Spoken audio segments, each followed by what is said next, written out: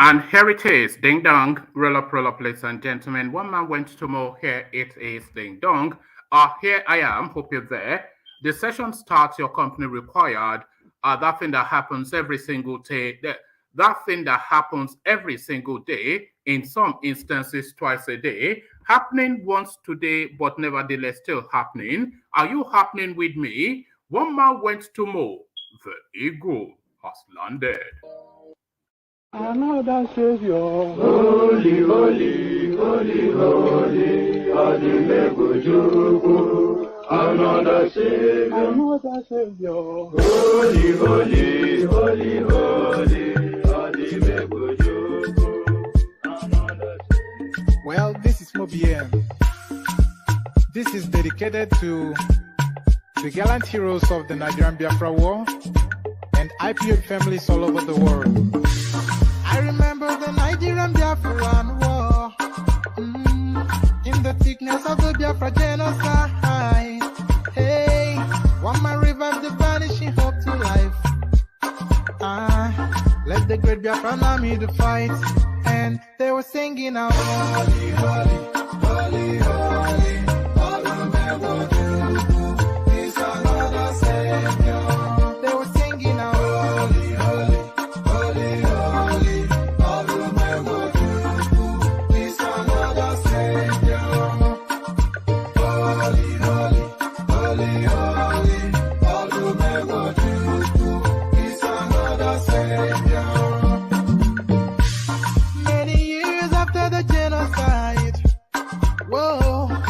Another great leader has risen up now. Oh, and he's leading the Biafrans to victory. In your madika, yabika kokwanam no wow. Hey, anamekele mazuche mefo. Manemo, it's an honor having you on board. When I'm singing along, holy, holy, holy, holy.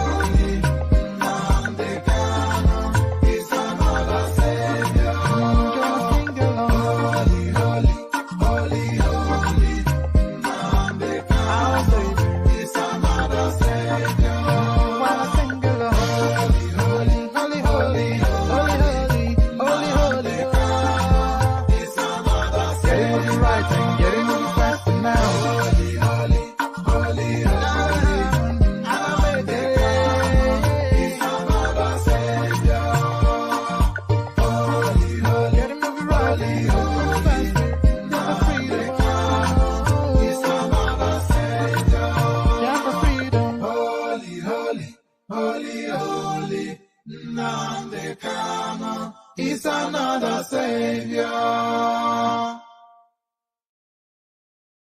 Another Savior. Holy, holy, holy, holy, Adimebujuku. Another Savior. Another Savior. Holy, holy, holy, holy, Adimebujuku. Another Savior. Well, this is Mobien. This is dedicated to the gallant heroes of the Nigerian Biafra War and IPO families all over the world. I remember the Nigerian Biafran war, in the thickness of the Biafra genocide. Hey, one man revived the vanishing hope to life. Let the great Biafran army to fight, and they were singing out, holy, holy, holy, holy.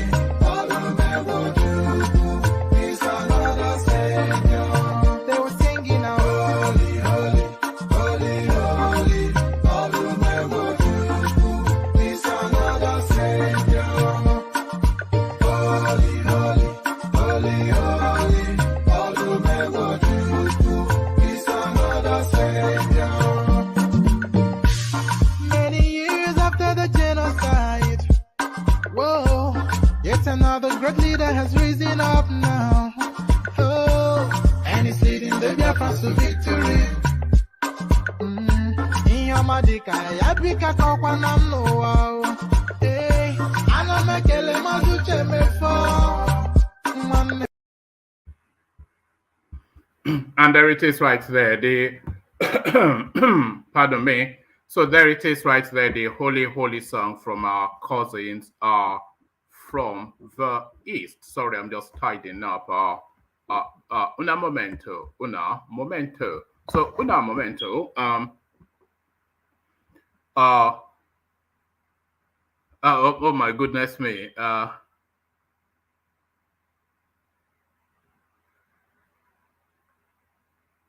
All right. Sorry, I was just reading the comment section. Sometimes you just come into the room and some comments just startle you. Have a read of the comment section and you'll see why I paused for a moment. So, holy, as guys, I bring you this.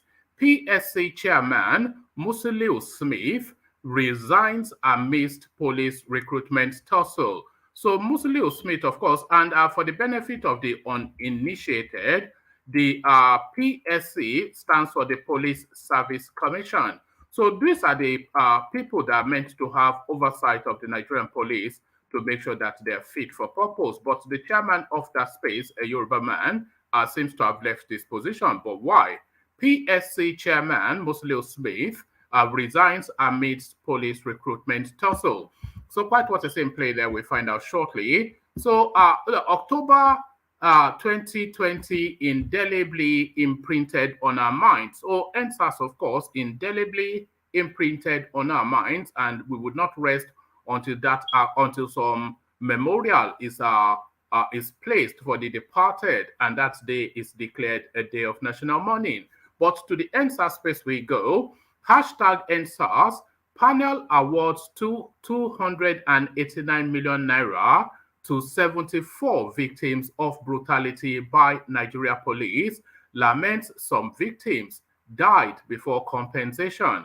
So still that NSAS space. So the panel, of course, is not just the singularity of what happened on that fateful day. Was it the 20th of October? So it's not the singularity of what happened on that fateful day, but really police brutality as far back and as much as they can document. So that has been their remit. And this so far has been the payout. Hashtag NSAS panel awards 289 million naira to 75, not 75, but 74. So hashtag NSAS panel awards 289 million naira to 74 victims of brutality by Nigeria police. Laments some victims died before compensation. So we touch base to find out what the latest. We touch base to find out what the latest development is within the NSAS space. 23 million Nigerians lost their job under Buhari. So it's Adamawa born that is pointing accusing fingers at Daura born. But where is he getting this data? Are they verifiable and do they stand up to fact check? But just anecdotally, you might well suspect that that figure will start. It will still, if it's not accurate, it will be within the realms because virtually every Nigerian is unemployed, no money within the country earning but the money missing, and all of that, of course, would lead to this. 23 million Nigerians lost their job under Buhari, the first son of Adamawa State, giving us that insight. So if you wondered just how that came about, then this next headline would point you in the direction of what led to the previous headline. So this next headline will point you in the direction of what led to the last headline. Buhari to present 19.76 trillion naira 2023 budget in October. So this is Gbadabe Amila. Now, the Buhari administration, the election is in March, the handover, the election is in February, the handover is in March. Essentially, roughly 6 months thereabouts, this administration has before they leave office. So whatever it is that they want to do within the 8 years, they should have done it. And whatever they've not done, it should be the finishing touches that they will be applying to whatever it is that they're claiming to be doing. But this, Buhari to present 19.76 trillion naira 2023 budget in October. But there'll be Amila with that headline. So, of course, you will say the budget will spill over to the next administration, but you know it will not. because they will just they'll put the budget to the houses, and everybody knows that it is their pension, it's a pension fund budget. It's a pension fund budget. So as soon as they put the budget to the assemblies, the money is authorized, they go to China to go and get the loan, and immediately they pack it off to America, Dubai, wherever. So it's just looting galore, and this is it. So if you wonder why 23 million Nigerians are unemployed according to article, then this headline gives you an indication as to why. BUHARI to present 19.76 trillion naira 2023 budget in October, but Amila telling you that they've not stolen enough yet. You can't go now. Article replies Makinde. So quite why is what we're looking to find out. Northern state governors and monarchs call for amendment of 1999 constitution to give legal backing to state police. So the weight of it all has now weighed heavily on the entirety of the country, and the whole of the country now speaking and the whole of the country now speaking with one singularity. But what excuse then will the executives have to push back? Because we know that the Southerners are ready, and we know that the Southerners are ready because they've already, through their state assemblies, passed laws to institute the shell of a state police or regional police. So you have a Agu in the east, and you have Amotekun in the west. So the southern spaces are certainly ready and prepared, but it looks as though the northerners are now coming on board.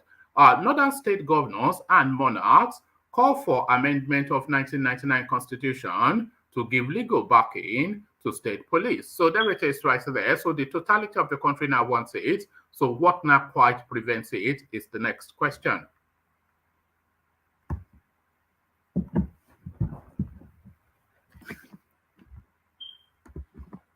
So from that to this, we're leaving politics for a moment, and we're leaving politics for a moment and going to a human interest storyline. And this I saw, and it somewhat tickled me, and I wanted to present it to you guys to see what you're making of it. I wish I listened when my mom and aunts told me never to date West African men, especially Nigerian men. This is Huda Monroe speaking. Huda Monroe from Kenya, I can tell you that much. But why is she making this headline? Why is she presenting this headline? I wish I listened when my mom and aunts told me never to date West African men, especially Nigerian men. A headline attributed to a glamorous Kenyan, Huda Monroe. So quite what Huda Monroe is saying, we find out shortly. And this is a story we've been monitoring. So we go to the latest installment within that space. DSS accuses Mamu of terrorism financing. So a financier of terrorism, that Sheikh Gumi's right-hand man. So the news is tightening, and quite how they're able to hold on to this guy and not extend the net to also capture Sheikh Gumi is what the DSS has to DSS has to explain to Nigerians. DSS accuses Mamu of terrorism financing. So the latest development then on the cleric come insurgent, come terrorist, the cleric come terrorist. And still within that realm, Gani Adams seeks rejuvenation of OPC in Yoruba land, says security agencies have failed. So there it is, and I'm not quite sure that there is any real argument with the latter half of that headline, but the first half of it, I think you will find it a struggle to push it through. Gani Adams seeks rejuvenation of OPC in Yoruba land, says security agencies have failed. So there it is, and there it is. There it is, and there it is. We may or may not land on the next to headlines. Nigerian presidential candidates kick as Lagos Chambers LCCI invites Tinubu Atiku to economic summit. So I'm speculating that it is the people not invited that will be kicking up the fuss. But why are they kicking up the fuss? And why are these three in particular being invited? Nigerian presidential candidates kick as Lagos Chamber LCCI invites Tinubu Atiku to economic summit. So we may or may not land on that, and we may or may not land on this. Federal government orders buyers. Federal government orders buyers of seized drug-linked properties to pay prevailing 2001 price. So to pay prevailing 2001 price. So quite what is in play there. We'll find out shortly. So a lot to find out shortly. So lean back, kick back, take it easy, relax into it. The usual protocol. Click on the like button as you're coming in. Click on the subscribe button as well if you haven't done that already. And if you feel inclined, if you feel emboldened, if you feel you have the requisite knowledge and language skill, if you feel you have the requisite knowledge and language skills to come and take on any of these talking points on the screen, click on this hyperlink that I'm posting in the comment section. In the comment section now, it says StreamYard. So click on this hyperlink that says StreamYard, brings you into a studio space. Soon as I finish reading out the talking points, I'll let you onto the screen, engage you in a conversation about and around the topics being presented.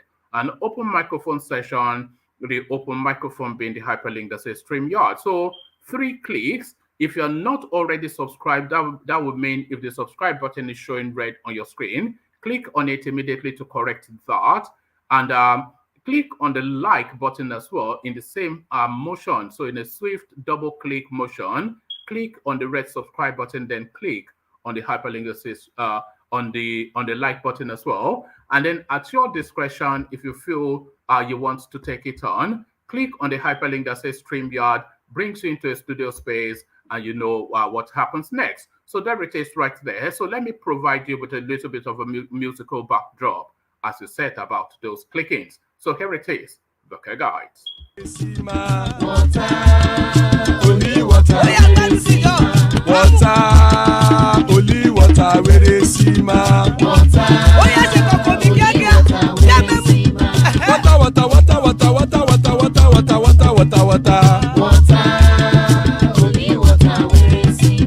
Hapa o naido.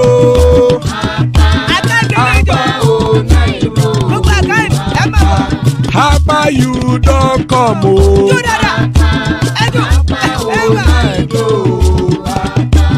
Hapa o naido.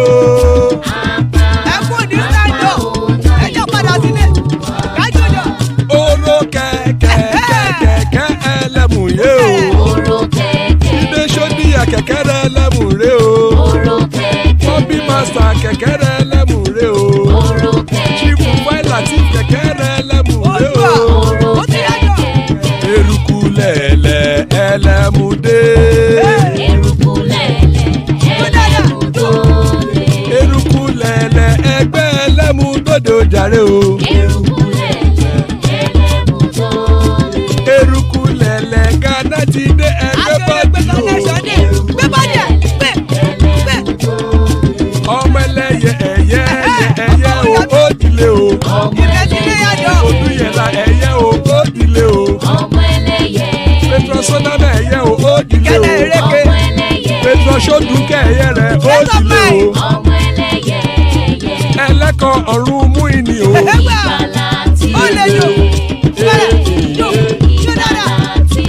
Àkùkọ ọ̀run mẹ́kọ̀.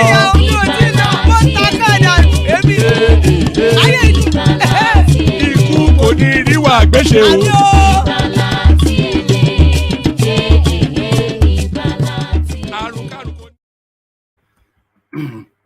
And there it is right there. You already know what that means.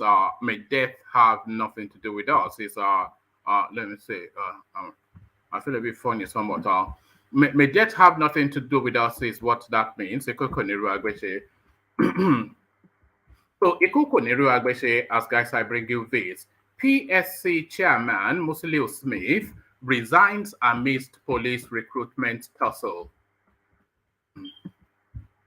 A former Inspector General of Police, Musiliu Smith, has resigned from his position as chairman of the Police Service Commission, PSC.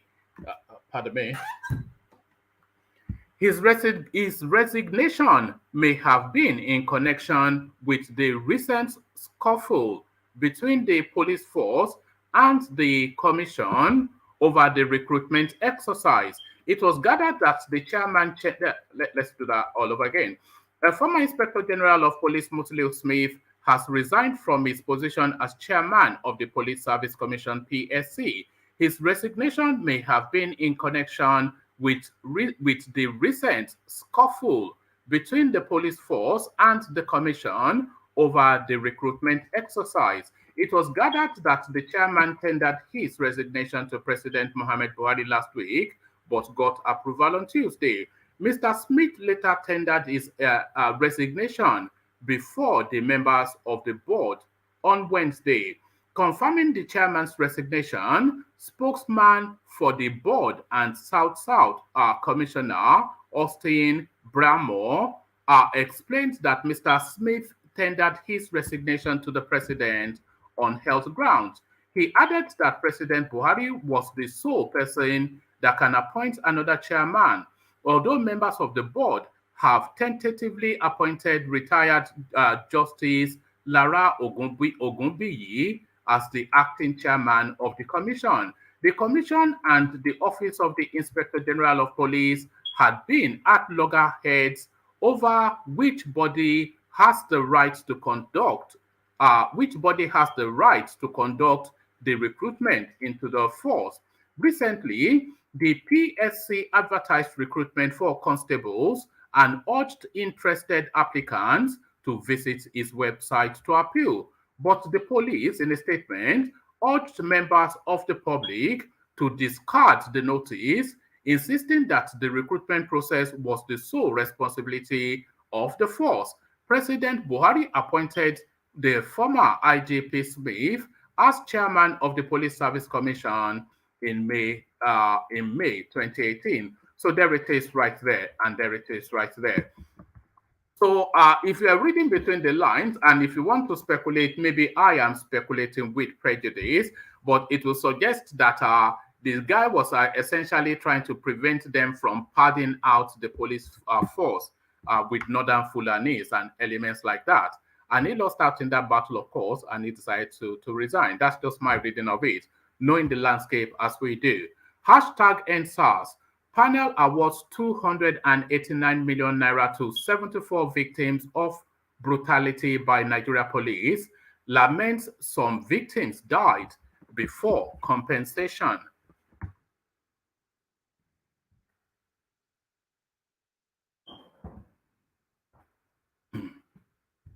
The Independent Investigative Panel on Human Rights Violation by the defunct Special Anti-Robbery Squad SARS and other units of the Nigeria Police Force sitting in Abuja on Wednesday awarded 289 million naira as compensation to 74 victims of police brutality.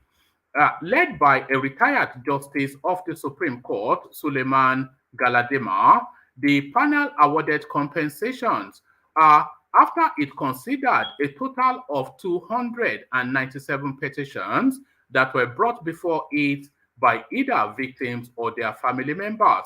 Correspondents report that the secretary of the panel, Mr. Hilary Ogbonna, Mr. Hilary Ogbonna, disclosed that allegations in the petition that were determined bordered on extrajudicial killings, enforced disappearances, cruel and degrading and inhumane treatment by police officers, prolonged detention, abuse of power, as well as non-payment of judgment debts. Ogbonna decried that some of the victims died before the panel could conclude its investigation that spanned a period of 2 years. It is quite unfortunate that some of the petitioners are no more. Some of them died within the last 8 months. We are, however, making arrangements with their families and lawyers to ensure that they receive their compensations, Ogbonna stated. According to him, though 297 petitions were lodged before the panel, 295 cases were successfully determined by the panel. 25 of the petitions bordered on extrajudicial killings. 4 of them were enforced disappearances. So enforced disappearances is still some form of killing, but they can't find the body. 16 on illegal arrest and detention, 4 on illegal confiscation of assets, while 25 petitions bordered on inhumane and degrading treatment. The panel has also made recommendations on what should be done to some indicted police officers. The report will soon be submitted to the appropriate authorities, Ogbonna added. In his remark, the Executive Secretary of the National Human Rights Commission, NHRC, Mr. Tony Ojukwu, SAN, said he was delighted that the establishment was able to get justice for victims of police brutality. The commission labored day and night to ensure that there is some sort of closure for the victims and their families, and we thank President Muhammad Buhari for making funds available for payment of compensation. This is a clear indication that we should not take the law into our hands. The course of justice may be slow, but surely we will get there, and what happens today is an indication that Nigeria will be better. We have not gotten where we want to be, but surely we will get there. Correspondents earlier reported that the panel, which had its inaugural sitting in November 2020, had by December 23rd, 2021, awarded an aggregate sum of 146 million naira as compensation to 27 victims of police brutality. The money awarded on Wednesday would be the second tranche of compensations to victims and family members. So there it is right there. I'm not quite sure what compensates a lost life, but some form of compensation, I suspect. What are we making of that? What are we making of that? 23 million Nigerians lost their job under Buhari, Adamawa's firstborn article, making the headline. President Muhammad Buhari has overseen a regime in which over 23 million Nigerians lost their job, pushing more people into poverty, says ex-Vice President Atiku Abubakar. Mr. Abubakar, the presidential candidate of the People's Democratic Party, also lamented that Nigeria's economy was crawling instead of growing, and Nigerians were miserable under Buhari's rule. The Nigerian economy is crawling rather than growing, the PDP standard bearer stated. The former vice president noted that per capita income, a measure of citizens' well-being, has progressively fallen since 2015 because of declining output and a fast-growing population, he added. Nigerians are worse off today than they were in 2015. More Nigerians are poorer and more miserable today than in 2015, Mr. Abubakar further stated. Basic commodities are now beyond the reach of the average Nigerian. A loaf of bread costs 100% more today than it did in 2020. Mr. Abubakar, Nigeria's vice president between 1999 and 2007, disclosed this while speaking Tuesday at the Private Sector Economic Forum organized by the Lagos Chamber of Commerce and Industry in Lagos. Under the present administration, our people are not working. More than 23 million people are out of jobs, Mr. Abubakar lamented. In just 5 years between 2015 and 2020, The number of fully employed people dropped by 54% from 68 million to 31 million people. The opposition presidential candidate was once in the same party APC as Mr. Buhari. On Friday, however, Mr. Buhari claimed that Nigerian economy was growing under his watch despite the C-19 pandemic disruption, Russian-Ukraine war, and internal crisis besetting the country. In this period, challenges faced by the world have been many, including lockdowns as C-19 raged, disruption to supply chains around the world, and sharp fluctuations in prices, the Nigerian president explained. Our economy continues to grow despite the adverse effects of rising interest rates, a stronger US dollar, and higher inflation across the world. So that is just two sides, two paintings of the two views of the same picture. That's the best way to put it. Two views of the same picture. Buhari presents 19.76 trillion naira 2023 budget.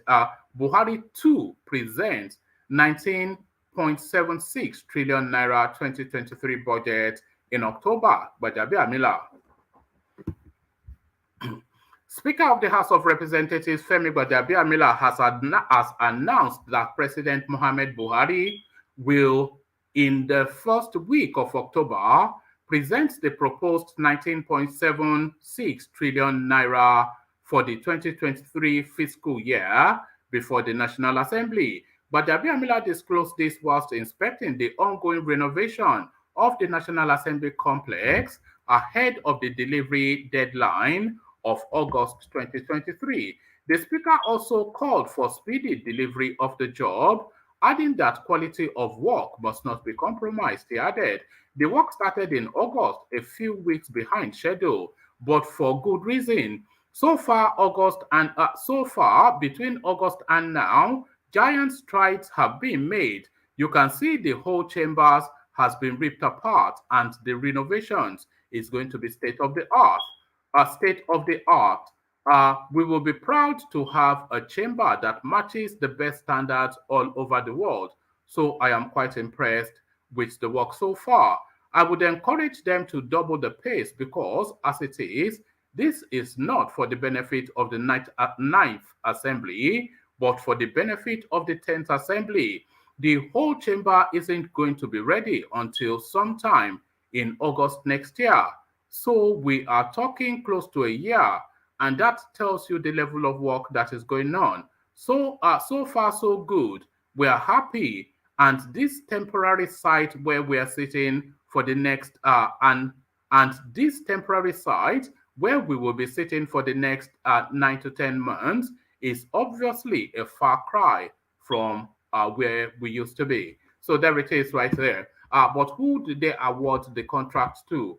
Is it some Chinese that will be putting all manners of listening device in there? But then, of course, they are idiots anyway. You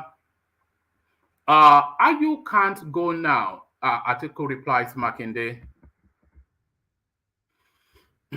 People's Democratic Party PDP presidential candidate Atiku Abubakar has responded to Governor Seyi Makinde's call for the chairman of the party, Iyochia Ayu, to resign. Speaking at Southwest PDP stakeholders meeting on Wednesday, September the 14th, Atiku said Ayu can't be asked to resign unless the party's constitution is amended. He said, I have no problem about anywhere any party member comes from, but it must be done in accordance with the party's constitution or regulations and practices. What Governor Seyi Makinde is calling for is achievable under the party's constitution, under the party's rule and regulation and procedure. The constitution must guide whatever changes we make. So that is why we cannot do anything outside of that constitution unless it is amended. We do not say people should not have different views, but all views must go through the party's constitution, rules and regulations, and our practices. So the constitution prevents the removal of the party chairman but the constitution that also insisted on rotation of power that was parked to one side. Northern state governors and monarchs called for amendment of the 1999 constitution to give legal backing to state police. The 19 governors and all the traditional rulers in the region have called for the amendment of the 1999 constitution to give legal backing to state police. The resolution was captured in a communique issued at the end of the meeting of Northern Governors Forum and the Northern Traditional Rulers Council held on Monday night in Abuja. Correspondents reported that the Northern leaders said this is the only way to tackle the myriad security challenges affecting the region and the country at large, amongst them banditry, insurgency, kidnapping, and other forms of criminalities. The meeting was attended by Chairman of NGF and Plateau State Governor Simon Bako Lalong, Gombe State Governor Inuwa Yahaya, Katsina Masari, Kaduna El Rufai, etc., etc. Traditional rulers present include Sultan of Sokoto, Shehu of Borno, Abubakar, something or the other, of Emir of Kano, well, the great and the good from their space anyway, their hierarchy, their elites in the north. Lalong, who read the communique after the meeting, Lalong, who read the communique after the meeting held at the Transcorp Hilton Abuja, said they reviewed the security situation in the north and other matters relating to its development and resolved to support the amendment of the 1999 Constitution to accommodate the establishment of state police. He added, this will effectively and efficiently address the security challenges of the region. The northern leaders, who also reiterated their commitment to the development of solar power in view of the comparative advantage of abundant sunshine in the region, reached a decision of 2,000 megawatts of solar power being harvested across the 19 states and FCT, with a view to harnessing the huge potential of power from solar. So there it is right there. Eminently sensible conclusions that they've agreed on there. So eminently sensible positions they've agreed on there. So the state police is a time is a thing that is time has come. It's something that is time has come. But will the government move quickly now to institute it now that their own clansmen are asking for it? It's only that the South, especially Yoruba land, has been asking for it for the last 3-4 years. But we see how quickly they move now that their own clansmen are asking for it. So let's pause for a moment with politics and go into like into lifestyle related matters. I wish I listened when my mom and aunts told me never to date West African men, especially Nigerian men. Huda Monroe. So Huda Monroe, Kenyan socialite, pardon me. Kenyan socialite Huda Monroe has said she wished she had heeded to her mother and aunt's warning to never date West African men, especially Nigerian men. The Big Brother Africa star stated this in an Instagram post whilst recalling when let's take that again. Kenyan socialite Huda Monroe has said she wished she had heeded to her mother and aunt's warning to never date West African men, especially Nigerian men. The Big Brother Africa star stated this on Instagram whilst recalling when Kenyan President Willie Ruto admitted how difficult it was for him to give away his daughter to a Nigerian man. In Kenya, every parent warned their daughters about West African men. Immediately, our boobs started showing. We didn't hear a word, she said. As a teen, My mom and aunties told me never to date a West African man, especially Congo and Nigerian men. I wish I listened. I did not know until I knew, she added. I did not know until I knew. So now let's not go to the warning of the Kenyan, once upon a time VP, now newly elected president. So this is what the Kenyan president has to say. It is not easy to give away your daughter. It is not easy to give away your daughter, especially to Nigerians, Kenyan deputy president. Deputy President Willie Ruto's daughter, June Ruto, got married to Dr. Alexander Ezenagu on Thursday in Karen, in a colorful ceremony attended by close friends and family. So that's Deputy President. DP Ruto left guests in stitches at the reception after he joked that it was difficult to give away his daughter to a Nigerian due to his past experiences with them. The Deputy President, amidst laughter from the guest, narrated the story of Anthony Chinedu, a man who hit Kenyan headlines for some time and had to be deported. It is both an exciting and anxious moment. It is not easy as a parent to give away your daughter.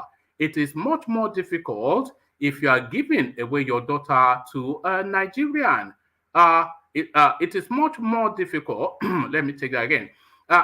It is both exciting and it is both an exciting and anxious moment. It is not easy as a parent to give away your daughter.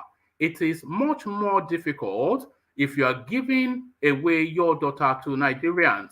It is even more difficult when you are giving your daughter to Igbos, people living chiefly in southern Nigerians who speak Igbo, said the deputy president as the crowd busted out in laughter. So there it is right there. Our Eastern brothers have taken their ways all the way to Kenya. So there it is. DSS accuses Mamu of terrorism financing. So to document then the latest installment then in the cleric come terrorist. Tuko Mamu, the Kaduna train attack negotiator, has been accused by the Department of State Services of aiding and abetting acts of terrorism. Mamu was accused of being involved in the funding of international and local terrorism, sharing information with terrorist groups, resulting in the escalation of bandit attacks in the country. The allegation was made in an affidavit to support an ex parte motion marked blah blah blah and filed before Justice Inkonye Maha of the Federal High Court in Abuja. It reads, preliminary investigation so far established, amongst others, the offenses of logistics supplier, aiding and abetting acts of terrorism, as well as terrorism financing against him, that the defendant, Mamu, has used the cover of his profession as a journalist to aid both local and international terrorist groups, that the action of the defendant has orchestrated the untimely death of several security personnel in north central and northeast parts of Nigeria, that the defendant has discreetly given several information to bandits and other terrorists that escalated various acts of terrorism in Nigeria, that the investigation has assumed a wider dimension and sophistication, requiring time and advanced expertise to conclude, that some of the suspects working with the defendants are at large, and premature release of the defendants will jeopardize the ongoing investigation, that it is in the interest of justice and national security to grant this application, that the activities of the defendant and his associates at large constitutes a potential threat to the unity and peaceful coexistence of Nigeria. Our correspondents report earlier that the judge granted the SS's request to detain Mamu for 60 more days to conclude its investigation. So I don't remember them going back and forth asking for permission to detain Nnamdi Kanu. So let's go on from that to the next. Gani Adams seeks rejuvenation of OPC in Yoruba land, says security agencies have failed. Yoruba Generalissimo Gani Adams has told leaders of the Southwest region to strengthen regional militia, the Odua People's Congress, to neutralize security threats. Mr. Adams, the Area Nokakanfo of Yoruba land, said the people of the Southwest cannot afford to put their faith in the hands of conventional security operatives who have no motivation to tackle insecurity. We are here to raise our voice against terrorism in the Southwest. Today's gathering is based on the need to beef up security across the region, the Yoruba warlord said on Wednesday at the second edition of the Odua People's Congress OPC, a dependable security team meeting in Abeokuta. We cannot leave our faith in the hands of security operatives and agencies that seemed to have been overwhelmed by the raging spate of insecurity in the country.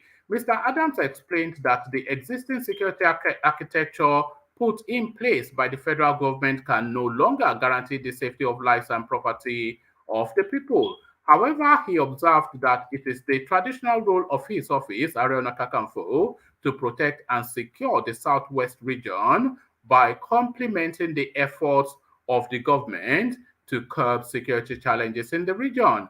The security architecture has failed, and we can no longer live as if everything is normal and nothing has changed. The Northeast, Northwest, North Central, and even the Southeast are not spared in the security conundrum, Mr. Adams posited. He revealed that people had often questioned him about the way forward to end the various security challenges bedeviling the Southwest. According to him, the OPC is a group that is always battle ready to confront external threats anytime it is beckoned on by the government. OPC is always ready, and the gathering is a big testimony of our structure, strength, and resolve to solve the security challenges across the region. While stressing that the group's dependable force strategic meeting is crucial, Mr. Adams maintained, as far as the OPC is concerned, it is a call to duty. It is our strategic approach to defend ourselves and our region, since it is obvious that the security architecture has failed to protect us.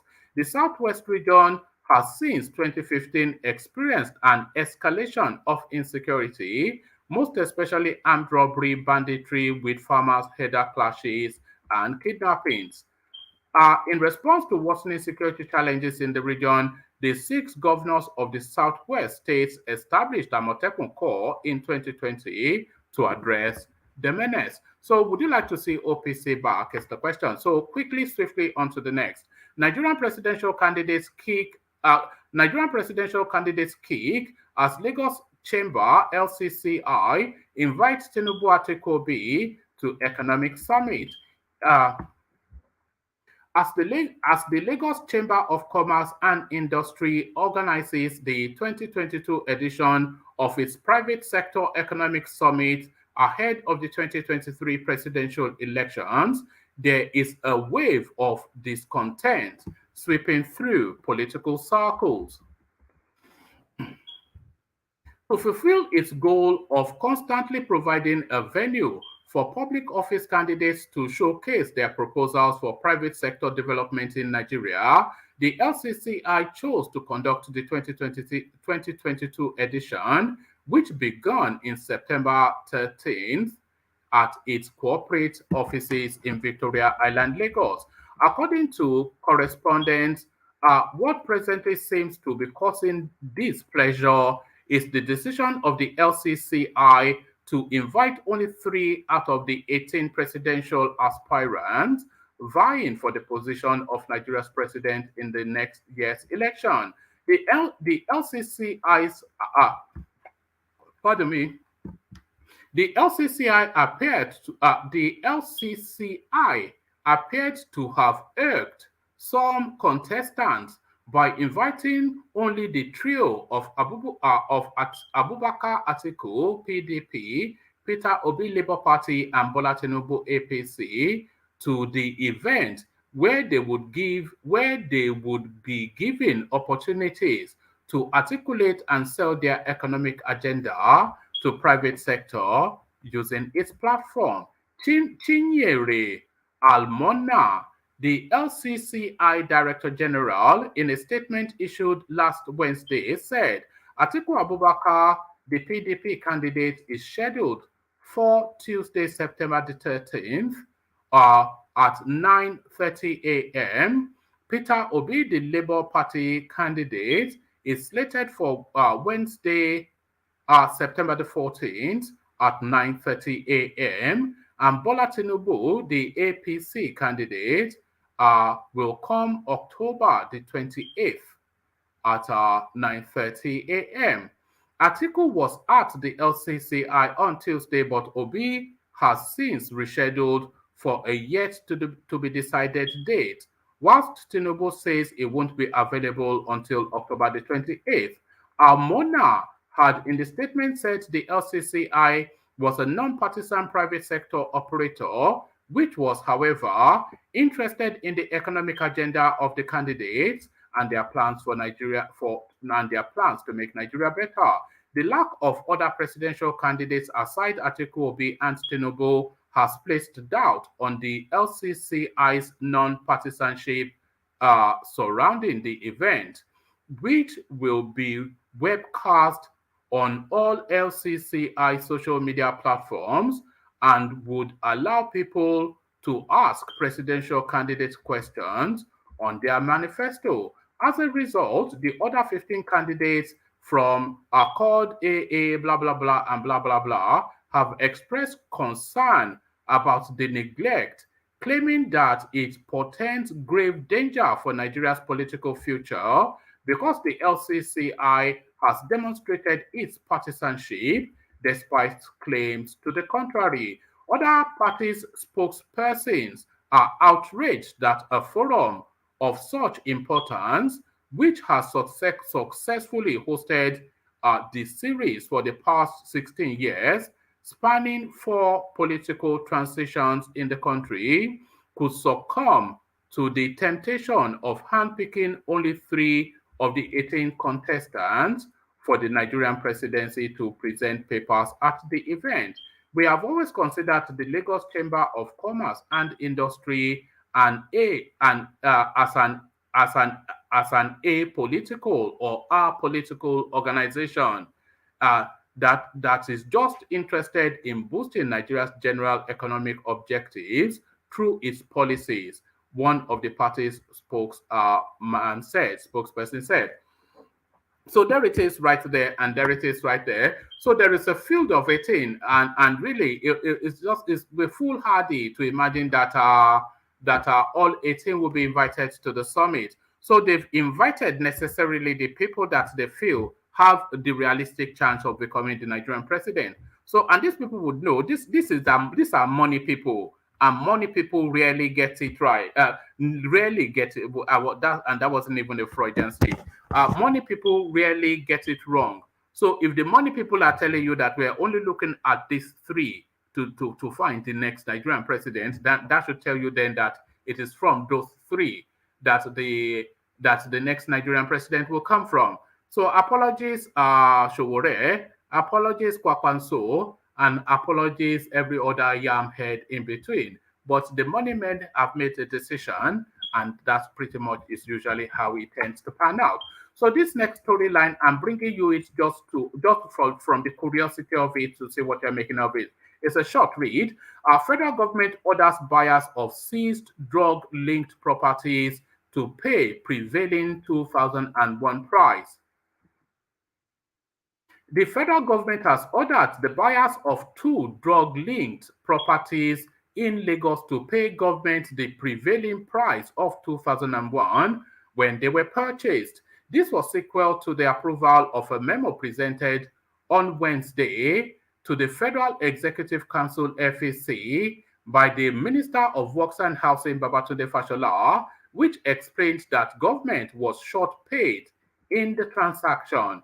Briefing newsmen after the weekly FEC meeting presided over by President Muhammad Buhari at the State House Abuja, Fashola said the properties, a 4-bedroom bungalow at Adeniyi Jones Avenue in Ikeja, Lagos, and 5-bedroom duplex in Amadasun Street in GRA, Ikoyi, Lagos, were seized by the National Drug Law Enforcement Agency in the course of narcotics prosecution.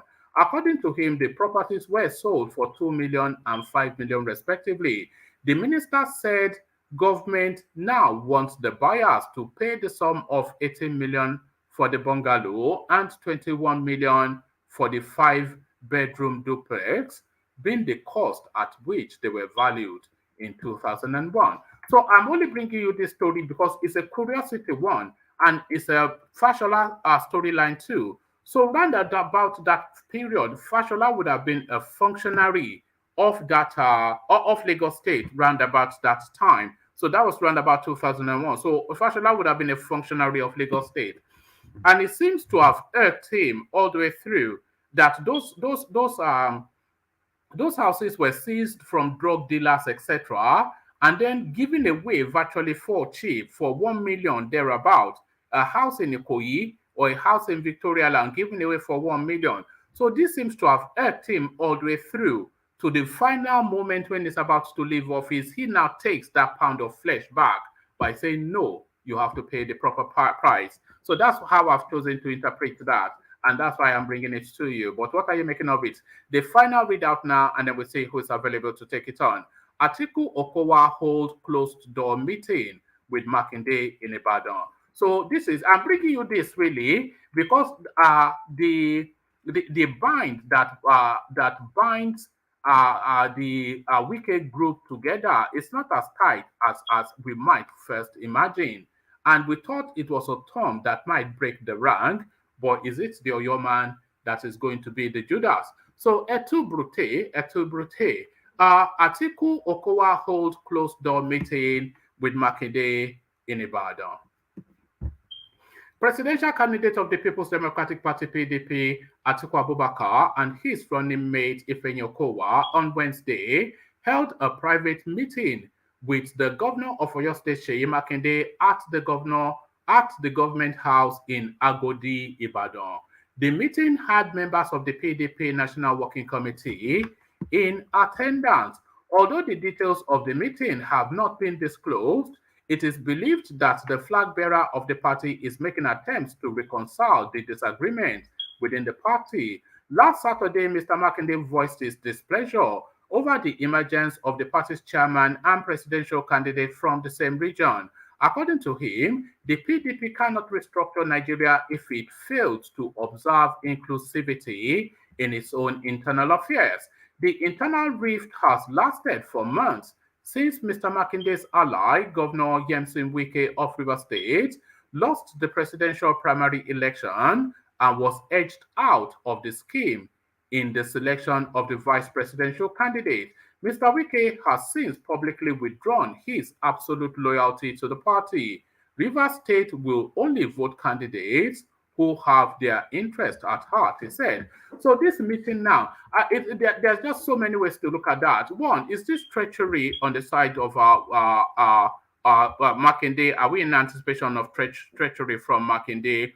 Or is Atiku is it too proud or arrogant, or we cannot say too scared, to approach Wike frontally, and is approaching Wike then through an emissary? So a lot to unpick from that. And to unpick them, I present you your panelist. Man of prestige, I see you. Solomon Peter, I see you. The progressives, I see you. The mighty Babati, I see you. The man from down under, Ozzy. The daddy of them all,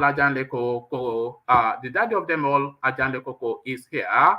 The Oba of San Diego, we see you, who has now changed his name to Man of Prestige. Look at that, the arrogance of it.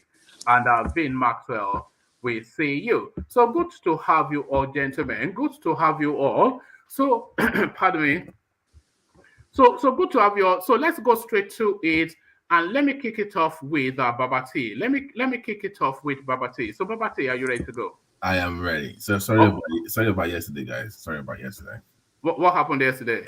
No, I was on. I had to. Oh, when I came to you, oh, yeah, you were gone. I know you guys juggle real lives in between doing all these things. So always when you can spare the time, we delight in your company. So Babati, the mighty one. Babati was busy doing some surgery in the fridge.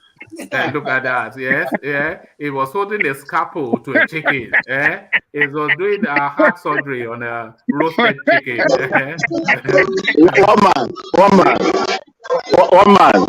Why didn't you address me as the man in Ghana, here in Ghana, and the chief, livestock farmer in Bolgatanga? Why didn't you do that? Oh, well, look at that. So you have a new title then. Here in Ghana, the Igwe one. Our I man salute you, boss. I salute you all. All right. Always a delight, gentlemen. So straight to it and into it. And into it we go. Musiliu Smith resigns amidst police recruitment tussle. So this is wrapped around who gets to recruit police officers for the Nigerian police force. So the tussle then between the Police Service Commission and the police force itself. Musiliu Smith loses out and resigns. What are you reading into that, Babati? Civil service itself in Nigeria, we know how that's been run over the years. It's always skewed towards a particular section of the country, and sometimes depending on who is running the country, they tend to manipulate the numbers. It happens at the state level as well. Those growing up in Ogun State, you know how that goes. Too much Egba, too much Ogun, too much Ijebu. So that dichotomy has always been there. But in the police service, because the story you were reading earlier about the clamor from the north for state police, it kind of ties into this topic, because at least that way we wouldn't have to worry about where somebody comes from. It will be your own people, right, running the show. So I think it has to do with more of getting your own people into civil service, and that has always been an issue with Nigeria, that we value what people look like, or what who they worship, as opposed to their competence and and their ability to do the job. And hopefully, if since the North is now agreeing to some form of restructuring, they can have their own people in their own space, secure them in the police service. But I think there's a tribal undertone that is. I see what's going on here, like a tribal undertone going on. But let me just keep it that way for now. All right. So the tribal undertone, but even will it be a moot point, really, this tussle between the Nigerian the police service and the police force? Because the Northerners now, it looks as though they've arrived at the space that the Southerners had been for the last 3 years. Northern state governors and monarchs call for amendment of 1999 Constitution to Right. give legal backing to state police. So all of the elite space in the north, from the Sultan of Sokoto to all of the governors, this is their position. Fate Yeah. are complete. It's almost an inevitability now, Babati. Yes, but we have to be careful of the framework as well. That is where I am worried that we can have state police and regional police, but what will be the framework of the police in Nigeria? Will we have like an FBI kind of system? What do you guys call it in the UK? Your own is this called MI5. yeah, like that can override any lookout. So those kind of things, we need to watch it closely. So, but I'm glad that they have finally come to their senses. But that also begs the question that why do we have to always wait on them to change their mind before things get done? That tells you who rules the country then. if we have to always wait for them to come to their senses before we can do anything tangible, then that tells you who runs that country. But I'm glad at least we are here, one man. Right, we are here. But what would be the legal framework of policing in Nigeria? Because the federal government still has to, bring out laws, and because state police, we have some kind of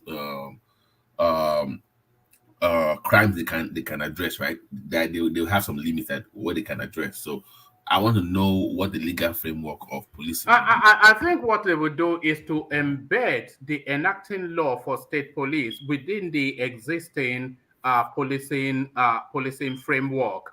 So there'll be a federal police to handle interstate criminalities that has a federal dimension. Right. But policing in the immediacy, direct contact with the citizenry will be localized to the states. So it will be embedded. And I suspect that they'll balkanize the Nigerian police force as it is, because the numbers is no longer needed to cover the whole of the federation. And that will lead to the balkanization of both their budget and their assets to feed it to the states. So yeah, so I suspect we'll go in that. Yeah. But woman, do you know what I'm really happy about that is going on?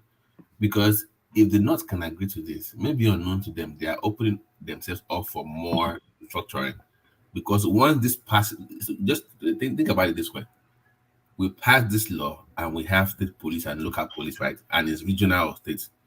The next thing will be, why can't we do the same in power?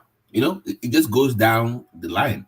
So I think there are three phases we need, Babati. We need the policing, which I think everybody is coming around to that. And like you said, the electricity space, which I think people are conceding, and then resource control, which might well be. So after those three, then we are already autonomous. Yeah, we and also education is supposed to be state.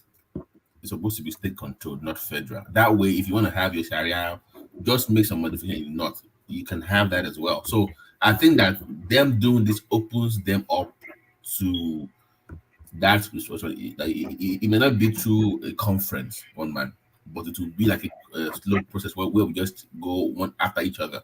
But I'm hoping that once we can get this done, then we can bring up other issues, like you said, like electricity and which one, another one?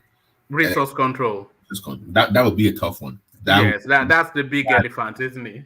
And do you know what was interesting? I was speaking to a friend of mine that works with BlackRock, one of those big. Yeah, we know BlackRock. Yeah, go on. Yeah, and he's not here today, but Kolata was right the other day when he spoke about taxing Nigerians. I always call him taxing Mr. Tax the Poor. Nigerians are undertaxed, way undertaxed. So the issue is not even corruption or wastage; it's more we are undertaxed in Nigeria. So just to bring that up, I had to call my buddies to find out what they think in when it comes to investment. But that's about it for that.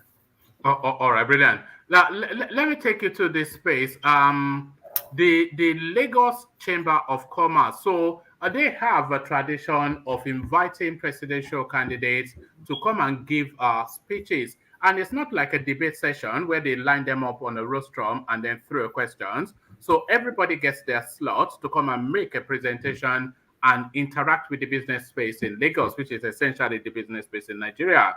But quite notedly and quite pointedly, they've only limited the invitation to Atiku Abubakar, Peter Obi, and Bola Tinubu. So, and the money rarely ever gets it wrong. So is what the money telling us then in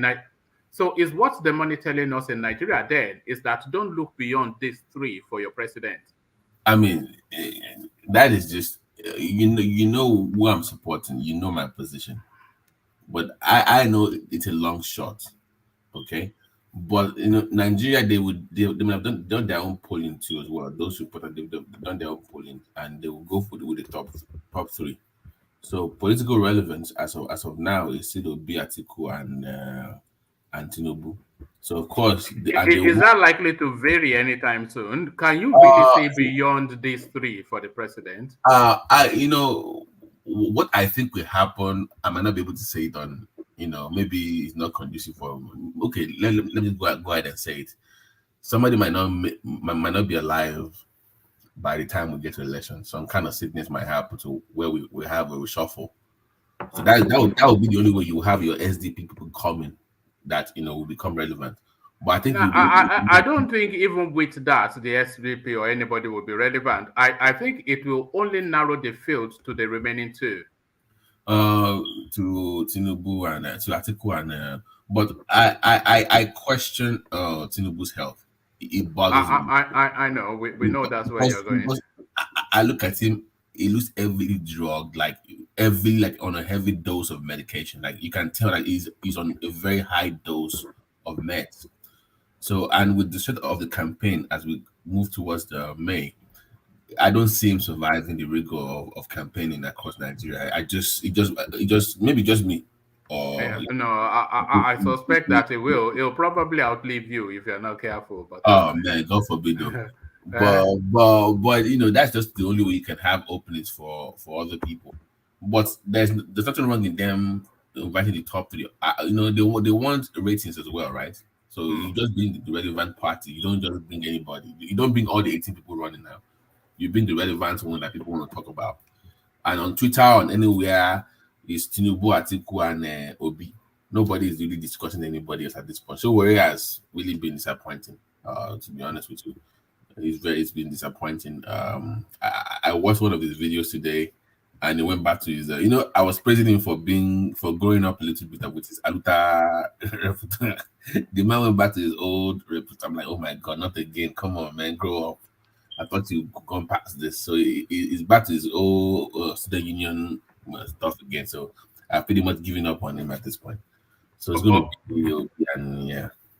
All right, and I don't think any smart money is anywhere else outside. So we can, from an ideological stance or from a principled stance, have candidates outside of those three. But I don't think anybody in the realness of their head can see a president beyond those three. If all things remain equal, if all things, like I said, some things, I think some things will happen that might not even have. I know you think it sounds crazy, but that's just my belief. Something is going to happen where Atiku will not be running for office. That's just my belief. All right. Well, I don't share that belief, but I share the belief that something seismic is still going to happen in the course of this electioneering that will change the trajectory of the elections. I'm not anticipating that anybody will I'm not anticipating the demise of anybody, or it may be some big scandal, some big events, something. There's something seismic. You almost had the sense that it cannot just continue to nice up all the way to February. Something is brewing up, but nobody knows what it is. But you have that feeling that something is coming, but nobody knows what it is. All right. So something is coming, but what is coming here? Atiku Okowa hold closed door meeting with Makinde in Ibadan. So it is that Yemsen Wike and his posse group, and one of the leading faces within that space, Governor Tom and Sheyi Makinde. So it looks as though they've pulled Sheyi Makinde to one side and cornered him in his own homestead and closed the room behind them. But what do you think is being spoken of behind closed doors? Wow, so this thing is really getting worse than that. I thought they were at least gonna meet halfway. I think this might actually implode the PDP. This might actually implode the PDP. So I mean, your man from Oyo, you wow. One man. No, I was anticipating that Tom would be the junior. Yeah, that's why I thought it was gonna be like it was more like the middleman, but not Sheyi Makinde now. I don't see him as a mediator for any kind of conflict resolution. But I think that Wike is overplaying his hands, and Atiku's in a very tough position, one man, because if he gives up that if he gives up that chairmanship to Wike to decide, it becomes weak. Wike is going to ask for more. He's going to ask for more. So his demand is not just the chairmanship. He wants more stuff from Atiku, and Atiku's ego is too big to concede to Wike. So they have a lot of things to resolve, and in my opinion, it's going to improve that party. That's my opinion. To be quote unquote with you, that party is going to implode very soon. If one of them, the wicked posse, if one of them breaks the line, the whole thing crumbles. Right. Yes, and hopefully it won't be Sheyi Makinde that breaks the line, because I'm expecting that Sheyi Makinde's game is in threefold. Is game one with the wicked space, is game two with the Southern presidency space, and then his game three with the Yoruba presidency space. So you know what? Even that is even a factor. Remember, we spoke that the other time that his body language shows that he's leaning towards Tinubu. Remember that came up on this platform, that the way he's been acting lately, like it's like more like he doesn't have a choice as a Yoruba man. That's what I'm saying. Like, so why is he now the one mediating the PDP crisis then? If that is open secret, if you know he's leaning towards his own tribal person, why are you now using him as the mediator for crisis conflict resolution? That does not make any sense. But I think Wike is doing too much. Come on, you're doing too much. But So, he has passed the point of no return. No, he cannot that's come back. that's my passed thing. If he concedes just one thing, he loses. If Atiku does, he loses too. So who blinks first is the question. Who blinks first? Who blinks first is the question. Whoever blinks first loses. And their egos are too. Look at come on now. Wike's ego is just off the roof. And you know Atiku now. His ego is also up there. So that's what it's an ego fight, in my opinion. Who blinks first is the question, man. All right. You question where he has found the statistic, but you don't really query it because it is not too far from where you are in thought.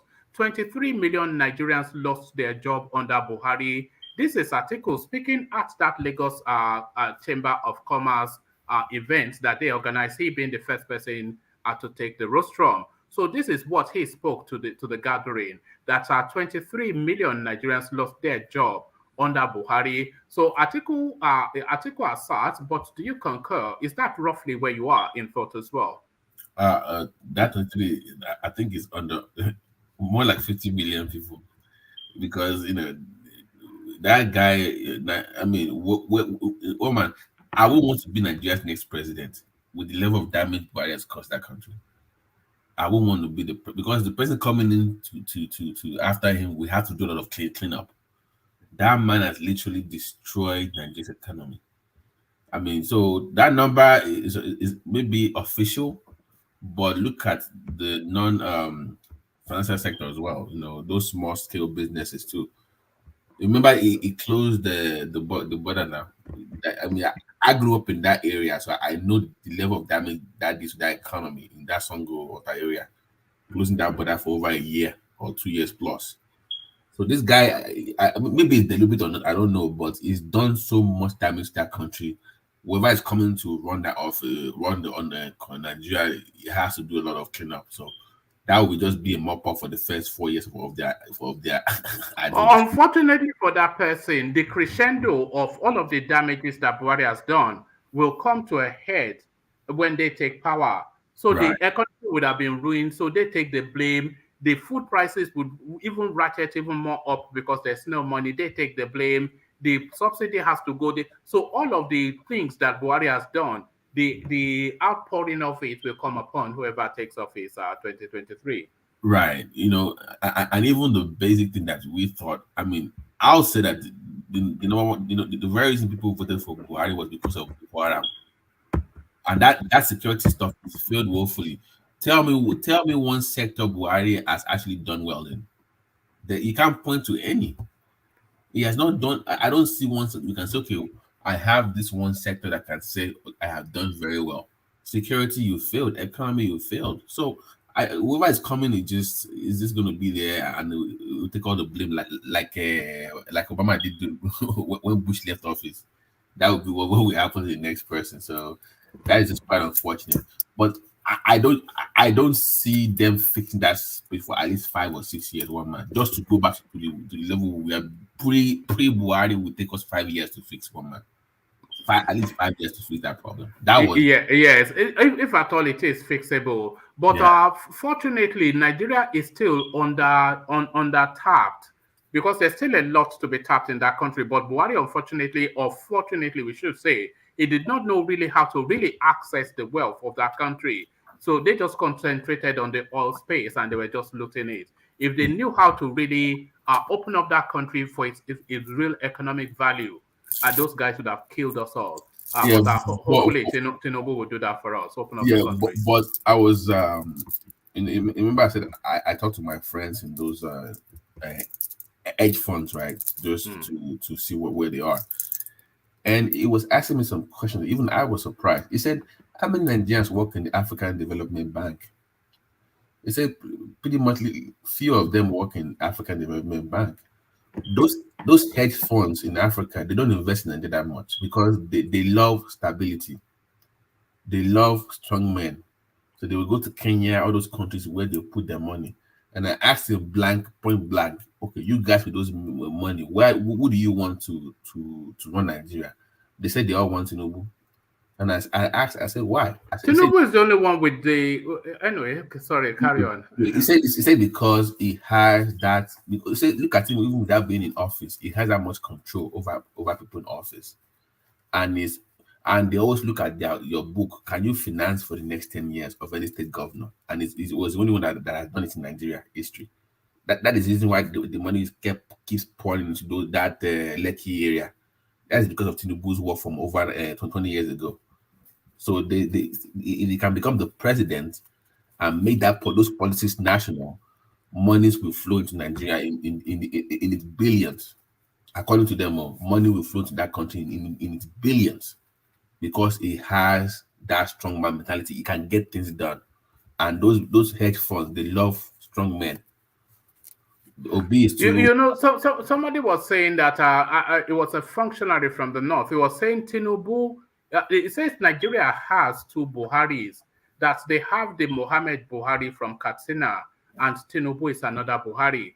And sort of you get the sense of an understanding of what it meant when somebody that just has the audacious bombasticness, the testicular fortitude, to just assert.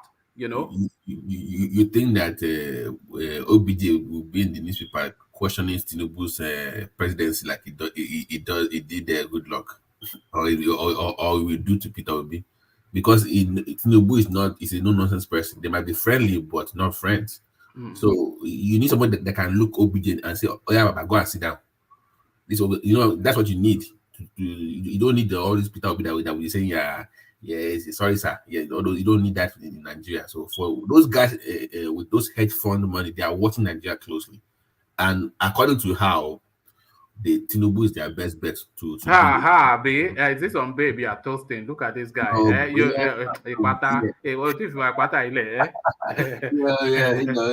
just a good person. Look at that. But I just talked to her about a lot of things about Nigeria. But if you can get Tinubu in that country, I'm telling you, the amount of investment coming to that country.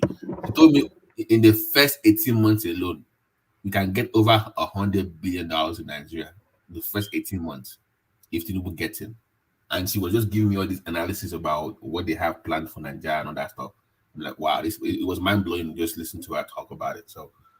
Because if Tinubu comes in, money will come pouring into Nigeria from all these hedge funds. Because a lot of these international spaces, they know where all the pockets of monies are, where all the untapped resources in Nigeria are, and they've already modeled how to access it. So if somebody like Tinubu comes in, they'll all come pouring in because he's the sort of person they can do business with. But if Atiku comes in, it will be just a fire sale. So whoever wants to buy assets for cheap, they will come in and pick up. If Obi goes in, it will just be confusion. Woman, do you know, I asked about that exactly, about the difference between Atiku and Tinubu. And I said Atiku is a strong man too. She said, Atiku is a strong man when it comes to private sector. But Tinubu has an edge when it comes to public sector. Those PPP stuff, they love those hedge funds. They love those PPP stuff. They love those kind of partnership with government. And Tinubu kind of pretty much is way ahead of Atiku on that one. But when it comes to private stuff, Atiku is good. But when it comes to PPP investment in Nigeria, Tinubu still has it. So that is where Atiku just wants to sell an NPC to his Arab friends. That's all he wants to do now. And that is not good for hedge funds. They don't like all this those selling and selling. No. They love those. But Babati, Atiku's plan, put more weight behind PPP. Or what are you saying? No. Are they not going to look at his plan? No. I'm giving you the examples of the investments that Tinubu did. Remember, the man used to work for those oil companies. So if you look at most of this, look at the seaport that is opening on this Friday, right? They are opening a seaport in Nigeria, in Lagos on this Friday. That was Tinubu's stuff from when he was in office. That was signed during his. He said, "Guys, come and build this stuff." They said, "Oh, we are going to come, but we need some concession." The man went to OBJ, got those deals for them. He went to direct it for them. That will be open this Friday in Nigeria. That was Tinubu. This is what hedge funds love. Someone that will do the dirty work for them and will just get them those bypasses. So it's more like you get all the land, we make a deal with you, you put your own money in, we put our own money in. So far in Nigeria right now, nobody. All that reclaiming sea shores and the Eco-Atlantics, they were all birthed. That's all Tinubu. So the and guys they love. Just watch if Tinubu wins. Just watch them flow to Nigeria. The guy she was still telling me all this. I was amazed though. I'm like, wow. If that guy wins, they will come with money to Nigeria and invest immediately now, because they have to move quickly before another money beats them to it. Right. So every plane will be filled to Nigeria if Tinubu wins. Babati, if that person you are talking to, if he's a pro Tinubu person and is just saying all of that, it's a money person. Hold on, it doesn't matter.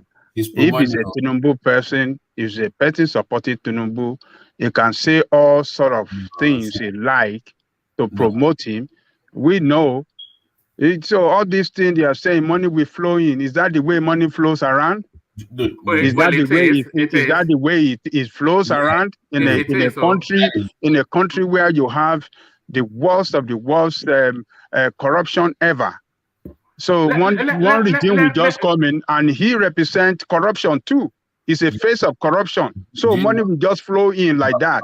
Because the hedge fund guys looking for somebody that is corrupt and they can use they can follow him up with their money. It's not true. That guy is just he's absolutely a Tinubu supporter. Let the money flow. Why didn't he teach Buhari how to make the money flow? The guy is absolutely Tinubu supporter, and he's just telling you all of that to promote Tinubu. I think that's a bit unfair. Okay. Let me reply you. Let me reply you. So I have friends that worked in Wall Street, okay? And during our undergrad, they did their own stuff at Harvard. So they have this international connection stuff. So I've known these guys for over 15 years now. So they're not really pro anybody. They are pro money and pro investments. They go where the money goes. They don't care about all this politics. We care too much about politics. So when somebody asks about Buhari being a strong man, why can't they teach him? Some things you cannot teach. Some people just have it, some people don't. So you can't teach Buhari about investment economics now in Nigeria. He doesn't have that antecedent. But Tinubu is the only one that has that skill. And I asked about Peter Obi. Peter Obi is more like they give him value for cost-cutting measures. But for you to grow an economy, you must spend your way out. Because if you cut too early, you will shrink the economy.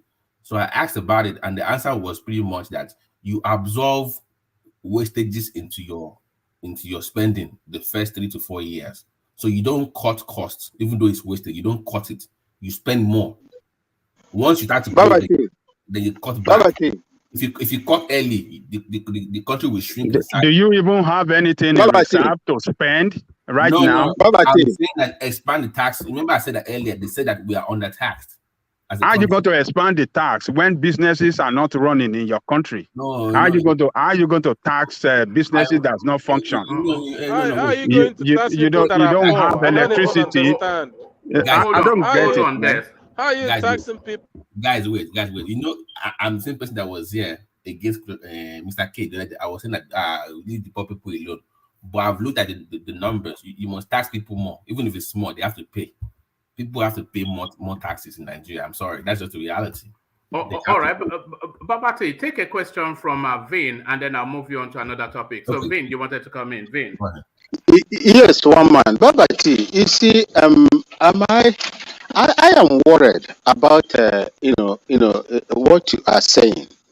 Do you want to tell me that Nigeria, when you talk of insecurity, there is no sensible person outside the world, outside Nigeria, that is going to send his or her money into a place that is not properly secured? Do you think that if you will send your money to Nigeria that is not properly secured? Sir, thank you. Okay, let me answer the question. So remember I said they love big men and strong men. Now, you have to ask yourself, what part of the country are those investments going to? Number two, does Tinubu have the capacity on the other side of the divide? So we know when it comes to the economy, it can do wonders. But when it comes to security, can you fix that? He has to then assure them and assure people that he can provide security for people. So that is on him to do. But I think he can do that. But those big time investments are mostly in the south. If you look at the numbers, as for their investment mark sheet, they are mostly southern investments. But when it comes to security, if you have a Tinubu, in their own minds, the man can provide security for their own investment. That is according to them. So it's not what I'm saying, is what they are saying, that they believe Tinubu can provide the security they need for their own investment in Nigeria. So it's based on their numbers, not what I'm thinking. All right. But hold on. Can I say something? All right. It's going to be a comment rather than a question. Yeah, just a comment. Yeah. Just a comment. Man, I would like to interject.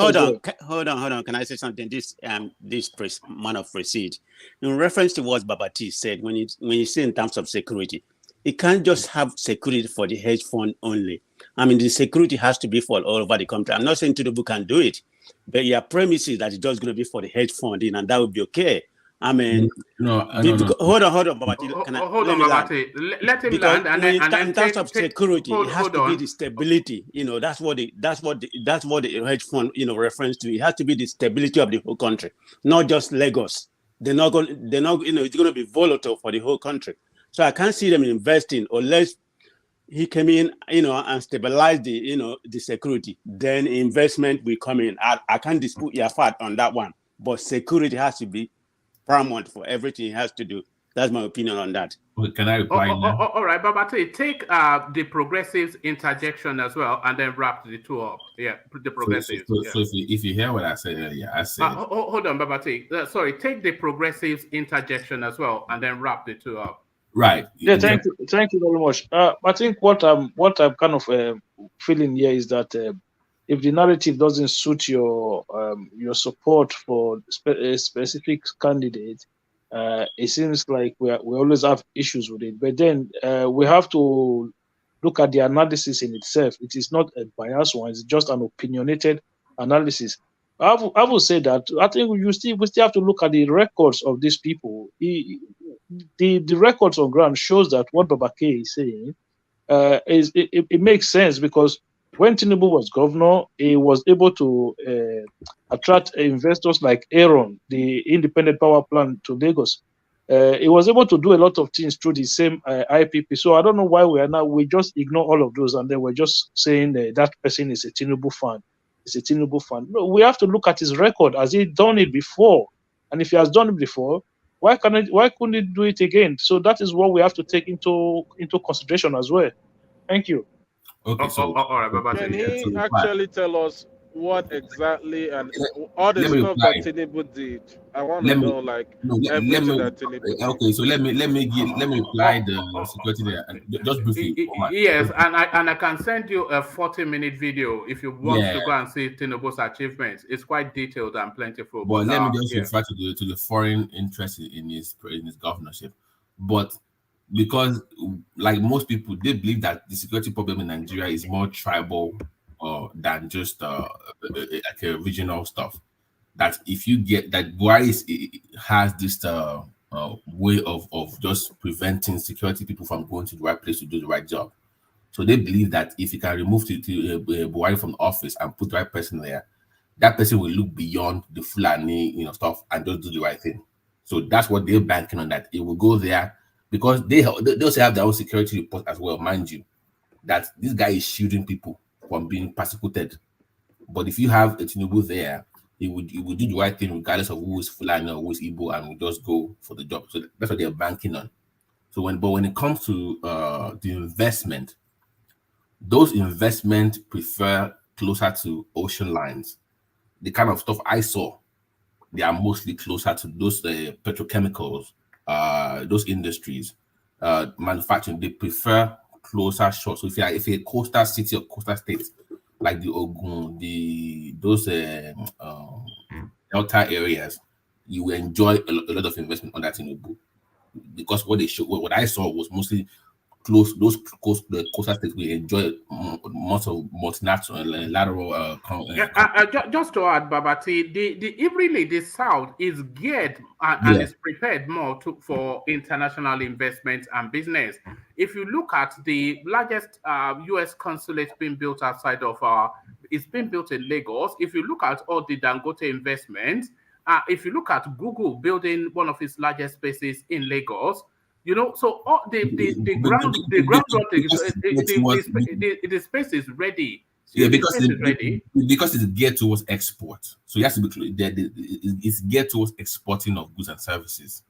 So by the way, the airport, the seaport is going to start this Friday, right? The one Tinubu was helping launch, and they're already building another one again. So you're going to have 3 in Lagos.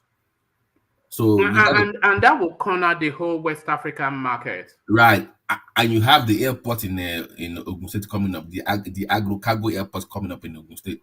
That one they're going to have testing before you ship anything, because the reason that we cannot ship anything from Nigeria when it comes to those foods, because they said it's not up to standard. So by that airport you have testing of your produce before you ship it. So they will have a lab there that will be testing everything you ship out. So it's all geared towards the coastal lines.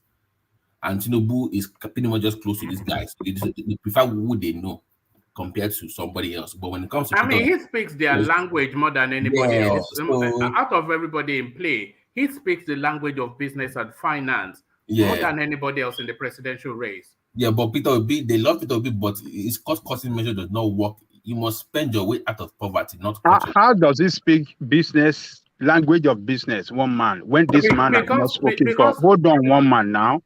This man have not spoken for once. He has never he has never sat down to answer questions. This man have never talked to the press. He has never revealed his agenda. How does he? I mean, that wasn't what I was talking about. I'm talking about I'm talking about the language of his antecedents. So he has antecedents in Mobil Oil. He has antecedents in Deloitte and Touche.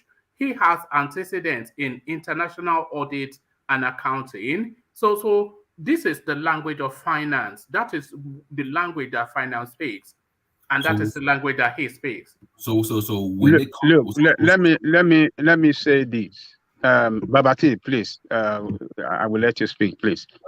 Somebody said about the antecedent of Tinubu.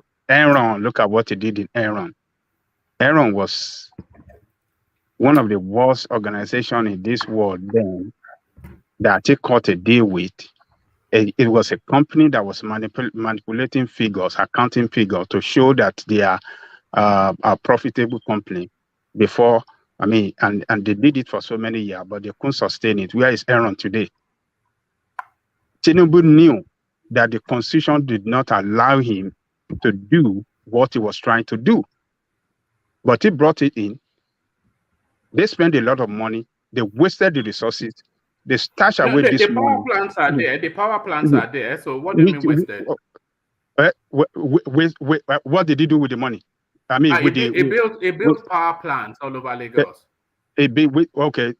Power plant where? And by the way, some of those, I can play you the video. It's half an hour long. If you want me to play it, I can play it. They used to power the courts, but this they had. I'm sorry, Babati. Those power plants, by the way, are the ones that are going to run all this metro system that is coming upstream in February. Yeah. But you know that OBJ, because they have a Nigerian law. There's a limit that you can generate power as a state. That was what limited them from producing more electricity for their state. They could have done it by themselves back then when Tinubu was in office. But there's a federal law that restricts you from not producing to so that maybe I think it's 10 or 12 kilowatt per day. That's the minimum you can produce every day. So that was the issue. But that could have been done easily by Tinubu if it was allowed by OBJ at the time. But they were having their own political issue as well back then. All right, but let me take you to another space, a final space, and then we'll move the conversation up for time. Take you completely out of politics, matters romance, or is it 419? You tell me. I wish I listened when my mom and aunts told me never to date West African men, especially Nigerian men. So it is a Huda Monroe, and a Kenyan socialite, and she's going off the back of commentaries made by the erstwhile Kenyan vice president, now the president-elect. And this is what the now new president of Kenya had to say when he was a vice president. So let me give you a quick short read. It says, the deputy president, William Ruto's daughter, Joan Ruto, got married to Dr. Alex Ezenagu on Thursday in Karen in a colorful ceremony attended by close family and friends. Deputy President Ruto left guests in stitches at the reception after he joked that it was difficult to give his daughter away to a Nigerian due to his past experiences with them. The deputy president, amidst laughter from guests, narrated the story of Anthony Chinedu, a Nigerian man who hit Kenyan headlines for some time and had to be deported. And this is what he had to say. He says it is both exciting and it is both an exciting and anxious moment. It is not easy as a parent to give away your daughter. It is much more difficult if you are giving your daughter to Nigerians. It is much more difficult still when you are giving your daughter to Igbos, people living chiefly in southeastern Nigeria who speak Igbo, said the deputy president as the crowd burst out in laughter. So our reputation international, what are you making of that? Even as high as the vice president of Nigeria, of Kenya, now the president-elect, they already know us for our corny ways. Yeah, I mean, even it's not just Kenya only. Anywhere in Nigeria, man, the other men there, they feel threatened though. Lock up your daughters. Yeah, if in Nigeria, because Nigerians are big spenders now. We can take care of women, in every way. Number one, the other room, money, anything. So they feel intimidated about Nigerians. But I don't know if it gives specifics of why it was intimidated. Maybe in that report they said it, but overall, anyway, even in America here, if a Nigerian guy, if you are well educated and the other man is very intimidated. Babati, can you expatiate on the other room? I'm a Christian. No. Mr. Christian. I can't. It's a choir boy. Babati is a choir boy. I don't know what the other room means. The other room. I have Nigerian men that come to my practice, and they have all form of butashi now. Or buying, they have all this extra stuff with women that if they take you there, in fact, your life will never remain the same when you come out. So the Nigerian men are very, they're very skilled. Let me put it that way when it comes to pleasing women. So You know the term Yoruba demon is known internationally. All the West African girls in London, I'm telling you, they know, they say Yoruba demon. I'm telling you, I've had women just not even talk to me. They say, oh, Yoruba demon. I said, why now? They say, seven women, 7 children, but he's still a single man. You know, that even here, if a Yoruba man, they know. Just because you're married doesn't mean that you can still not have fun now. That's just married on the side now. You can still have your regular Abby. You can still have your regular babes now. One man. Well, I don't know about that, or you would know though, but I don't know anything about Ajale Koko knows. Ajale Koko is the master. He's the master of that. Side babes. He has all the side babes that he deals with. But that's but it's a Nigerian thing anyways. But let me just round up by saying that let me just go back to Tinubu for a second. When I speak of Tinubu, please guys, don't get me wrong. It's not those hedge funds, they factor in all those things you speak of, all those corruption and waste. They factor that is all factored in when they make their own assessment. Do I agree with it necessarily? No, I don't. But that's the way they invest. So don't get me wrong when I say that's what they want. It's based on how they can make money from Nigeria and invest. Thank you, guys. All right, brilliant to upload. So brilliant to upload. So thank you, Babati. So let's go on from Babati to the progressive. So the progressives, we missed you yesterday. So let's have you now if you're ready to go. So are you ready to go? Yeah, I'm ready to go on. It's even good you're coming to me early because because most of these guys are joining from the US, so you probably just assume we're all on the same timeline. No, I know you're in the UK, and after you go to Solomon, just to make sure that the people who need to go to bed they have the option of doing that. Yeah, thank you very much. All right, brilliant. So brilliant. And this is just the learnings that I'm taking sometimes because I have to acknowledge the time zones that people are in as we move the conversation on. But let me move you to this space, the progressives. Police Service Commission Chairman Musilius. Actually, let me take you to this space. Hashtag NSARS panel awards 289 million naira to 74 victims of brutality by Nigeria police. Laments some victims died before compensation. So justice moves slowly, but sometimes it moves to a just cause. So a sizable amount of compensations are people extrajudicially killed, disappeared, brutalized, and dehumanized. So these are just the retinue of people that got a payout. What are you making of this result, the progressives?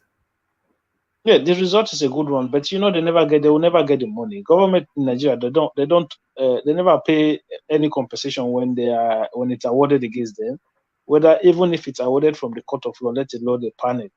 It's just a panel recommendation. Nobody, who is going to pay the money? Who will pay the money? Is it the federal government or state government?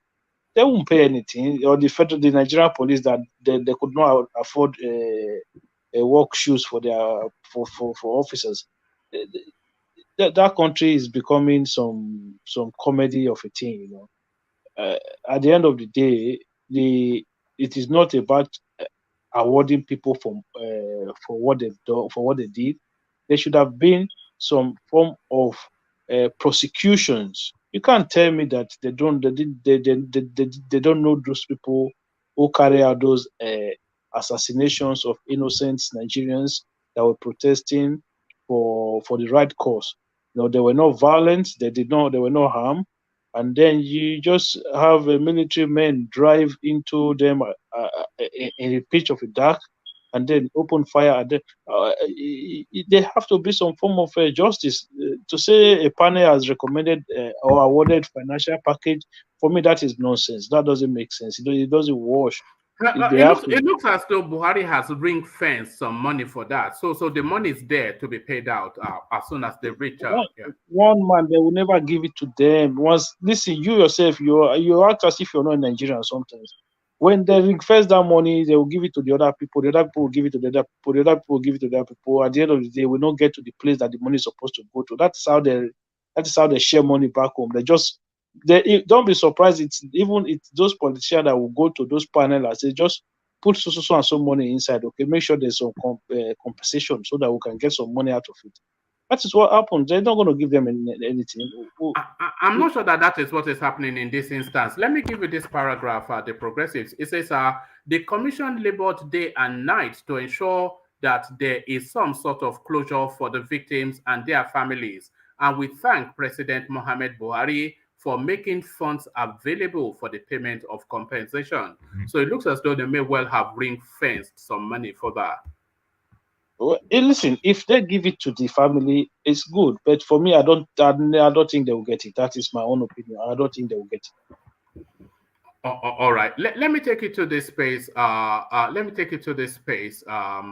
The progressives, northern governors and monarchs call for amendment of 1999 Constitution to give legal backing to state police. So it looks as though everybody is now on the same bus in terms of policing in Nigeria. So of course, you know that the southern space, they've been pushing and agitating aggressively for this. Their northern counterpart now join in that. All of the senior names in the north, by the way, from all of the governors to the Sultan of Sokoto, they are all of the thought. And not only do they want that, they also want to unbundle the powers generation space. So what are you then making then of this pivoting in position by the Malas? Yeah, but it's not shifting in position by the Mala. I think we just keep accusing these people for no reason, for things that they are not, they haven't come out openly to go against. They've said they don't like restructuring, and I kind of agree with them sometimes, because the way our people talk about restructuring, they talk about restructuring in a very divisive manner. How can you take money from this area and you go and use it to go and build roads? You know, in a very you don't talk about restructuring in a way that make the other person to feel like you're against them. Okay, what we should be doing right from time is to say restructuring, take money from those rich people and invest it in the poor people. If you put it that way, you will capture the mind and soul of every Nigerian. But our people, how can you take money made from crude oil in the south and you go and you use it to build road in the north, and you go and use it to do this? You know, it's like you're dividing the nation against itself. It won't work. Nobody is against state. Okay, tell me, a state like a lot of people don't know in the south that a state like Kano is one of the richest states in Nigeria. So a state like Kano can easily afford to provide electricity for itself. So why would they be against unbundling the electricity system as it currently stands? A lot of people, a lot of us, we need to understand this thing. For me, state police, as Nigeria is today, I'm not fully on board with it. I would prefer an independent form of policing, whereby, listen to me, one man, whereby there will be an independent body that regulates the police system. There will not be a centralized system of policing. It will be more like a regional system. And then the issue of police barrack should be completely get rid of. Every police officer should be recruited locally, and they should live with every citizens. They should go to work like every other Nigerians, and when they finish work, they go back home like every other Nigerian. That is how policing is done everywhere. You can have training schools where you train police officers. Apart from that, there's nothing like transferring police from Zafara to Enugu to go and police people in Enugu. Then when people they are speaking Igbo, you'll be looking at them like some lost animal. It doesn't work. State police, I understand, is the way to go in the end. But for now, the way you see people like Wike behave, the way you see some governors in Nigeria behave, you give them police. I don't know what is going to happen, my brother. All right, but certainly policing has to be localized, and all of the arguments you've already made are absolutely no point taking a man from Borno to go and be policing in Ekiti. He's on edge all the time because he feels he's in a foreign place, and they're looking at him with suspicion because they see him as a foreigner. They don't volunteer information to him, and he's ready to shoot on sight because he feels his life is, it's just bad all the way through. Take a Yoruba man because go on. Because it's hard for you to understand. Okay, it's sometimes now, when you see Pakistani people talking, it's like they are always arguing. It's like they are quarreling, but that is how they talk. But you understand what I'm saying. So when you come from a different background in a different area, you go to a different place and you see you're not used to the culture, the behavior, and the attitude of these people. So for you to get yourself into trouble is very easy as a police officer. So all of these things, we need to stop it. Just look for a way to localize our police, recruit police officers locally. If you want to police, nothing more than 30, 40 miles from where you live. That's all. Anything more than that, no. Let everybody recruit their police officers locally. Let them police themselves, go home like everybody, go to work like everybody. That's how it is done. Look, when we were growing up, right? There's a police officer in my street. The man goes to work and he comes back home. So just the fact that that man is in our street, is a form of a security on its own. You understand? So this is how it should be. All right. Thank you. Let me take you to the space. The progressives. Curiously, Atiku Okowa holds closed-door meeting with Makinde in Ibadan. So a lot of people have been thinking that posse, it will break at some point. And it looks as though then, from the reading of that, they have identified Sheyi Makinde as the weak link that might bend. So what do you think they would be discussing at that meeting, and what offer do you suspect they'll be making Sheyi Makinde for him to break cover? Atiku, this is how the man will hold meeting. Election will come and go. They will still be holding meeting. They're forgetting that election is finished. They've announced result. He just need to get on with his campaign and just let it be. Look, he's gaining ground in the north. I've heard stories that a lot of people are leaving the APC and going into the PDP in the northern part. So for me, if I was him, I'll just re-strategize, try to see if I can maximize a lot of vote from some region, from some part of the north. Then if you cannot make it in places like River State, look, whatever you think of PDP today, they're still going to win Delta State easily. They're still going to win state like Akwa Ibom State. So they might struggle in River State because of Wiki, but they'll still do well in places like Cross River and some other South states. So Southeast, that one is not up to. It doesn't matter what Atiku does. Southeast the OB factor is there. So you need to start doing his calculation now and see where he's going to gain and where he's going to lose, because the way it's going now, if Wike and the others get what they want, it might create even a bigger problem for Atiku. You might see a situation whereby other governors will start to decamp out of the party. So it has to play this card very well, because governor of Edo State have already threatened that if Ayu resign, that him too is going to leave the party. So there will be other people like that. So a lot of people are looking at this and say, look, you cannot have a situation whereby one man or some group of people are just controlling the whole entire structure of the party.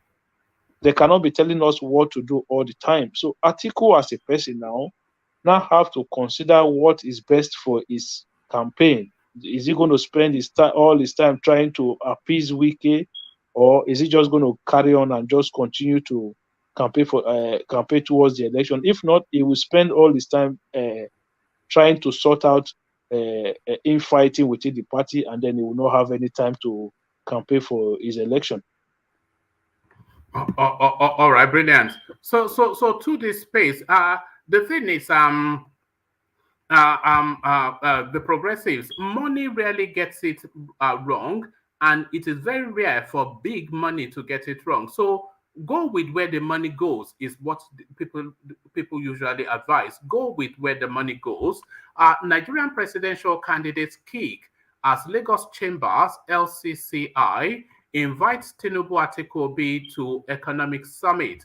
So they do these things since 1999. Every electoral cycle, they invite the candidates to come and present a blueprint in terms of economics to the Lagos Chambers of Commerce.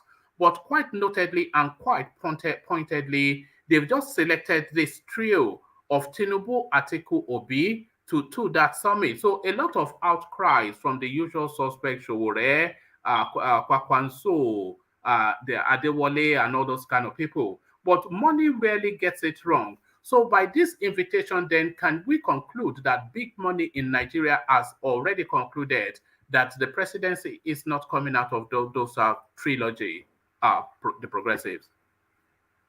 No, they did not conclude. They are just following what everybody knows that is the fact on ground.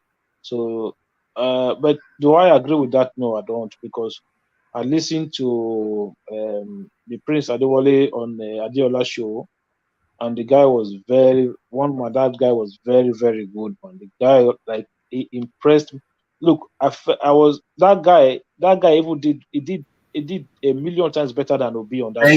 Thank you very much for saying that. Thank you very much. He did a million times better than Obi. No, I know the guy is impressive, but the thing is, he's not going to be president. That's what the Lagos Chambers of Commerce is telling us. It's going to be but Peter they Obi need to be giving these people platform so that people can get to hear from them and see a lot from these people. You know, that man. Listen, you guys should go and watch that interview with Adeola. The guy, like, it's not like it's not like telling you what is wrong. No, it tells you what he is going to do. It tells you what he has been doing as a private individual. It tells you the advice he has given to previous Nigerian government. It tells you the help he has done. Like, no, that man, I didn't even know that guy was that good. The guy is very good. I am like a 60-70% Showore person, but when I listen to that guy, I say, you know what, this guy is good. If you have somebody like still that, along the same Showore line now, it's still a Showore top. You know, the politics, you can put them, if those left of center sort of politics, that's Showore, that kind of guy. But Showore is more like a Malema kind of person. You know, somebody is anti-institution. You know, someone who just want to destroy everything and create a new order. Someone who believes that. Do you think he's copying Malema? Because I think he is somewhat. Yeah, it's very close. It's very close to a Malema kind of person, you know. Even with the silly cap, even the silly beret. You know, wearing some ridiculous beret. Yeah, you know. so Showore, but Adewale is more moderate, but his ideas are very good, you know. If you have somebody like Adewale, somebody like Soludo, and this guy that ran under the PDP, is it Ade, something Ayatu Ade? What's this man called? This banker as well. You know, they are good people. Ayatu. So if you have like, if we had people like those guys, right? The country will be in a better space than where we are today with all this the best of the worst evil. How do people call it? Say is the best among the bunch that we have now. We don't have to be doing things in this manner in that country. The media should give a space to people like Showore, people like Adewale, and everybody that is there. Let them showcase let Nigerians see what they have to offer. You know, these guys are not like they are just saying it. Like that Adewale, he's done it. He even talked about his palm tree farm that is going in Edo State in Agbede, of about 600 hectares of palm tree that he has in Edo State. And so he talks about different investment that he has around the country. So it's someone that knows he knows what to do, you know. He knows what to do. But I was really impressed with him, to be honest with you. But is it not easy for people like that guy, Adewale, and people like Showore? Is it not easy for them to theorize with all these highfalutin ideas when they know that there's absolutely no chance of them ever getting into power? But if they had a realistic chance of power, do you not expect that their pronouncements, their political pronouncements will be a bit more temperate?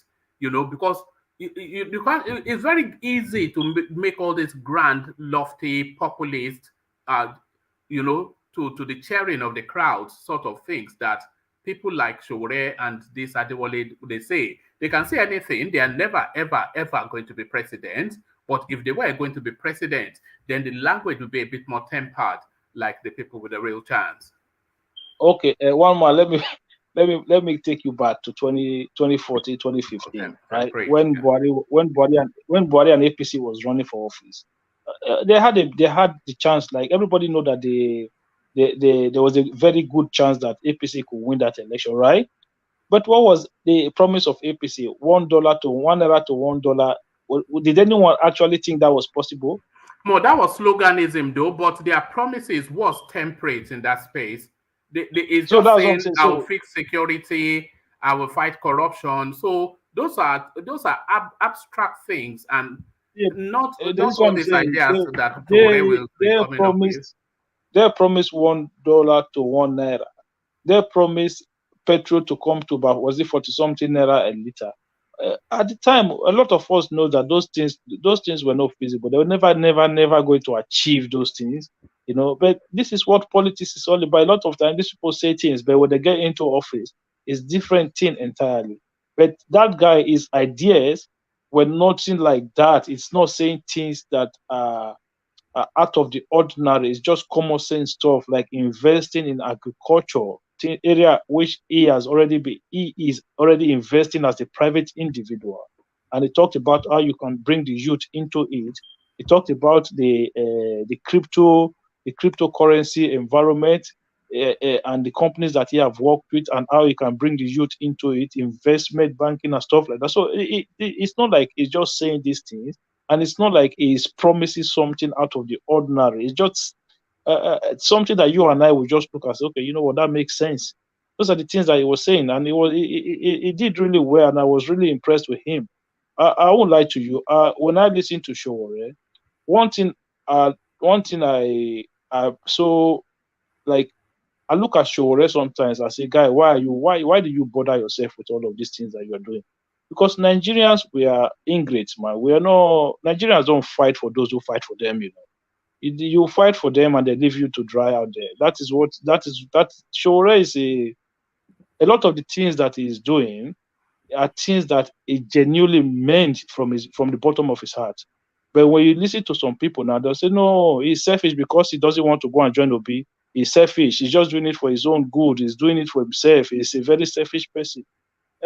And this is what Nigerians do to you. That is why a lot of people, when they see, when it comes to Nigerians, they won't give an inch because of our attitude and how we treat those people who stand by us.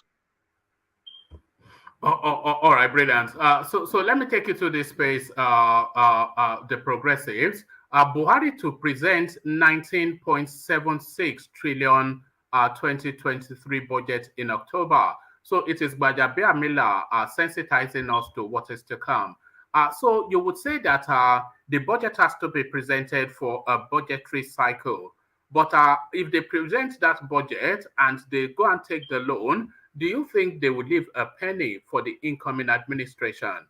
Or is this the pension plan that they've packaged for themselves? For me, the budget they should pass next year should just be budget to pay salaries. That's all. Every other thing, just leave it for the incoming government. Don't create unnecessary stupidity for somebody to come and start trying to clean up again. Just pass the budget that you are going to use to pay the workers, and they get the hell out of there. They've done enough already. They don't have to create more for someone to come in and then start cleaning all the mess that they created. It's crazy. Why are we having budget that we know that we don't have the revenue to implement in the first place? You 19 trillion. Does Nigeria have 19 trillion? Do we make 19 trillion in a year from whatever resource, from whatever sources? It doesn't make sense. Just pass the budget to pay salary and get the hell out of there. This is why we're talking about these private investors. Look, I told you guys about Fashola last time, when the federal government will go and borrow money to build road, and then they want to put a toll on that same road that they go and borrow. If you want to put a toll on road, that road have to be built by a private individual or through this IPP, this PPP, private the public-private partnership PPP program. That is how you build roads. You Nigerians, they are not even taking advantage of any PPP to build roads. Everything borrow, suppose borrow, that one borrow, this one borrow, everything is borrow, and then they borrow the money that you and I are going to pay. Then they say they're going to tow the road. It's crazy, man. These people are dead. I don't know. If you tell me that when Buhari came into power, the people that he assembled, that everybody was looking at, say, oh, these are very good guys. If you tell me that this is going to be the result, I will tell you no, this is not going to happen. But here we are today. Insecurity. It's just the insecurity. If you remember when there was an attack in Benue State, and the security advisor came out and said that Nigerians, we should learn to live with those people who are visiting us. Like, learn to live with people. When there are things you don't say at a certain time, and when you say such thing, it's as if you are giving a backing to some illegality. And Buhari have not done well in that area when it comes to uniting the country. He has sat back. He has overlooked a very, very, very dangerous situation, and he's going to leave the country worse than he met it, which is a very bad situation for any government to be. All right. And to this space, the progressives, 23 million Nigerians lost their job under Buhari. So this is Atiku. So it was at that conference that we were just discussing that only 3 people were invited, and they were not invited, by the way, to come and sit on a panel. So everybody gets an allotted date to come. So it was at that space that he was telling the audience that 23 million Nigerians lost their job under Buhari. So the first thing you go to is, where did he get the statistics from? But then the second thing you go to is, at the back of your mind, do you somewhat agree that that's near what the experience might be? So 23 million Nigerians lost there. That's a third of the country, I suspect, or a quarter. Yeah, but you see, these are the things that make me laugh sometimes, The people that are like gainfully employed in that country, are they up to 23 million jobs in Nigeria to start with? If they say we are 200 million people, right? Which I don't think we are. I think we will probably, Nigeria is around maybe 150 million people. So you take the age of under 18s, that is the children, out of it. So you cannot call them, you cannot call those ones as employees. So then you take the pensioners out of it. So the labor. Sorry, continue. Because I know in United States, if you're 12, you're even working.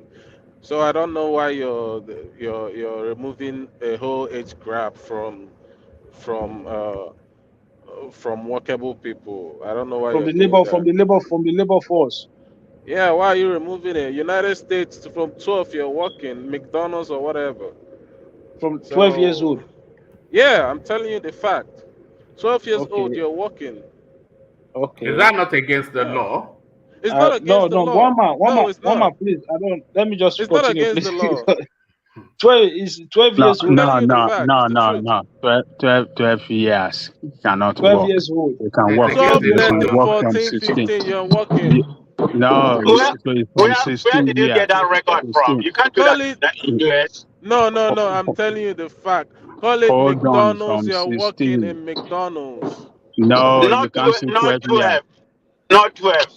Not 12, it's 16 years. About 16. 16. And maybe about 15. And the parent. And the All parent. right, let's call it 15. But No, don't it's remove 16. the It's a It starts long way from from 16. 12. a It's whole from 3 years or 16. 2 years age bracket from labor force. That's not. But not 12. Not 12.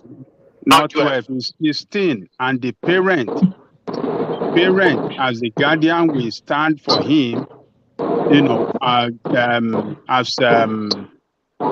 what do they call it? They call it one kind of, let's say like a guardian. As surety. Surety. Thank you, woman. As a surety. That is what the same thing for his driver license. You can start driving from the age of 16. Then everything will be on your parent. as a surety. So that's how it works. Not 12 You o'clock are or lucky. 12 I years. was about to send the United Nations after the United States. What's that? Because You there are see, laws. did you not hear me? Did you not hear me keep asking 12, 12, 12? You say yes, yeah. All right. I'm going to continue. Are you confessing to something? Should we take your details down, Desmond, and report you to the authorities? What are you confessing to? But back to you, Akim. Okay, thank you very much. So, as I was saying, so if you take the those age that are not Sorry, eligible I just to, went to Google and it says 14 years. So you guys are, I don't know what you guys are saying. so Yeah, but 14 so is still a distance from 12 now. 12 is barely, it's not even, it's a child even. That's a so literal. when you if you take those age that are unemployed, the unemployable, that is the age that are not allowed into the workforce here, then you take the pensioners out of it. Then among that you have a lot of sick people, disabled people, people who are not employable, right? Then you have people who cannot be captured into the employment sector because they are working or doing trade so which sectors, and how did Nigeria lose 23 million jobs? It's crazy, man. You see, these are the people who are running for office. They are quoting they are quoting numbers without any data backing it. You cannot even say, okay, according to so source, this is the information, these are the info. No, it's crazy. You have the National Bureau of Statistics. You cannot even get that information from them. 23 million people lose their job. How? The people need to learn how to talk in public space, especially when you are running for office. That is why one of our brother was reading messages from a WhatsApp group, and they're quoting that it came from it was just that yesterday when you guys were discussing it, I just fell asleep. I couldn't stay awake I'm till that time. surprised you could sleep, or the way it was just loud and wild yesterday. It was just out of Yeah, control. Well, Hakeem, it's crazy, man. It doesn't make okay, sense. can I say something? I mean, what he said is not out of ordinary. As a politician, you can say something. It's just a hyperbole. It doesn't really have to be No, correct. my brother, you and I can say something. You and I can say something like that. But when somebody that is running for office as a president, you should not be saying things like that. You and I can say Hakeem, things like that. I'm saying it's just a hyperbole. Politicians do that. Just to make But that's what I'm points. saying. There are politicians that are not supposed to be doing that. Politician that is running for a position of president should not be doing that. You know what I'm saying? So you and I, and maybe some other fringe politician can come out so it's like some people will say, somebody said this, nobody said anything, but if Obi say it will be trouble. Yes, Obi is running for the office, is running for the position of the office of president. Is it different from ordinary person saying something? We need to put things into context when we are making. It's a little bit like, I wonder if you remember in 2014, 2015, when somebody as high up as Lamido Sanusi was telling us $43 billion is missing from NNPC, and then he revised it to 23 million. This is the foremost banker in the country. So can you imagine that? Casually be throwing, Exactly. You cannot do that. And there were a lot of people that say, there were a lot of people that would say, oh, Nigeria is finished, Nigeria is finished. First of all, before you start shouting Nigeria is finished, ask yourself, 43, where did the money go out from? We just, even like, this is why I say when our friend was making submission, he was talking about things, people were talking about Tinubu.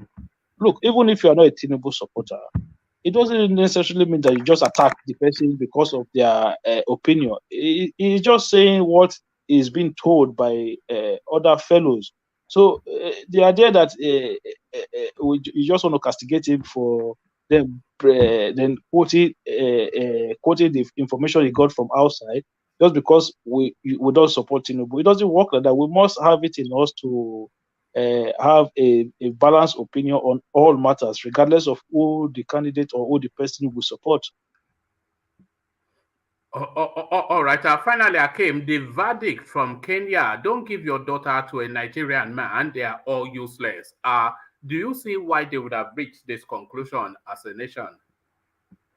To be honest, that was very surprising because I don't know, because like in my own personal observation, that in my own I think the Igbos, our Igbo brother, are the men. I've not really had much encounter with our brothers from the north, but Igbos are one of those guys that I've seen that are actually more family oriented people. They're always with their wife and kids at home. You know how much it costs them to get married. Of course, they have to. You have to sell. You have to sell a house to marry a baby. Have you seen the list? Have you seen the wedding list? One man, you have to find trouble. You have to say, am I wrong though, middleman? Yeah, you are wrong. You are wrong. When they say 10 cows. Say what you know, one man. Say what you know. No, one man. In honesty, in my own, like according in my own experience, so like I've hardly seen an Igbo guy around that I know that is not with his woman at home and children at home. I can't. If you want me to just look around me now, I can name at least 10 around me. Thank you. I can name at least 10 around me. They're all with their family, their wife and children at home. Maybe you can argue that maybe because they're married to Igbo women, but I've also seen an Igbo man that married to a South African woman, and then they have 2 children. They bought a house together in Dublin. They live together. They are still today. They're still together.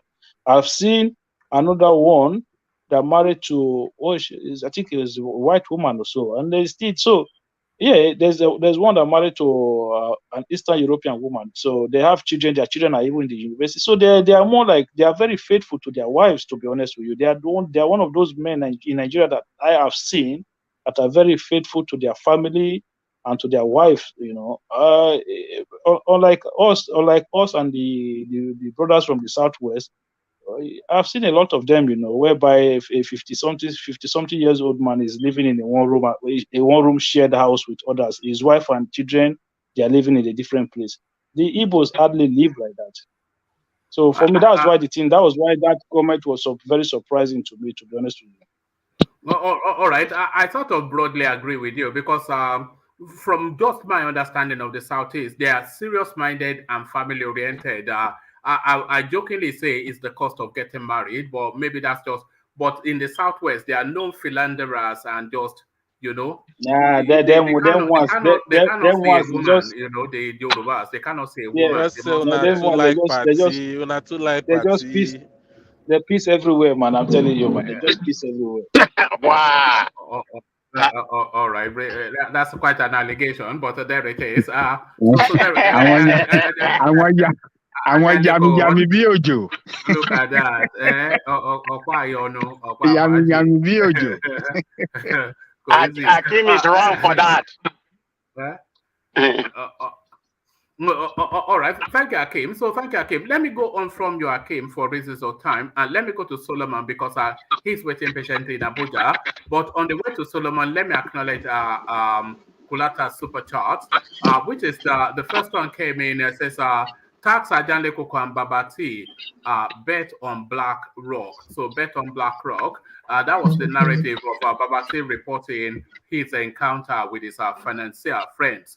And then still with Kulata, it says Hakim gets it. Adewale is brilliant. So he can be brilliant when he has no chance of going anywhere near Aso Rock, you know, but there it is. But thank you for the super chat, Kulata. I go on from Hakim to Solomon. So where is it?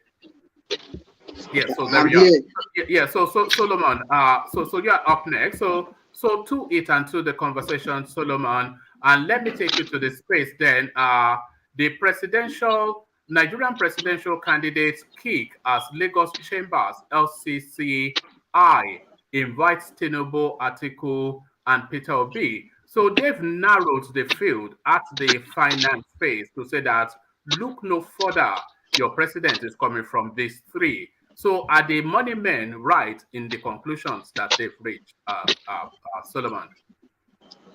Yeah, good morning, everybody. Good morning, woman. Yeah, these people, I wouldn't say they've said it all anyway, but they have points in what they've said.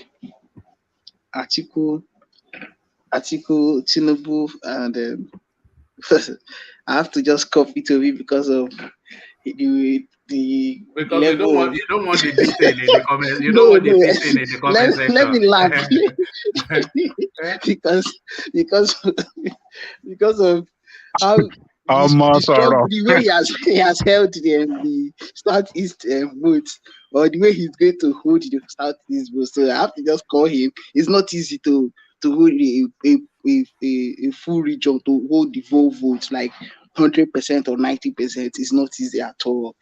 It's not easy. So I have to add him, include him. So, I'm from the Southeast, but I have to just include him. Yeah. Yeah. So you see, what these groups just said now is points. They have points anyway. They have a very, very strong point in what they've just said. Can you hear me? Hello? Yeah, can you hear me? Yeah, I can. Carry on. Yeah. So this election is let me say, is not unpredictable. We can't really predict, but we can. Should I use the word permutate on? Yeah, if it goes how it used to be, who will be the next president? And the way we've checked here, if the Northerners are truly with Tinubu will be the president. But if they are just putting him there to if they just give him a ticket so that the deal that they held in 2015 would the election not be like they breached the deal in 2015 that they had in 2015. So that is why they would give him, or that is why they gave him the presidential ticket for APC. And definitely they will go underground and work for Atiku.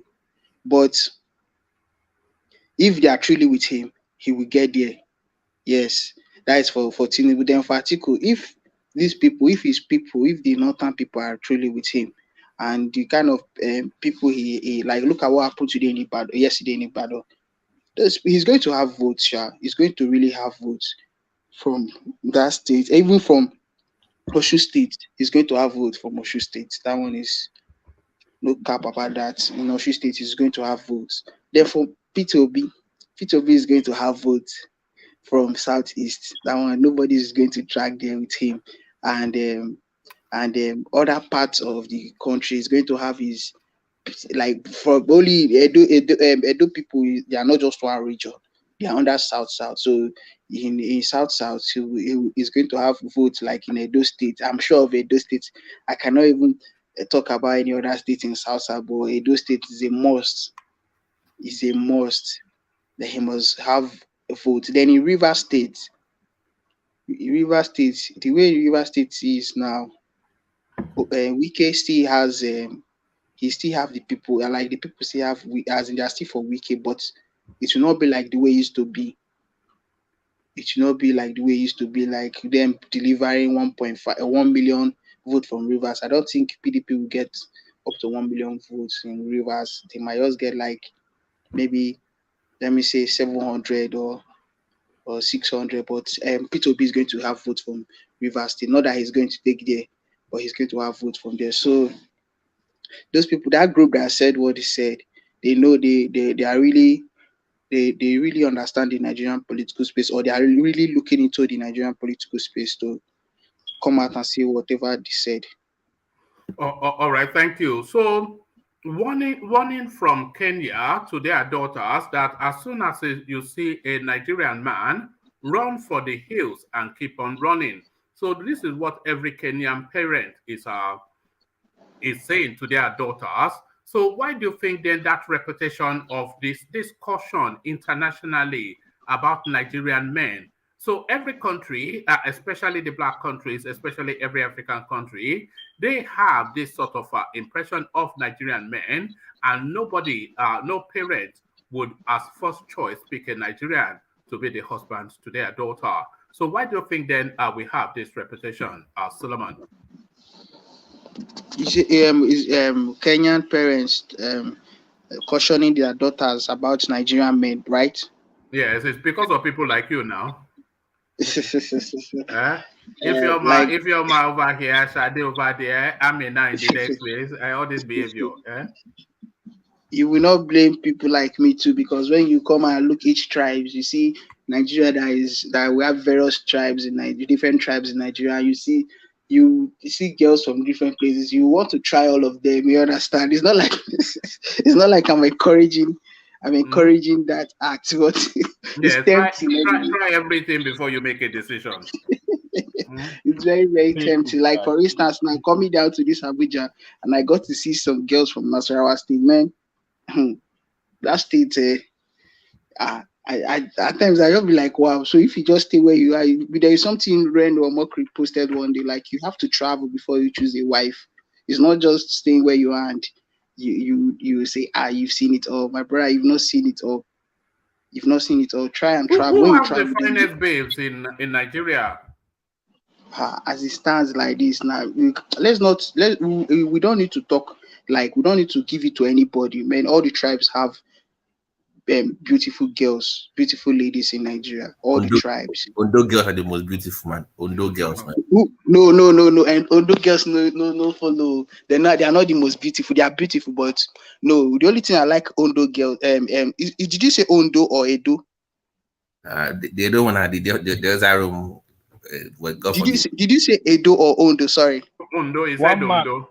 One man, answer your question for us. Answer your question for us, one man. No, it's not. Ondo girls are go with Ondo because that's where my wife is from.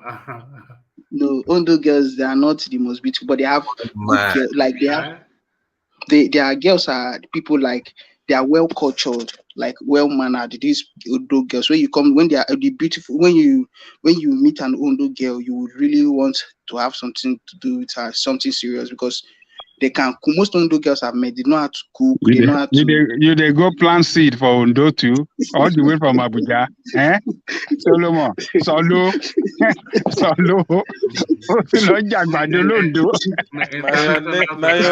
Your name fits you, Solomon. 1,000 wives.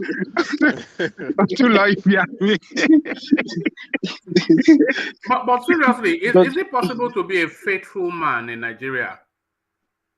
Yeah, it's possible. It's a decision. It's not something like you can control yourself. If you decide that you don't want to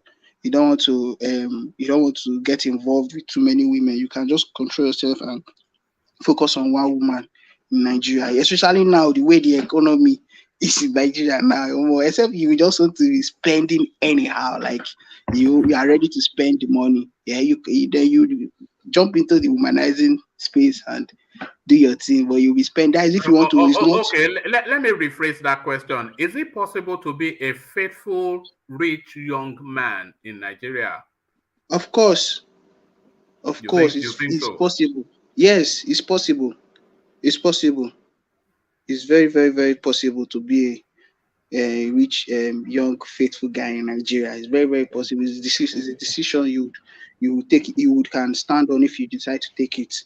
Yeah, it's very, very possible. It's actually rare, my brother. You can't before you become a no, but it is a personal thing. It is a personal thing. It's rare. It is a personal thing. One man, it is hard because men naturally by nature. It's not our fault. We are not meant to be. We are meant to be. We're not meant to be monogamous. Yes. Yes, we're meant to be polygamous. So. Particularly when you are young. Yeah, it is a constant. And in Nigeria, and you have money. If you don't offer it to them, they'll offer it to you. It is anywhere, not just in Nigeria. If you have money and you are well to do, temptation will come out. It is a personal thing. See, let me tell you the truth. It is a personal thing. No matter, there are people who don't even have all the money, but they don't even spend a night without a lady. They don't spend the night without having a girl close to them, sleeping without spending a night without a lady. Yeah. So it's a personal thing. It's a decision you would make on your own. You can decide that I don't want to do this, but and the kind of friends you still keep too. Solomon, have you had a popular Nigerian adage that says one thing they kill thing? One thing they kill thing. See, for me, I can't. Let me not lie to you. I can't. As it stands now, I can't involve myself with just one lady or one girl for real. Look for at me, that. How many do you need? Three. What's your number? What's your As you number? never get money, you say you not go stay with one. If you can't get money, call solo. because Okay. If money call, you go jail. Okay. Don't worry, guys. It's possible. It's possible. It's decision. see, it's a decision. Yes, I'm saying it's a decision. Like me, I can decide, but I once made that decision, and I still changed from that, desist from that decision because of certain things and the way, like me coming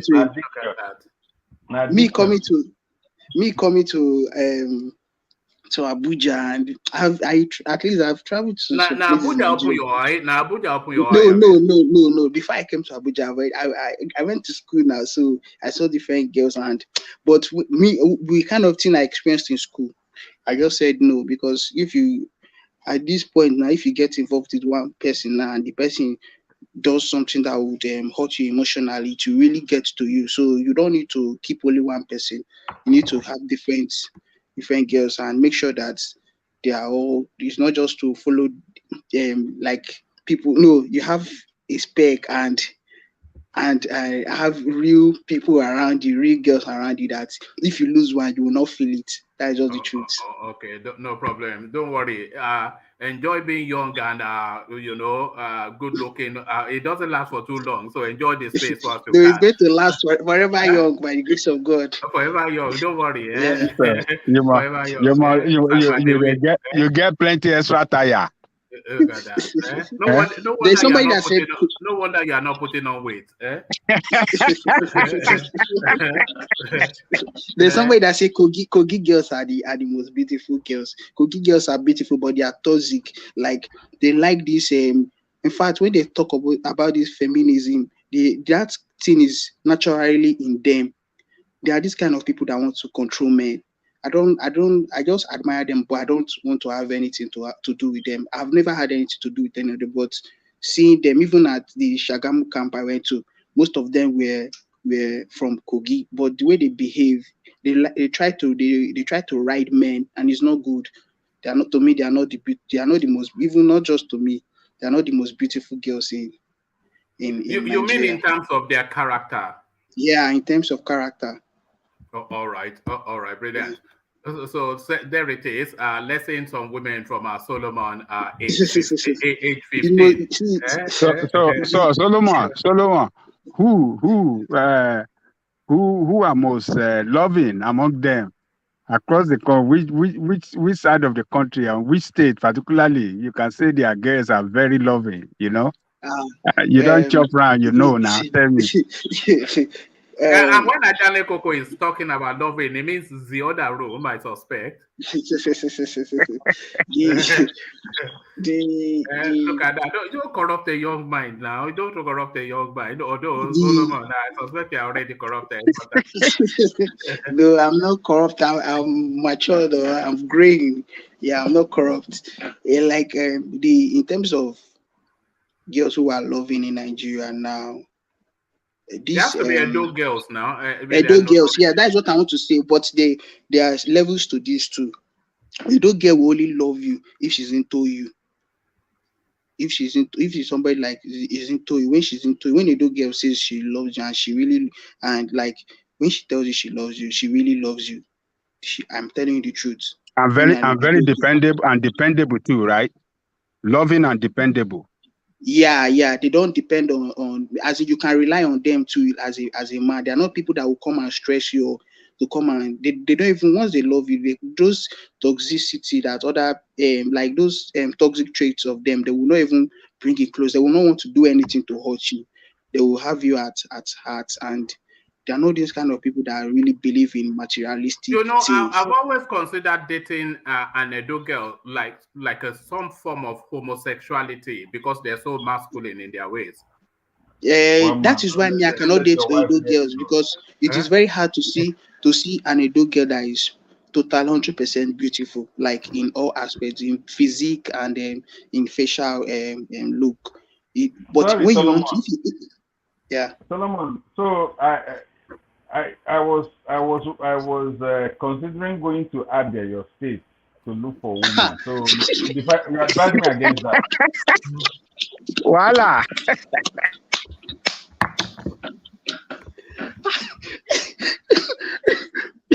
Let me say this to you. I'm from Abia State, and because The, I the did women, not. the women there were small, or then were small. No, wait, make I tell you something. Just relax. If you not be say all the girls there we get ones there, but we still get fine ones. But you get this Abia girls somehow one day like Kogi, small, like a pinch of Kogi, that they are toxic traits they for Abia girls side. They Then be to the this kind of form, people we Abi. say Then to the form. the two they form and they like size man. They like size man. In fact, when they want, they even they talk of all these people with them materialistic. They be one of the people with them. They want to see your possession. Wait till you the possess. Wait till you get before they begin. I be me. You not be say just say I want my. You allow your daughter or your sister marry person where you know. No, guy, wait. All these possessions, all these things, all these material things, now something we say, as long as you they do the right thing for life, you must get them. But nobody to come the open eyes, they do say you now by that kind of way you won't take keep man. No, it is not by all those ones. It is not All by all right. those ones. Let me Yeah. take you back to the politics of it, although what we're talking about is probably more interesting than politics. Northern state governors and monarchs call for amendment of 1999 constitution to give legal backing to state police. So that narrative of, say, state police is now looking as though we are having a national consensus around that space.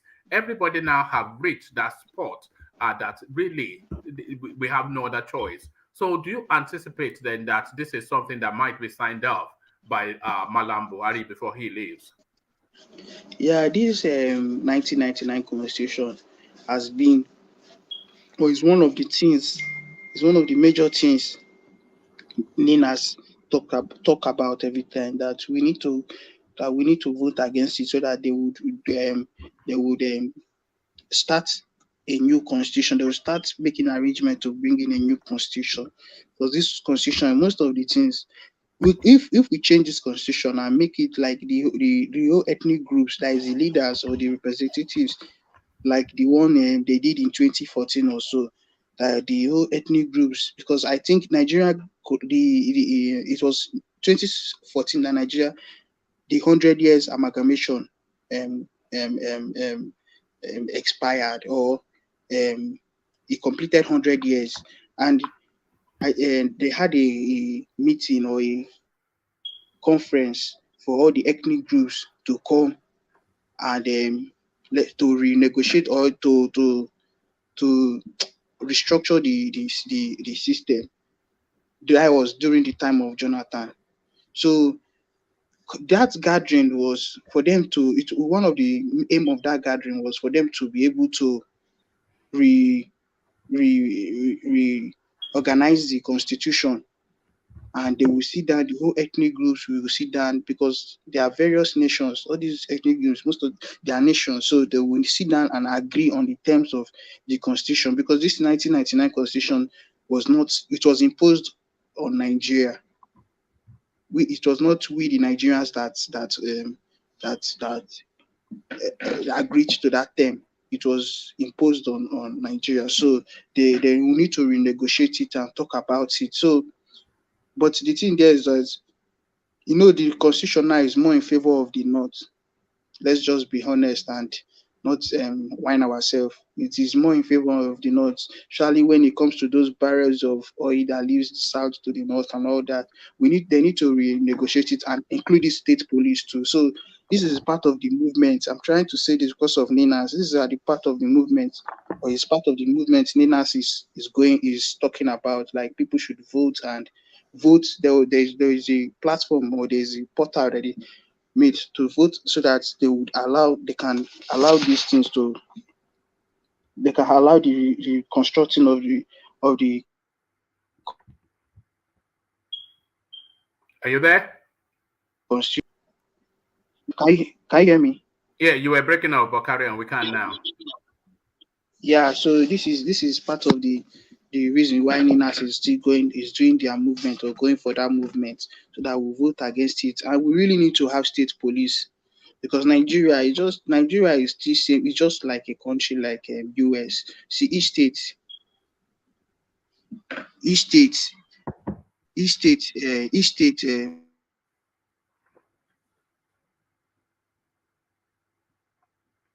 Are you there? Are you gone? Yes, and Nigeria is as big. Even yeah, can you hear me? Yes, Can you hear me? you are breaking off, but you're back now.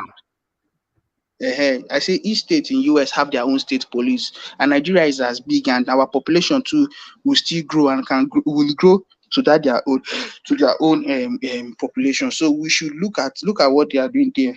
They have each state police. So we can have our own police. Each state have their own police in Nigeria. And it will be very okay. It will still serve as a form of it's going to be a job opportunity, and it is going to still enable security, because Nigeria is too big for only the federal government to be controlling the police. Nigeria is very big for only the federal government, so they should give states rights to have their own state police. Yeah. All right, brilliant. So this next space is a space that you should know about, and really it should probably concern you as well. 23 million Nigerians lost their job under Buhari. So this is article speaking at a conference. So you, of course, are coming into the labor market, doing your NYSC. So is this something that concerns you? And would you agree with these figures that is being put forward by article? 23 million Nigerians lost their job under Buhari. Article saying this, but is it an experience that you can relate to? Yeah, but I don't think 23 million. Article safe. These are politicians. It's my mind, but everybody will just come up with their own talk just to discredit their opponent or the current president. Yeah, see, the rate of unemployment in Nigeria is too much. Like, is very, very much. Like, I don't understand. And it's not just me now, Seth. It's not even about employment. The few ones that are available, can you use it to earn if they pay you the salary there that you get from there, can you use it to even sustain? Can it sustain you? It can't.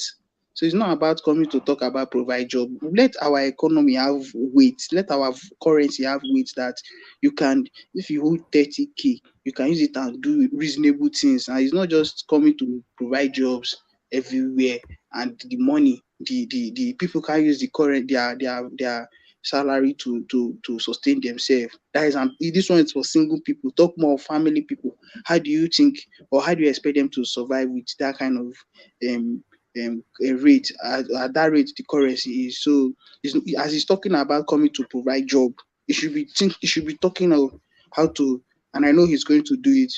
As I'm talking about article, me saying they should be talking is other candidates, but I know article is going to do something about this economy as soon as he gets in. All right, brilliant. So brilliant. Thank you, Solomon. So 4 time, let me go on from you, Solomon, to Meadowman, who joins us. So there's this Kenya this thing you were talking about. I thought you touched on that. Let me bring it up. I wish. Hold on. I wish I listened when my mom and aunt told me never to date West African men, especially Nigerian men. Huda Monroe is the person speaking, a socialite in Kenya. And she's saying it off the back of the comment of the vice president of Kenya, saying that he's quite anxious about marrying his daughter off, not only to a Nigerian, but to an Igbo man. So why do you think that concern permeates Kenya? Him talking about that kind of thing. Now we don't know what the guy might have done to the daughter, but he should not just finalize everything based on tribal. That one to be it is an individual thing. Like if there's any trait or any kind of character he has seen in that guy, it should be an individual thing. Because when it comes to like the way I don't know who said it here. Somebody said something here that Igbo people are one of the best people in Nigeria that know the value of family, and it's true. A real Igbo man knows what family and knows the value of his wife or what a wife means to him. He cannot treat his wife anyhow. Or in fact, every tribe, he just most tribes in Nigeria here, they want to be with an Igbo guy. The only reason why most girls run from Igbo guys in Nigeria is because they will say, that if you date Igbo guy for 5 years, finish matter, I will tell you his mother said, Mamu says, those kind of things. That is why most girls in Nigeria don't really want to date Igbo guy. But apart from that, they really they want an Igbo guy. Once they know you're an Igbo guy and you are well to do, they want to chook head in that. They want to have something serious with you. It's just that Mamu say that's when it comes to my family said, or because you're not my tribe. That's just the only reason why most of them don't get involved with Igbo guys. Who told you that where are you getting all these things from? Are you trying to No, pick up yourself? No. I'm telling you facts. Seriously, I'm not making it up. All right. I do have a clip to the contrary, but maybe I won't play it to you. I saw it on Twitter just earlier on. Yes. All right. All right. Thank you, Solomon. So thank you, Solomon. So let me go on to I wish I had that clip. That clip would have debunked you immediately, but there it is. You escaped this time, but I'll find it. Let me go to Meadowman. So Meadowman, you're up next. So to Meadowman. So Meadowman to the space. Where do I take you? Yes, Nigerian presidential candidates kick as Lagos Chambers of Commerce invite Peter Obi, Atiku, and Tinubu for a conference. So I'm not quite sure why they are kicking, because of course, I mean, who else would they invite outside of the three most likely to become president? So is this then signaling from the money space that these are the three people they are looking at and they are not looking beyond that? Middleman. Yeah. Thank you, one man. Good evening to the members of the panel. Hope all is fine with you guys. Yeah, it is normal. I think most people are not looking beyond these three candidates, right? And talking about Chamber of Commerce, if whoever gets elected is of their interest, they want to hear from these people and in terms of policies, and start their usual preparation. Because if you look at Nigeria in the past 7 years, like our brother Hakeem was saying, if you look at Nigeria in the past 7 years, everything, the economy, everything. But if you look closely, you understand, you observe that it is just policy related, bad policy related problems. Because Nigeria is a diverse country with complex problems, ethno-religious relationships, and all those things. But Nigerians, I think, would, if things are fine and you don't trouble them, they would live with themselves normally, without any problem. The policy of this government, or lack of them, is what has led Nigeria to this. That is why, like somebody was talking about, why Showore was not invited, why, if there are 18 candidates, it's difficult to manage 18 candidates, so they will always limit it. But I think somebody like Showore should have been invited. But why would the chamber, because the Chamber of Commerce, they are not obliged to any equity or balance or every voice must be heard. They can only go to where they feel that the reality is. And essentially, that's where they feel the reality is. Never mind all this kumbaya and aluta or something or the other. Now, I understand that. But, you are part of the society. You still have to pivot towards that at least semblance of some sort of equity and whatnot. It is important. And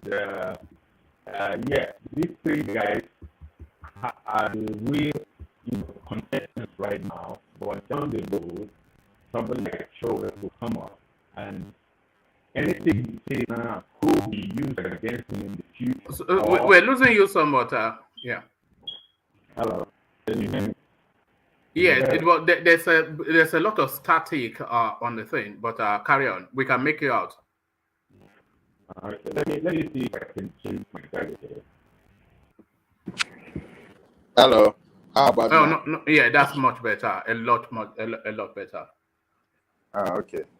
So, why it is important to invite such people is to get perspective from the different from the establishment, and these people who come up tomorrow to be major candidates or major players, and we can point to them. You said this some time ago. What changed now? Things like that. But I do not blame them for focusing on the three main candidates. It's because if you look at Nigeria now, in terms of business, in terms of investment, especially foreign investments, it's like the U.S. was treated under Donald Trump. For some time, the rest of the world, not in business, but in international geopolitical, at some point, it just looked like the rest of the world just left the U.S. They were like, let this guy leave power, then we can talk. We can, real countries can sit down and negotiate and talk real politics and real business. I feel some way, somehow, that this is something that is happening in Nigeria. Of course, our country has huge potential. Everything lacks in that country. So investment, Nigeria is crying for investment. And if you get it right, you make a lot of money from that country. And these guys, they know it. Any of them can do better than what we have right now. Any of them can do better. And about somebody was saying something. Somebody said something about Showore and the SDP guy. I listened to that interview, and I will say that I was impressed with him. But it comes back to that thing you said. Winning election has to do with you being a politician. You cannot win an election being an activist. You cannot win election just having great ideas. It has to resonate with those that will go out to vote. You have to get them. Sometimes it has to do with charisma. Sometimes it has to do with how you transmit your message. Sometimes it has to do with so many small little factors that will make people look towards you as an option. So it's not just coming out to become a candidate. You have to get your hands dirty, and because in politics you can't be an angel. If you think you will get elected because you are telling the most beautiful story and you are the cleanest guy in the, it doesn't work that way. It never happened anywhere in the world. Once in a while, you see a visionary being elected as a leader of a country, but that is once in a while. Those who mostly get elected are what you call yam heads, and the policies are actually made by other people they appoint or they employ. Even the speeches they make during their campaign, most of it is not written by them, not their original ideas. So it goes beyond just saying the right things and, trying to show that cleanliness. Yeah, you don't have angels in politics. If you're an angel, you have to, then your place to be a candidate is in heaven. It's not like, and not to talk of a place like Nigeria. All right, brilliant. Thank you. So let me take you to this space then. Buhari to present 19.76 trillion naira 2023 budget in October. So it is Femi Gbadabiamila bringing the news. But then that seems to be almost like a 2-year budget in the Nigerian cycle normally. What do you think they are trying to do with all of this money? With just barely, silly question, Abi, silly question. They want to pay themselves off now. They want to pay the mandate is coming to an end. They want to pay themselves off, and those that have not gotten, we get, and those that have gotten, we get some more, and then, leave the time bomb with the incoming administration. And I'm sorry for who is going to become the next president of that country. I'm just sorry for that person. But, go tell them. They think it is their best. It's the best thing they can do. I don't even know because one thing about Nigeria, it's not that we are different from other people in the world. Our politicians are dirtier than other politicians in the world.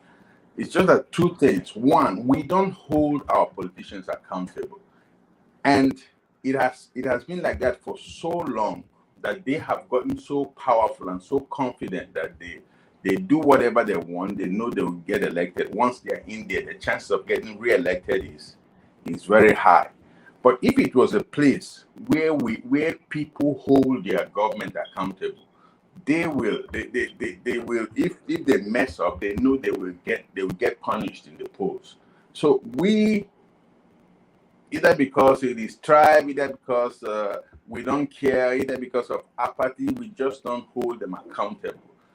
So we know that our politicians are corrupt, but other politicians in other parts of the world are not less corrupt. It's just that they are afraid that they will be punished if they get caught doing anything that is not in favor of the people. But in Nigeria, they just know that they are not going to be held accountable. So they are just budgeting to why now. So that is the last bombshell. And it will be approved. Nobody will ask questions. The legislature. Because their own looting is also packaging it. So everybody's pension plan, the assembly and the executive. So yeah. So and some of them are might not be coming back. So they will just be paid off. It's a pity. The pity of a place. But we keep blaming just the politicians. We need to start blaming ourselves too. Why should we blame ourselves? I mean, we don't hold them accountable, one man. We don't hold them accountable. If even you, one man, we know you're a good man. Even Brother Janle Koko, if he gets to power today and he becomes too comfortable, he will mess up. It will chop his own. Yes, he'll mess up. So. Well, what about you? What if you get there? Will you? No, I'm incorruptible now. Look at that, of course. Look at that. It's the funniest thing, because when you look at some of the people that have come from the outside into the system always corrupts you. That's just the thing about the Nigerian space. If you look at Oshiomhole, that was all over the streets in his early days in his khaki, shouting solidarity forever. As soon as he became a governor, he went and bought himself some underage Seychelles girl as a bride. Look at Festus. Is she not from the Seychelles? I think she's from Cape Verde. Is it Cape Verde? Yeah. Look at Festus. I mean, look at that. Look at the in every single way. They shouldn't even be on the same planet. Oshiomhole and that woman. He's a short little runt of the litter. and she's an Amazonic sort of a princess. Love is blind. Love is blind. She's 24 and he's 89.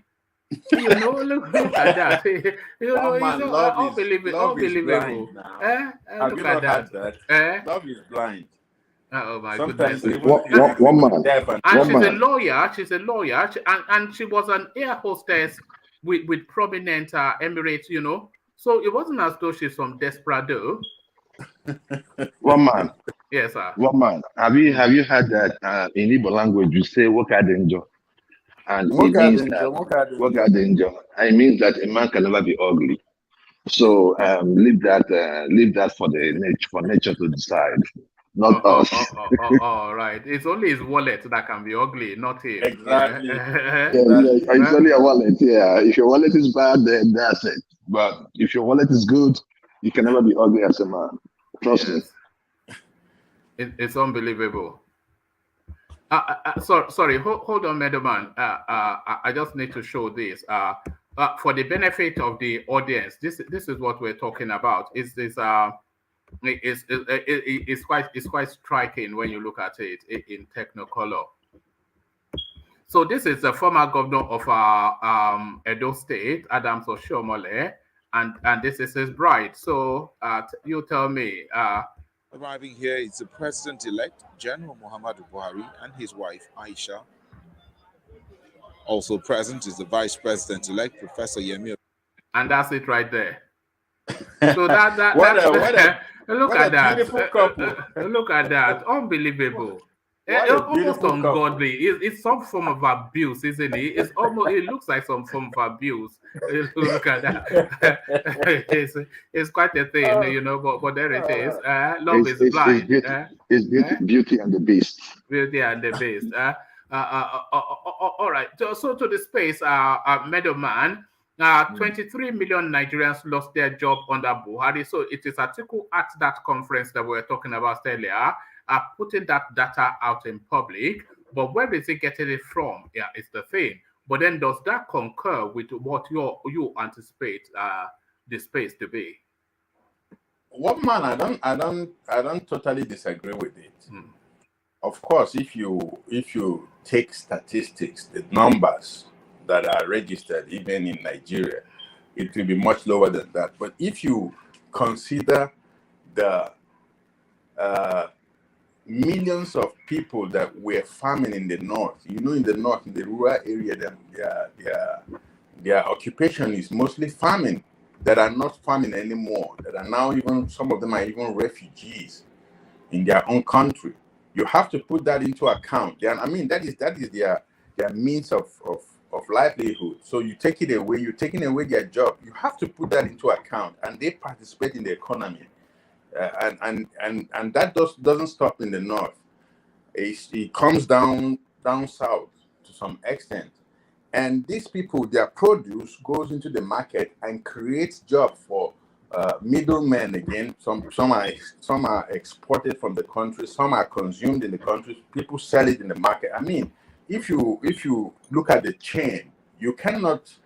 Yes, then we don't have those numbers, but if you look at the chain, you cannot disagree. I mean, this is a country that we have 100 million people that are living below the poverty line.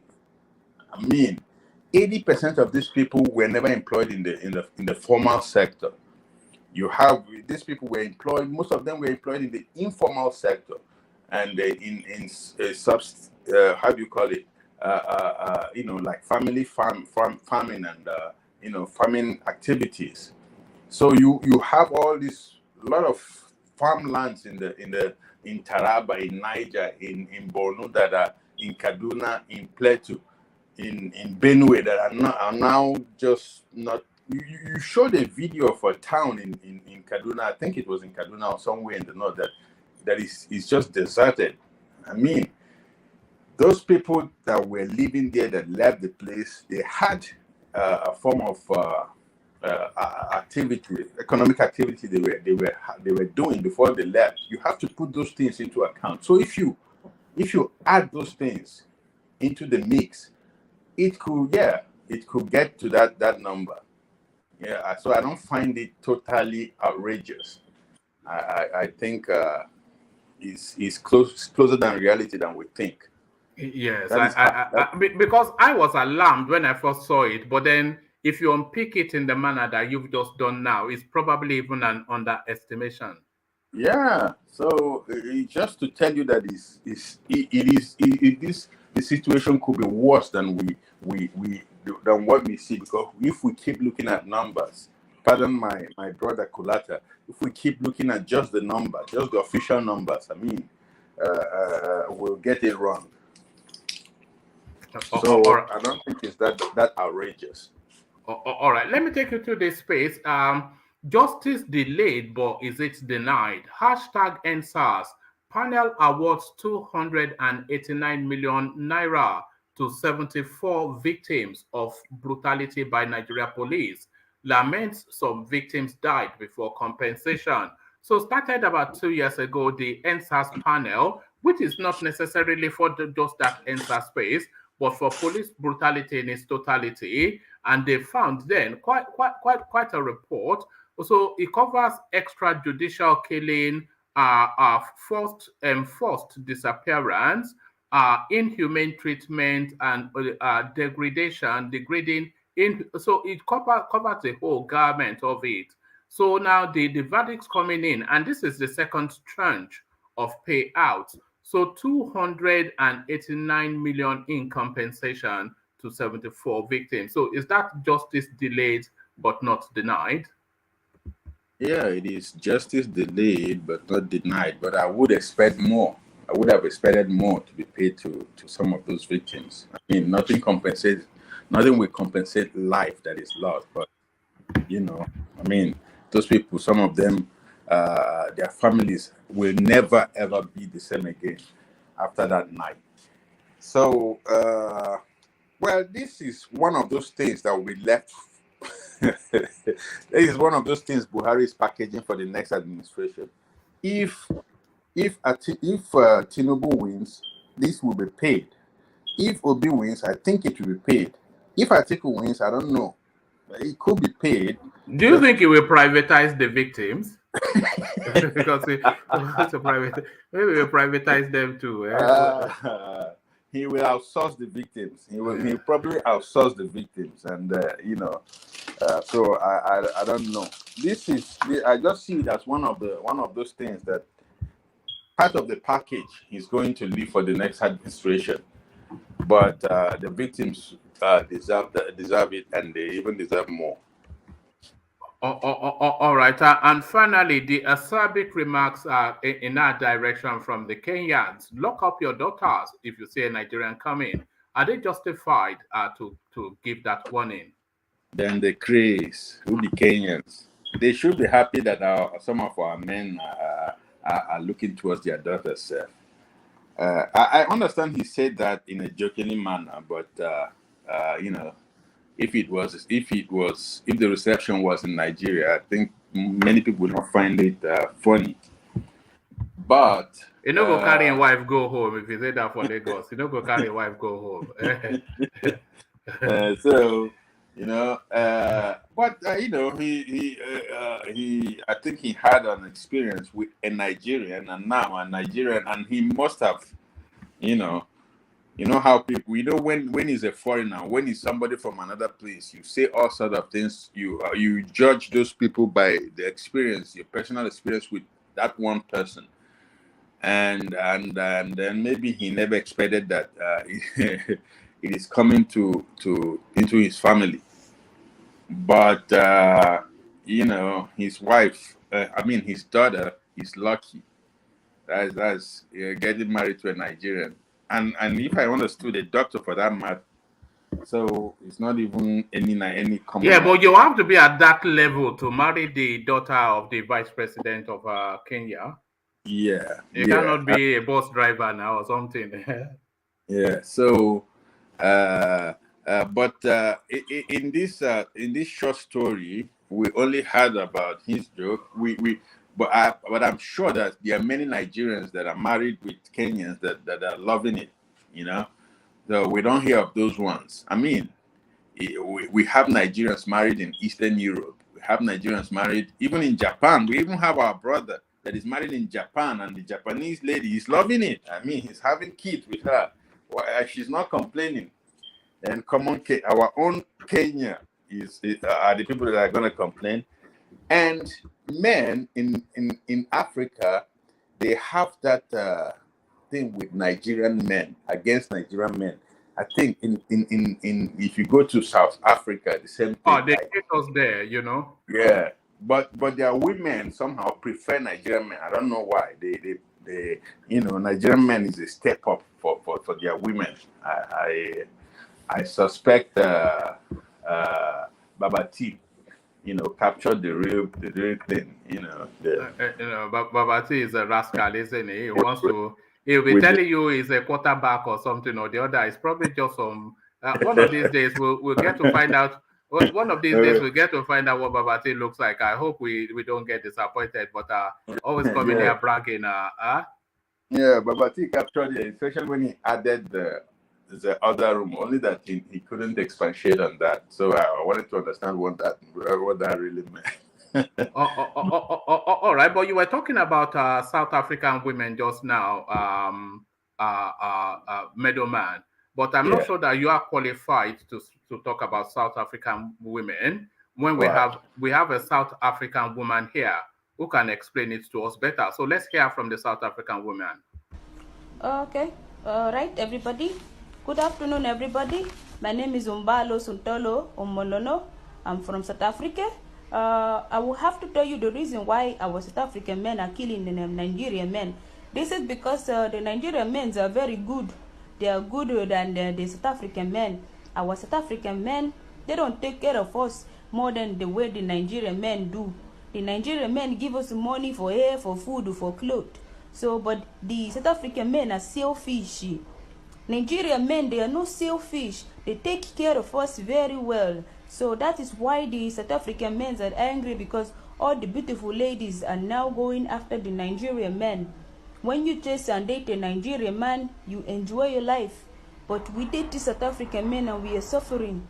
Nigerian men are taking good care of us and they have money.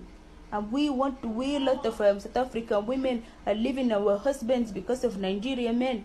That is why they are killing the Nigerian men, because our men are jealous and they are scared. Nigerian men have taken all their women from them. So nobody wants to lose his girl to a Nigerian man. They are scared because Nigerian guys are ballers. Nigerian guys are your ballers. They have money. They spend money on women. They buy clothes, do jewelries, they do things, they buy car, they call Uber for us. So now we have to tell you, South African men, leave Nigerian men alone for us. They are making us happy. They are making us happy. Stop killing them. We don't want to be alone. We don't want you. On behalf of all the South African women, we reject all the South African men. We want Nigerian men in our life. Nigerian men are too sweet to get over. So there it is, right there. So unbelievable. Even in the other room. And this is the same narrative. If you go to other African countries, I mean, you just showed our prince Oshomole with his. Look at that. We have to forget that one quickly. I wonder what the spend is. I wonder what the spend would have been for him to be able to marry that girl. Because it's not just because I'm expecting that girl is a prize within a family, their golden daughter. I wonder how much he would have needed to part with before he was able to take that girl as a wife. Well, I don't know. One man, you'll be surprised. Not as much as we think. I mean, I think that's a good $20 million spend to back that girl. Edo coffers will one day tell us. the Edo coffers will tell us one day. But I don't want to go much deeper into that. All right, brilliant. So let me take you to one final space, and then I'll go on to Desmond. Hopefully you've not spoken on this. Northern state governors and monarchs call for amendment of 1999 Constitution to give legal backing to state police. So an idea whose time has come, there's no holding it back. It looks as though it's inevitable, fate accomplished. State police. Do you think this might even happen during the regime of the Mala? I don't think, this regime is just a lame duck regime right now. I mean, it has been a lame duck since the having issue, but now it's even more, it's even more like a dead duck. It's not going to happen. Nothing is going to happen. Nothing like that is going to happen. But, they are now beginning to even accept that as because, they didn't want to hear anything about that. I don't know why. I just don't understand why. I never understood why they were so resistant towards that idea. And about, the Nigerian constitution somebody was talking about, this is how this is how restructuring proper will happen. Taking the constitution and throwing into the dustbin and making a new constitution is, it is a bottleneck that can be stalled by only even two people alone. That is why it's so difficult to achieve. So this is how you start, because no constitution will be perfect. You keep amending it, and you keep upgrading it to the necessity of the day. I think is a right, and it's going to resolve a lot of problems. It's going to calm a lot of nerves. Imagine somebody in your village being the police chief there, and his corps there are part of the community. It is easy to investigate. It is easy to get information. It is easy because police people in the community actually knows who their criminals are. So if it becomes your job to get those people, you know where to look for, you know who to stall, you know who to investigate. It makes things very much easier, and I think it will reduce a lot of burden off the hands of the federal government. And somebody was talking about the process. Yes, that is a very important question that has to be answered. How the process of creating a new, police, whether they will be independent from their state government, because in the U.S., for instance, you have, they elect their police chiefs, so their local police chiefs. So it makes it it puts the job of the police into the hands of the community. So if there is low crime rate, you get re-elected. So you always want to get re-elected. So you have to, show service. You have to provide the service you are paid for. So that is why it works so well. So having low crime rate in your community is something you will advertise when if you are running for the office again. So that is why I don't know if it would be regional, if it would be state, or if it would be. I think it should be regional. Then with no central command of no governor, nobody, just regional, and then so that we don't have another centralized micro Nigeria in states. So if we can get that right, it will solve 80% of what we have today as insecurity in Nigeria.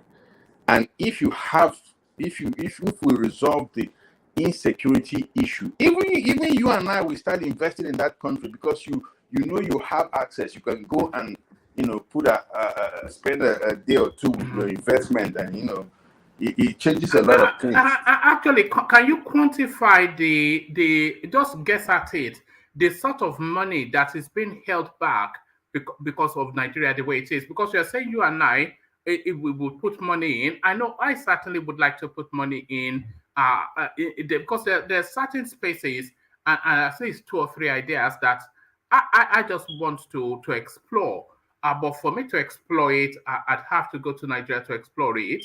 I'm not really willing to make that journey for reasons that I cannot drive from exactly. Ibadan, from Just Lagos. like So how one man, much I of that have sort of money? I think that's close to about 2-3 billion monies that is more than that, more than that, more kept than that. away What from we- out of fear. Yeah, more than that. What we do now is just sometimes send money home for somebody to, pay for hospital bills or pay for school fees and stuff like that. That is what we do now. We don't. I have a project, a medium-sized project that I have put on hold for like 2 years now because I cannot go to verify what I'm doing, and I can't be putting money into something people will be telling me, or maybe sometimes no, I can't do that. No, as soon as I can freely go to Nigeria and verify things, I will willingly put. So I put it in our what do you call it? Diaspora remittance. I suspect it will double at least if we get that right. Just the diaspora remittance, it will double, because those you send money to buy food and pay for one thing or the other, you still do that, but then apart from that, you will invest, and I suspect you will always invest more in business than because I prefer to invest in a business some of them can manage, so that they don't keep calling me every time. Sometimes I don't even pick their phone calls anymore, man.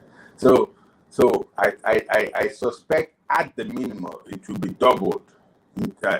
Just us, the diaspora, remitting money home, it will be doubled, and never mind, multinationals and international companies that are just waiting. They're just waiting. They see the opportunities there in abundance. They're just waiting to go. Come on, we lack something as simple as electricity. It's a huge market, and we lack so many things. Imagine if you ban importation of cars, and you give some companies opportunity to come in, invest, mount their own their own plants, manufacturing plants, or even assembling plants in Nigeria, and you tell them, okay, you have 2 years. From 2 years, I'm going to ban importation of cars. Imagine how, because Nigeria is a hub in the sub-region. Nigeria is a hub, and even today, at the way it is, people from Niger, from Chad, from Cameroon, from all these neighboring, they come to Nigeria up till this moment with all the problems. They come to Nigeria to buy some of their stuff. So, it will be, and we just need to get it right. Whoever gets to Aso Rock just needs to get it right. Get the right people into the right places, not because they're your cousin or they're your nephew. Oh God, man. Just get the qualified people in the right places. It becomes easy to manage the country. That is one thing that lacked in this government, because no government, no president is really that top brain that we do everything, think everything. But if you have the right people in the right place, just like Obasanjo did, All right. Thank you. Thank you, Meadowman. So thank you, Meadowman. So for time, let me go on from you, Meadowman, and let me go to Des, who thankfully is still with us, or hopefully still with us. So Des, are you still there? Yeah, I'm still here, one man. All right, brilliant. So good to have you. You sound as though you made it to bed. Are you in bed now? No, I'm actually still at work. All right, brilliant. Good for you, that is. So let me take you to a space that we've not yet spoken on. This is Gani Adams asking that the OPC should be resuscitated for reasons that the Nigerian Security Agency has failed the Nigerian state and especially the Yoruba space. So he's now holding all these conferences, agitating for the OPC to be rejuvenated. So what chances do you think he has, and what arguments do you think he can present to get this through? Uh, I'm not really sure. It's still all on that restructuring stuff that the outsiders are talking about. You know, it's still under the restructuring, if I might say. I mean, if he has to like make his case with the Hausa people, I think it's possible because I think the state policing is something that Nigeria desperately needs. Um, to get out of this mess right now that we are in. Not just state policing. I would say electricity. Power. We need to restructure everything. I think probably it's gonna be hard to restructure resources because it kind of falls in this way. The way I see resource restructuring, it's a lot of people see it that it's gonna be good, but in my own way, I see it as gonna be bad because now you have some states that don't really have anything to show for. I mean, there's some states that they don't really produce anything. Even if they produce, it's really not enough to push that state. And when you restructure, what happens to that state that doesn't have nothing to show for? What do you guys like leave them behind that everybody in that state are gonna be so poor and trying to like strive for themselves? That is why a lot of politicians, I would say, find it hard to talk about resource restructuring. Let every state take care of their resources. They find it hard because when you think about it in a deeper way, it brings more chaos. It brings more harm than good. If you're talking about restructuring resources, I would say the northern that have the vast land are gonna benefit. Lagos is East Lagos part is gonna benefit. Anambra is gonna benefit because what is Imo State? What does Imo State have? Delta is gonna benefit. I mean, there's some states that are gonna like enjoy from it, have more money, but a majority of states are gonna be broke. That is gonna cause some kind of chaos and anarchy in the country. So which we don't need. So it's better that a reasonable and an economical candidate comes in and sees a way that he's gonna diversify diversify the whole thing and make everybody has equal, stuff with what comes out of Nigeria.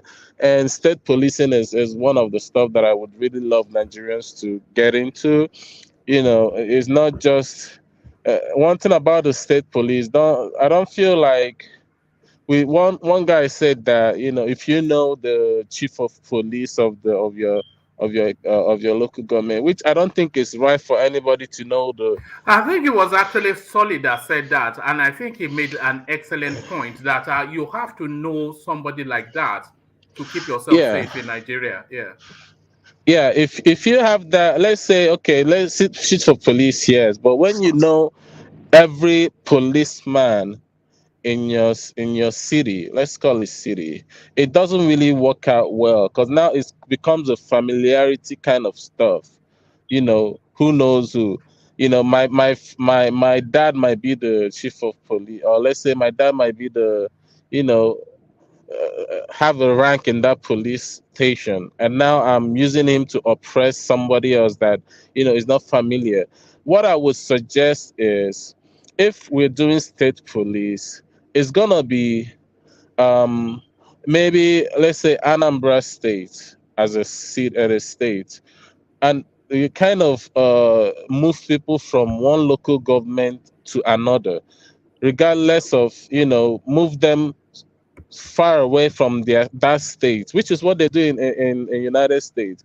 You get, you can't just meet a cop, and if you meet a cop that it's not gonna be in that state. It's not gonna be in that county, I would say. It's gonna be in another county that he's serving. Do you get? So it doesn't form that familiarity, or he pulls you over and he's like your brother. You know that he's in another county. He's not working in that county. That is what I feel a Nigerian should do. So it doesn't create that, now my brother be this person, or now my dad be this person. That would be fair, I would say. So that goes off to that your question, I think. All right, brilliant.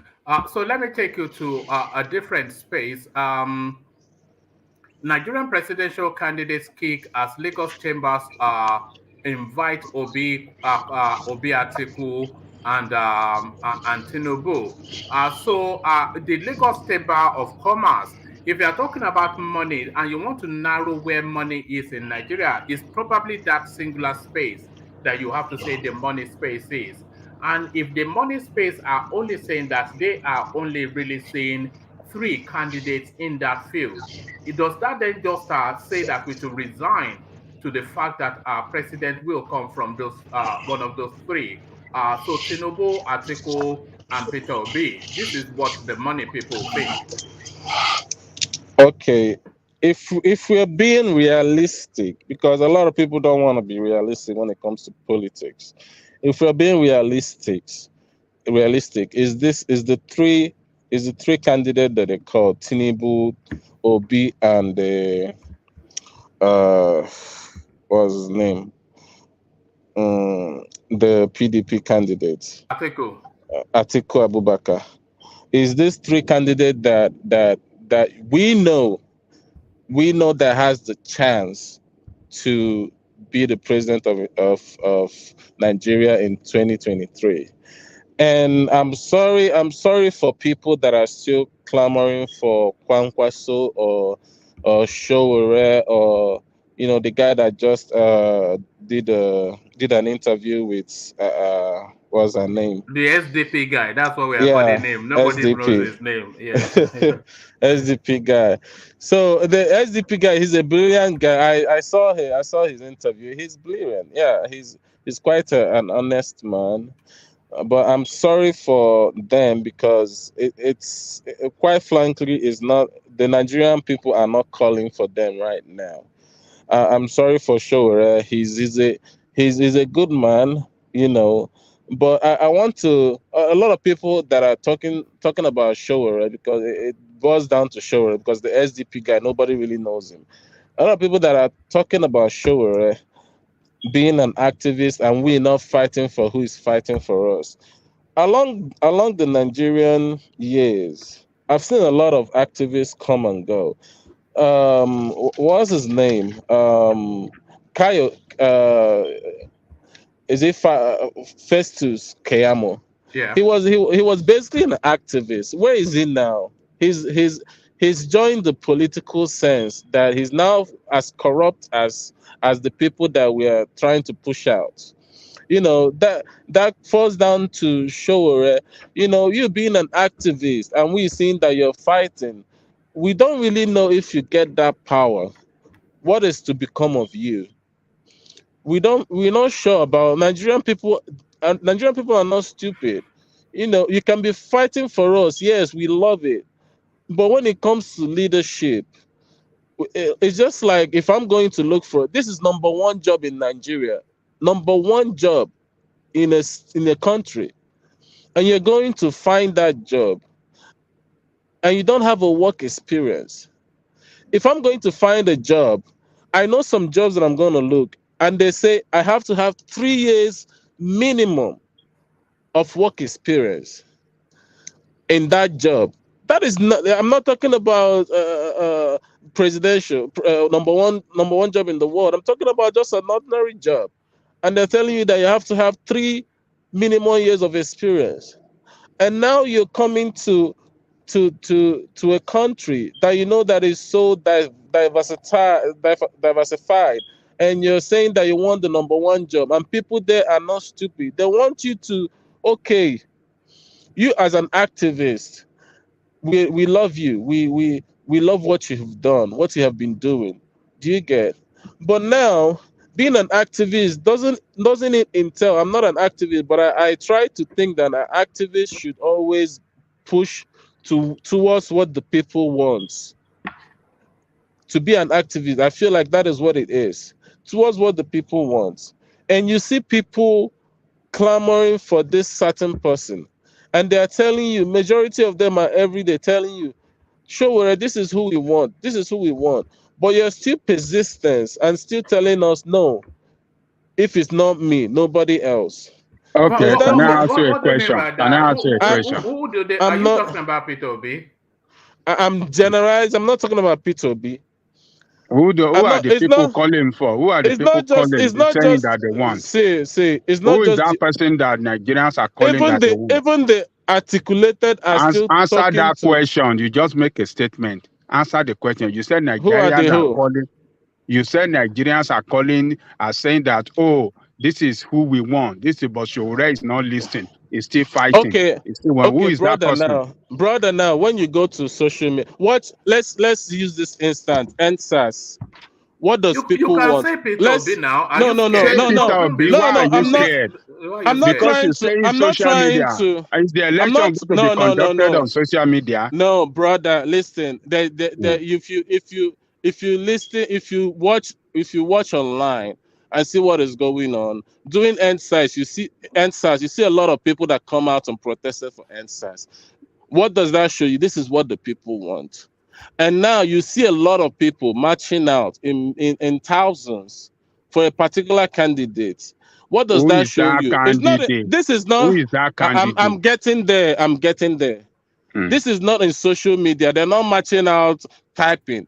These are people marching out on the road, son, and putting up a banner of P2B, telling you Okay. that this is. So your Listen answer, up. okay, for you finally landed. Okay, fine. Why were you scared to say it? Well, I I'm mean, not. yeah, I'm Why? not. Why Listen. are you merry-go-round going from Sokoto to Sokoto?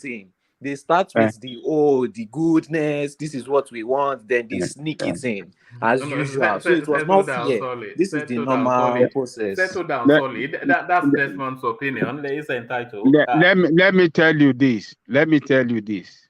So Red being an activist mean that by all you have said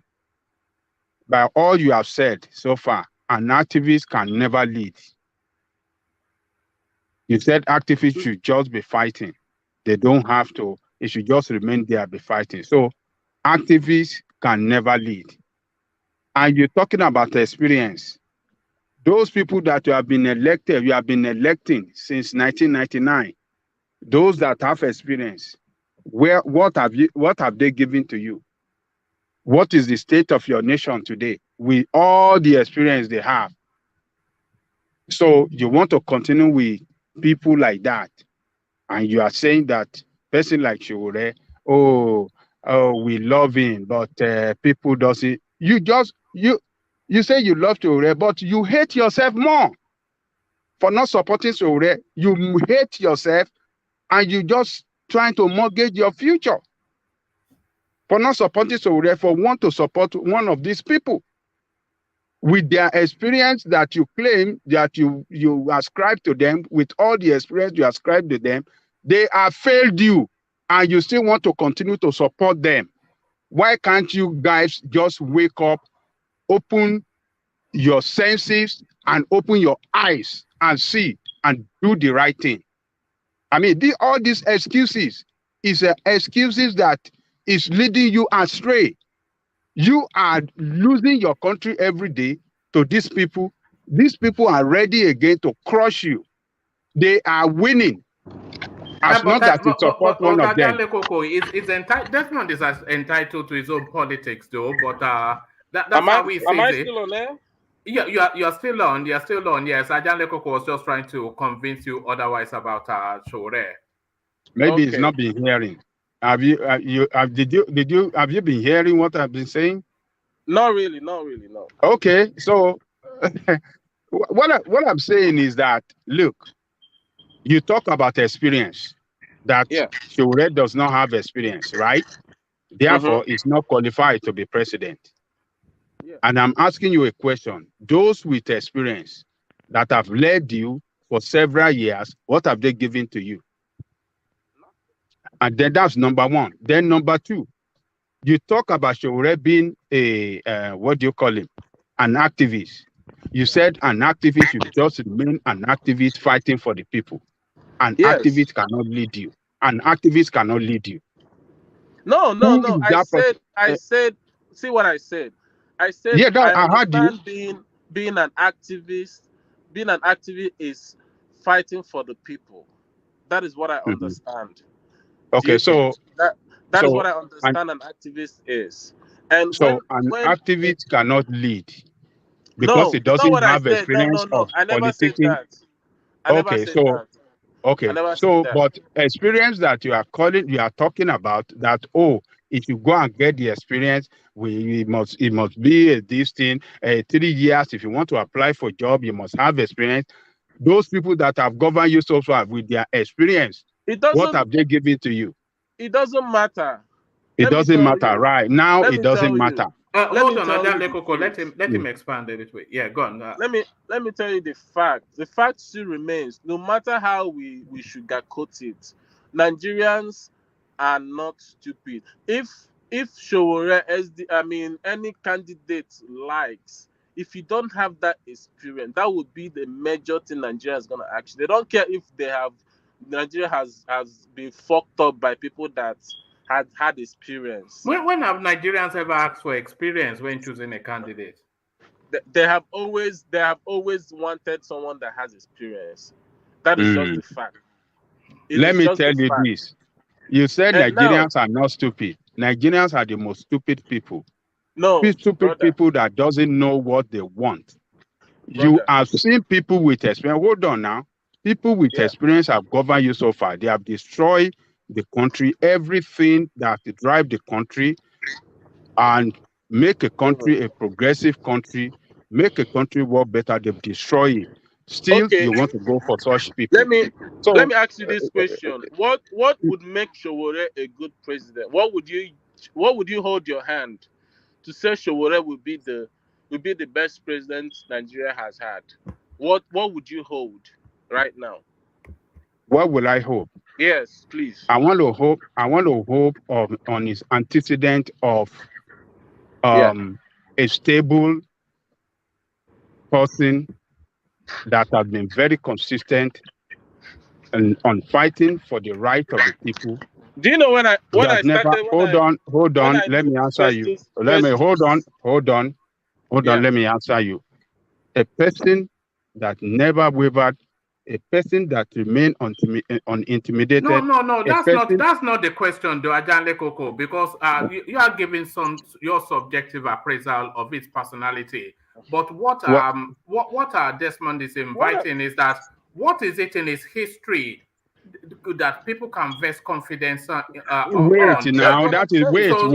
Let me answer the question. Let me answer. You cannot guide me, one man. You can't answer the question for me. Let me answer the question. All right, but the question, though. Yeah, let me answer the question. Let me answer the question. All right. Yeah, he's a very stable person, a very committed person on what he's fighting for, a person that never run from one party to the other, a very dependable person, a person that left his comfort zone to come to Nigeria, face intimidation, imprisoned, molested, and still remain fighting for the people.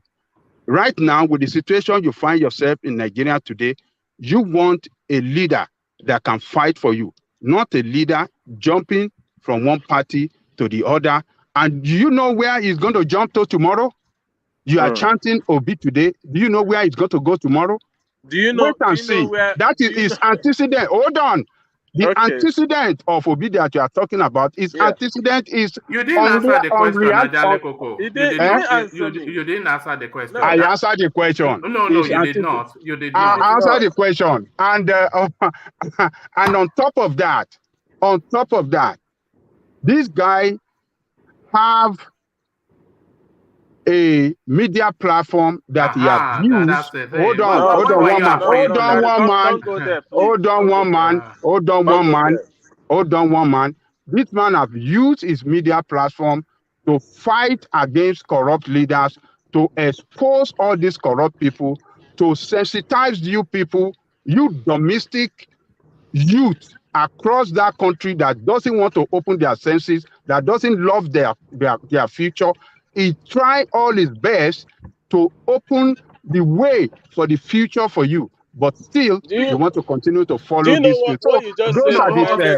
the antecedents. No, those are not his antecedents because that is a character appraisal. That is yeah. So that's what I'm telling what you. he was asking. Hold on, this. Hold on, this. Hold on, Ada. What he was asking you for is not your subjective assessment of Showore's uprightness. That wasn't what he was asking. He was asking what his antecedent is that is quantifiable and documented, that we can say that this qualifies him to be the president, not being a righteous man. Okay. And because you did not want to say Sahara reporters because you thought people would laugh at that. Okay, who are those people laughing at? Okay, so all those attributes of reliability, of consistency, of unshakiness, of doggedness. But that doesn't tell you that. Hold on. That Yes. doesn't tell you he's able to manage a country. Who told you that you can't manage a country? But we will only know. Hold on. We will only know if he's able to manage a country by his antecedents of managing something similar. Yeah. Not because he's that is not true. That is your own. Guy. That is your own description right there of antecedent, of his antecedent. You don't have to serve in the government. You don't have to be a governor. No. It's not necessary. Has he done anything significant in life outside he of has Sahara done reporters? a lot significant in life, and for you to know that he have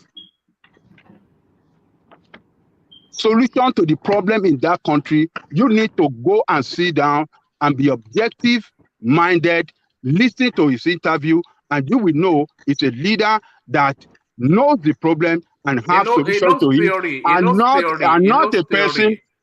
a person that only discuss about problem and does not have solution. And you go online, you can see the plan, is manifesto online on how he want to solve Nigerian problem, and he can articulate it. That is what, forget about theory. Yeah, forget about theory. It is what you have on theory. It's what you have on theory that you can practicalize. When you don't have it on theory, you cannot practicalize it. It's your capacity to deliver that people vest What is the capacity? What is capacity do you want? This guy is young. The capacity will be the antecedent. Yeah. No, we know he's young and he's he's young. He is full of energy, and he can put together a very strong team. We can go and get Anthony Joshua then. If he won't fit, we go and get Anthony Joshua for president. He can put together a very strong team that can show to the whole world that look at Nigeria. Nigeria is having a new phases of leadership, and the whole world, and that will move the entire Africa out of slavery. That is what we want. That is what we want, and not all these corrupt faces that nobody even I mean, the world does not even want to do business with them anymore. The world does not want to even invest in Nigeria anymore. What are you talking about? Let me go off Showore. I've said what I have to say about Showore. But you're passionate about Showore. Go online. Your candidate Peter Obi have no plan. He have no manifesto. He have anything. But you said you still want to continue to follow him. Please, I'm not it's unfortunate. This is me and you are not more than the millions of people following Peter Obi. We are not. I'm not. You're saying this as if I'm the only one following Peter Obi. I'm not. We are millions. Do you get? I'm not better than these people that are following him. I'm not. So stop stop trying to bring it to me that I'm just the follower of. Where you getting these millions from? You mean hundreds of thousands? We have a man. I've not seen the millions. Where are you stuck? You guys, where's the millions? Yeah. One man, I can show you videos of the man. It's hundreds of thousands, No, I can not show millions. you several videos of millions of people. Millions of people. I can show you several videos of each state. I've seen those videos, and it's 20 people. 20 people carrying banners. Why are you 20 lying, people. one man? Why are you lying? Please. I just posted one in Taraba now. We're in the national space. We don't have to lie. Tell the truth as it is. I'm telling you the fact, which is what is. One man. Can I interject, please? Can I interject? My brother, where are you seeing this 1 million? I'm telling you what is on ground.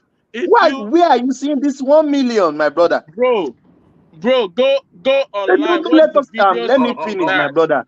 Don't let us campaign with this heat. Brother, let me tell you why I said millions. I'm not talking about maybe in one match, maybe in Enugu State they had about maybe 200. It's 20-30 people. It's 20-30 people. That is a lie. You know that. All right. I have proof. Let me take you to Taraba State. I have proof too. Well, let me take you. Hold on. Let me take you to Taraba State. No. Share this video. We are live now at Jalingo, Taraba State. Jalingo, Taraba State. Look at what we are saying. Yes, 20-30 people. What are you talking about? One man, let's leave this. Let's leave this talk. And let's go back to your principal, Tinubu, one man. He's not my principal. I'm very sure he's a principal. Why are you sure? You want it to be my principal, so you can have that as a counter narrative. Let's go to Tinubu that you're talking about what he has done in Lagos. I have a house in Lagos, and every time I go on Easter, the kind flood that I swim, as in I swim when it rains in Admiralty Way. I swim coming out of my house. My car will I'll just repair my car every fucking week when I'm in Easter. Language, yeah. So I'm trying to understand what Tinubu actually did to this Lagos that they are always campaigning with Lagos for. And secondly, I don't get how people are seeing an old man that is unhealthy and still trying to punish a man with a country as big as Nigeria. I'm still trying to drain this man. Whatever they say that he did in Tinubu is only 8 years older than Peter Obi. Calm down. We see his hand shaking. We see this man. Even we are being realistic here. When I say something, I'm being realistic. And what does that translate to? What does that translate to? When his hands are shaking, what are you? What based on someone that is unhealthy? How do you know that? How do you know that? What ails him? What ails him? What ails him? What do you mean? You see the video that they hold his back. No, you said he's unhealthy. What ails him? What do you mean? What ails him? Someone that his hand is shaking. No, what ails him? What you said is unhealthy now. So what ails him? I don't know. What ailment does he have? I don't know. One man. So how he's not concluding he's unhealthy? Is it not? If I'm sick, even if I tell you, you will know that I'm sick. If you come tomorrow and look at me and see that I'm looking sick, what would you say? You ask me. I don't know what you're looking sick makes like. You are saying his hands is shaking. One man. So what led to that hand shaking? One man, if you come tomorrow and see me lying down and I'm looking sick, you will practically know that I'm sick, even if I don't tell you. It's Tinubu lying down and looking sick? We're saying his hand shaking. A normal person that is healthy, his hand doesn't shake. We all know this. So why are we trying to, cover it up? Now let's take out from his ailment and go to the source of his money. From my research on Forbes, Tinubu is worth $4 billion. What research? What's your on source? Forbes? Go to Forbes. Look at that. Tinubu is what? One man, Tinubu in Forbes is worth $4 billion. And how much is Peter Obi worth? Peter Obi is worth $10 million. He's a businessman. Who told you $10 million? What are you talking about? I'm telling you, Forbes. Peter Obi is Forbes is not known to be accurate. And that Forbes is just made out. No, making up numbers a lot of times. Come on, man.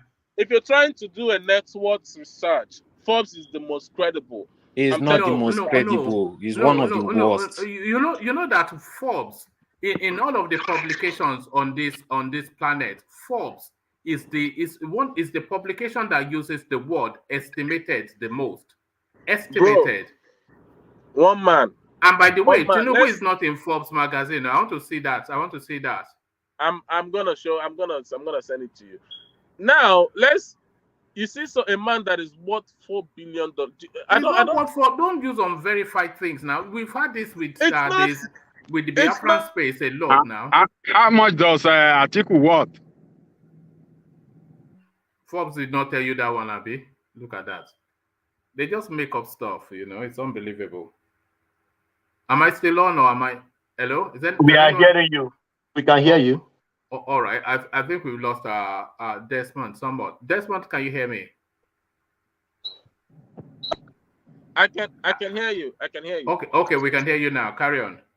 So a man that is worth so much money. Yeah, but you don't know how much is worth. I'm telling you how much I just told you. Please, do you want me to send it to you? No, please don't do that, because we did this yesterday and the day before, and when we interrogate these spaces, it always unravels.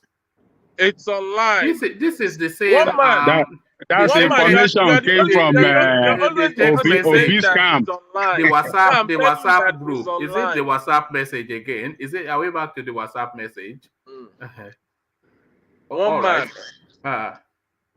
This is my research. You can go and research and tell me how much. Obedient international news. This is my research. So now, we are now on this space that's. How did this man get to this amount of money? No, we can't do that because you are quoting an unverified something. It's verified. You are building on a fallacy. You can't build on a fallacy. How is it a fallacy? Because you are telling us it's net worth, and this is news to me, by the way, and I monitor news.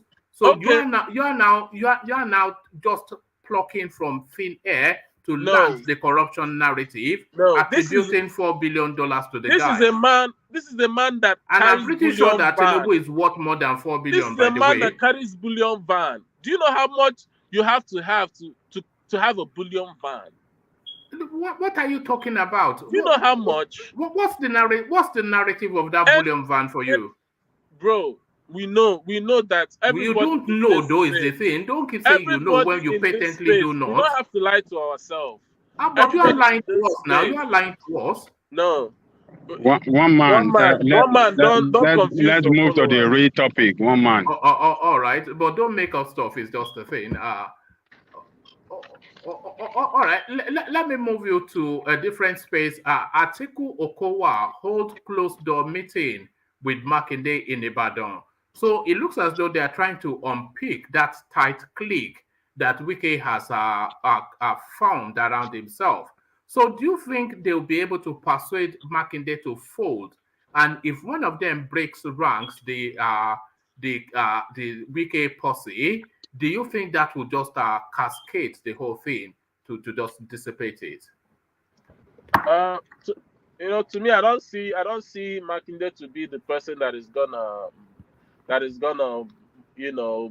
bunch in this negotiation. If I'm saying someone is probably governor of Benue State, what's his name?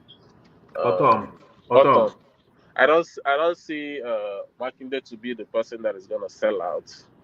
I don't see him to be the kind of person that does that, And Atiku is just. I don't think Atiku is being serious with this campaign.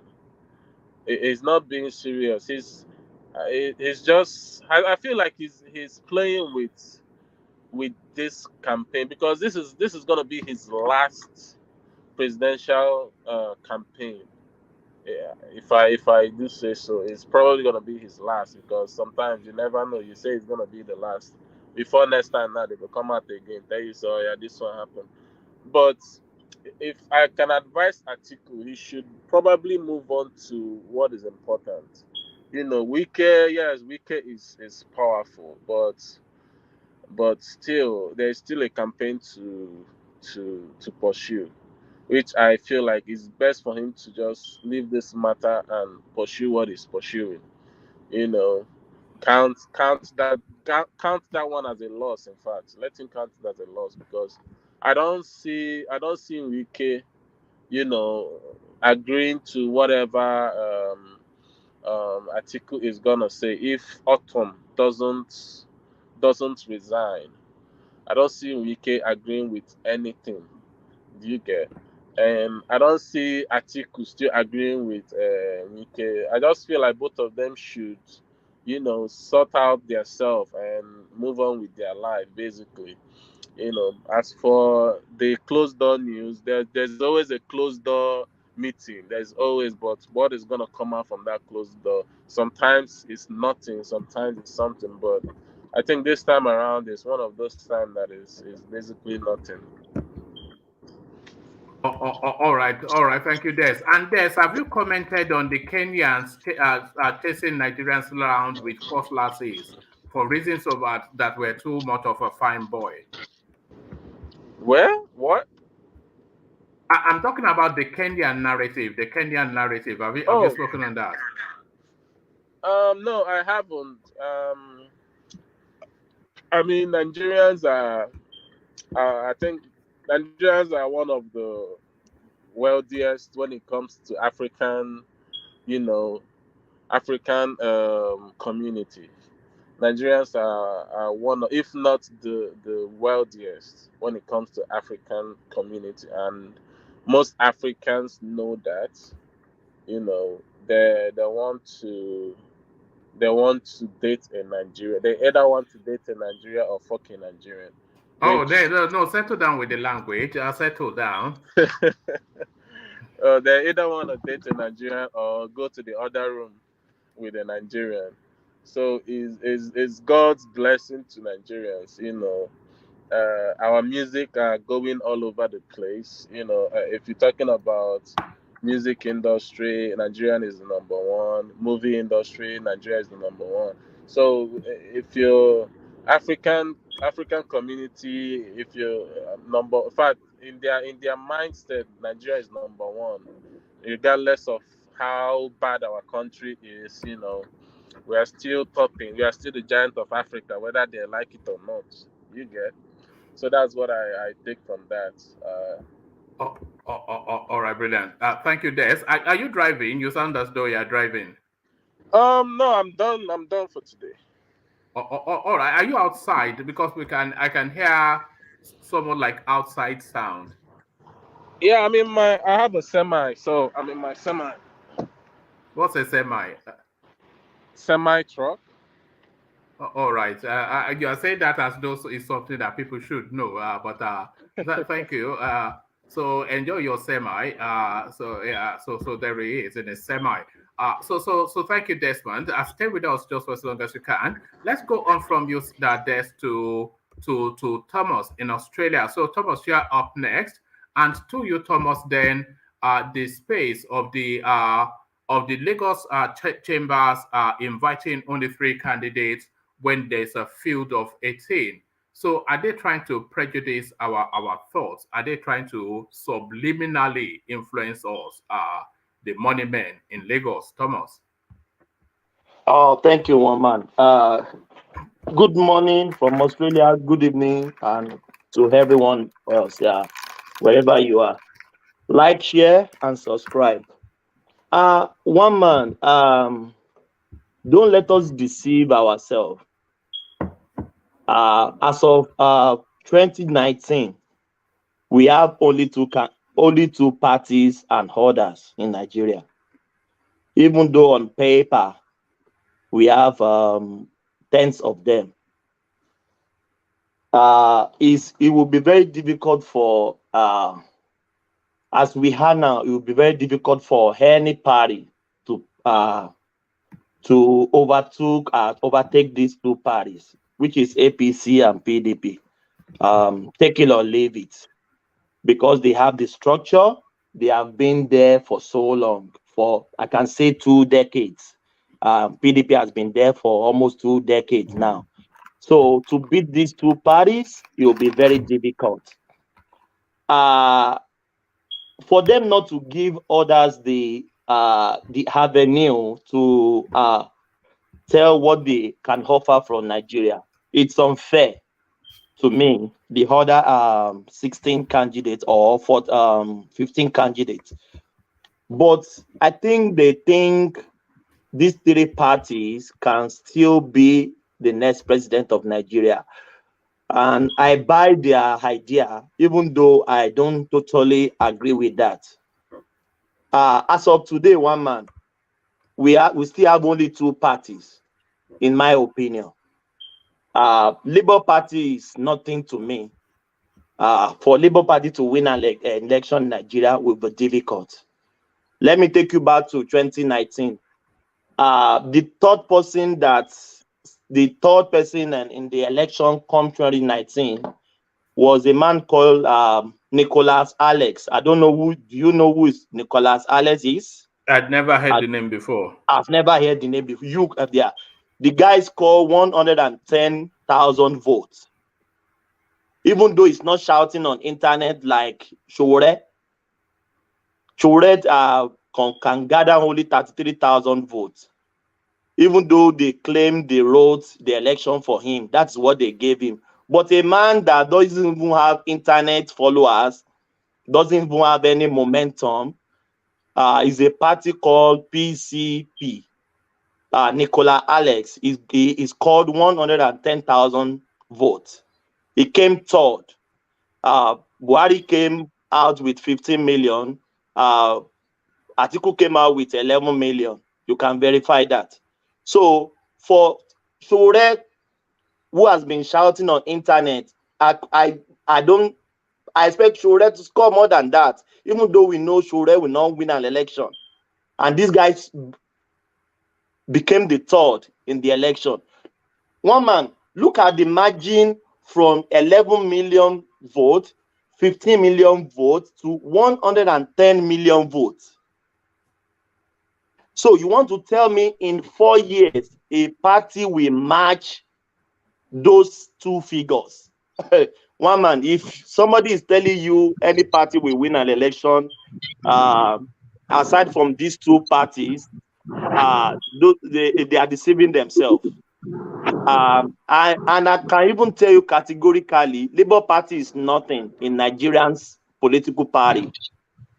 Obi is just the one that personality of Obi and the Southeasterner clamoring for presidency come 2023. That is what brought Labour Party to landline as a third force. I can still tell you categorically, even Labour Party is not a third force. It doesn't even near any third force. There's no third force in Nigeria, one man. PDP and APC will be your president come 2019. I think they are just giving Peter Obi a benefit of doubt. That is why they even included his name on this party. Why are you deceiving yourself, brother?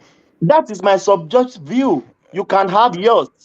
Let me tell you the graphics of what is gonna happen come 2023. If peradventure 2023 election comes true and they wanna run it based on tribalism, let me tell you for a fact, I know that Easterners are not the people that you can just come and rig or come and buy their votes. They're not like that. For a fact, I am sure that all the Eastern community is going to vote for P2B. I don't care whatever other states or other regions does. But I am telling you for the fact that I know that Do you Easterners say that Easterner doesn't sell their vote? We have several videos where they are no. buying votes in See, the East now. watch Anambra State. And they just, Do you see the uh, video of that woman that they gave money? She was like, I will that is never. just one person. We saw No. several I'm people on the telling line. They were sharing money. you can give them money, but are they Uh, gonna vote for you? That is they voted Eastern. for PDP. I mean, they voted for PDP and See, they give them money. They are online. I mean, it's on because the of. queue, Let me taking tell the you, money. Even with a it, small baby. Small baby. We that enter is, one man. bro. Show me. There's one man that was sharing. He said, use this small one. Wait till you can do. You can't vote now. He said, I want to No, vote. He was no, asking for his own money. no. What are you talking? He said Easterner doesn't take You money. can give them money, but Easterners always vote who they want. That is what I'm You are, telling you for a oh God. fact. I'm Then, telling you for a fact. Easterner are special human That's not being how it from works. heaven. Des, I am when telling they you for give a them fact. when they give people money to vote, they make sure that they check who they vote for. Nobody's going to play all those mind games. This is not 1999. So when you are saying that people are going to collect money and vote who they want, who allow that? Bro. Who give them the money to do that?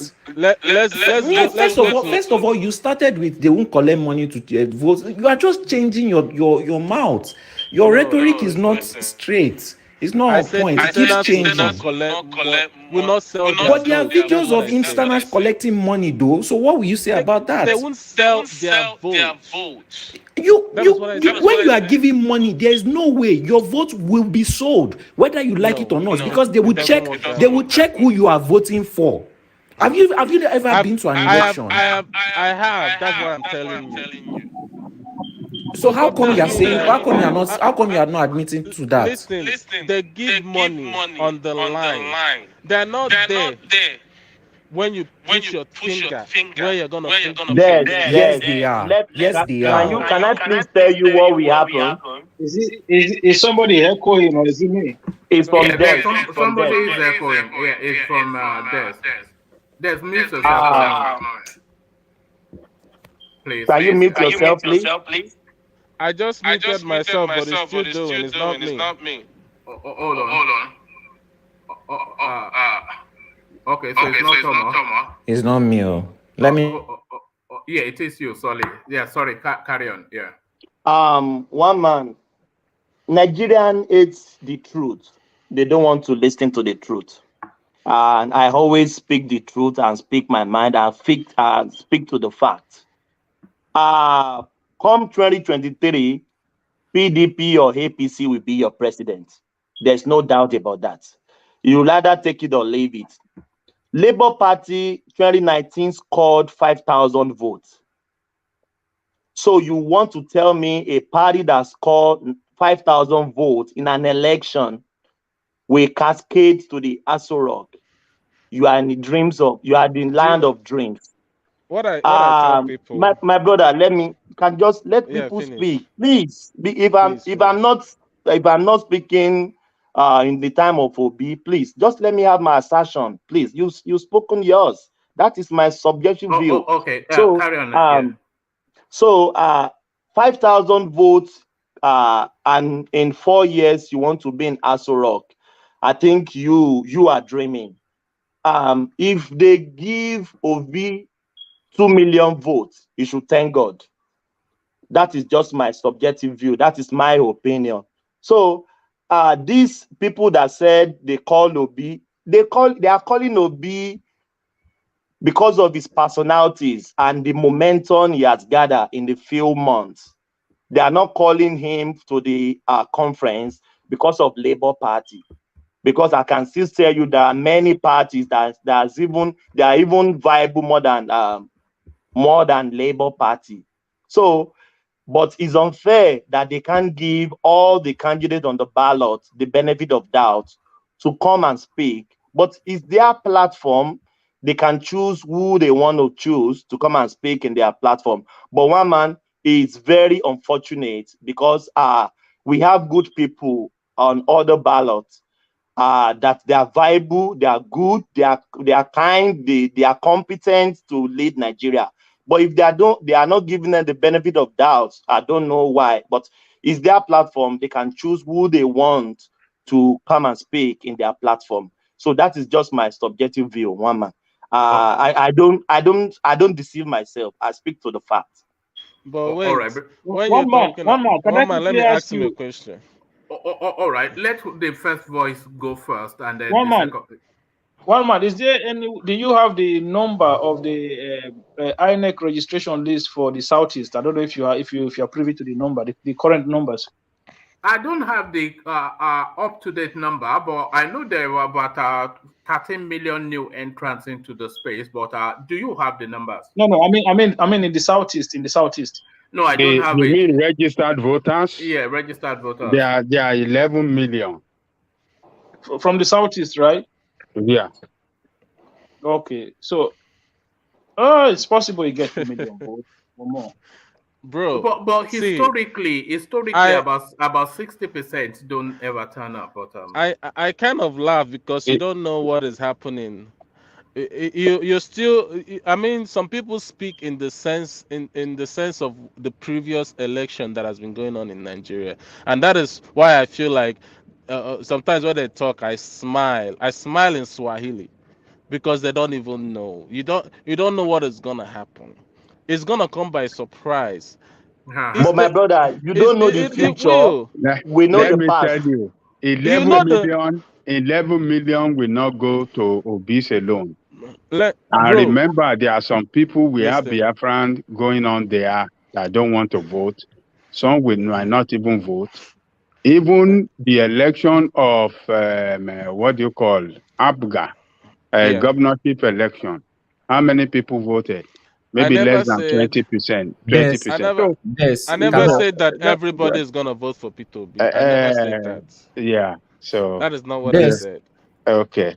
People didn't come out for Apoga election much because of insecurity. Thank you very much. That is why the state was overheated during that time. Okay, what give you the guarantee that it's not going to be overheated this time around?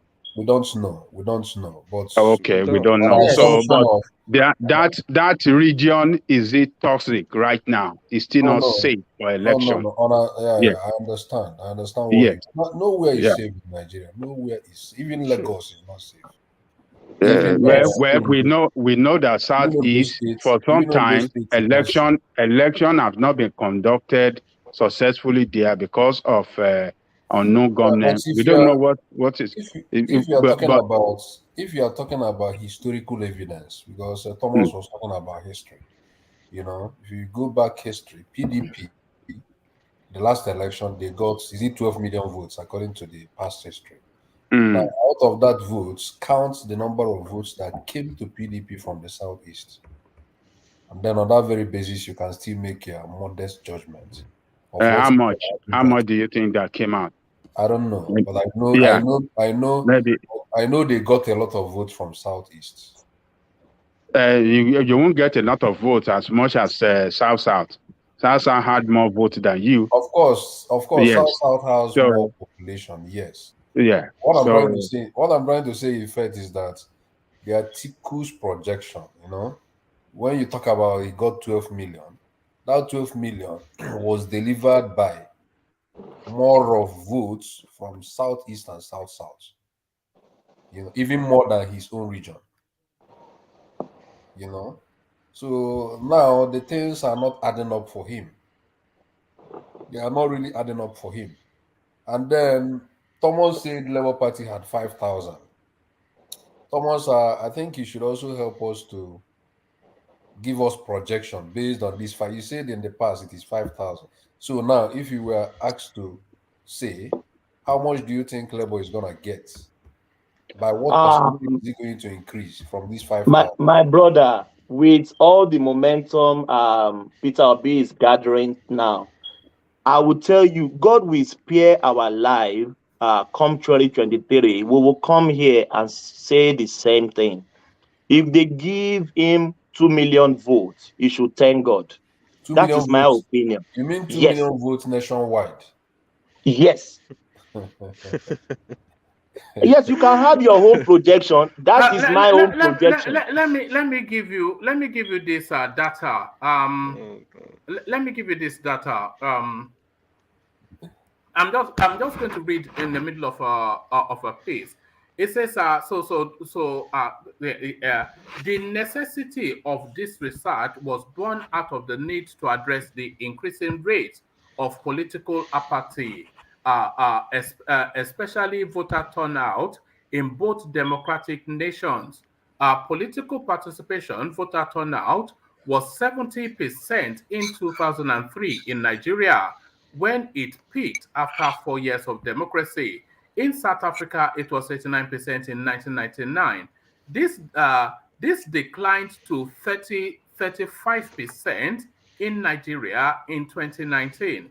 So that's the level of participation as at the last count. The level of participation of the numbers of voters that were registered to vote was 35% of them turned out at the ballot.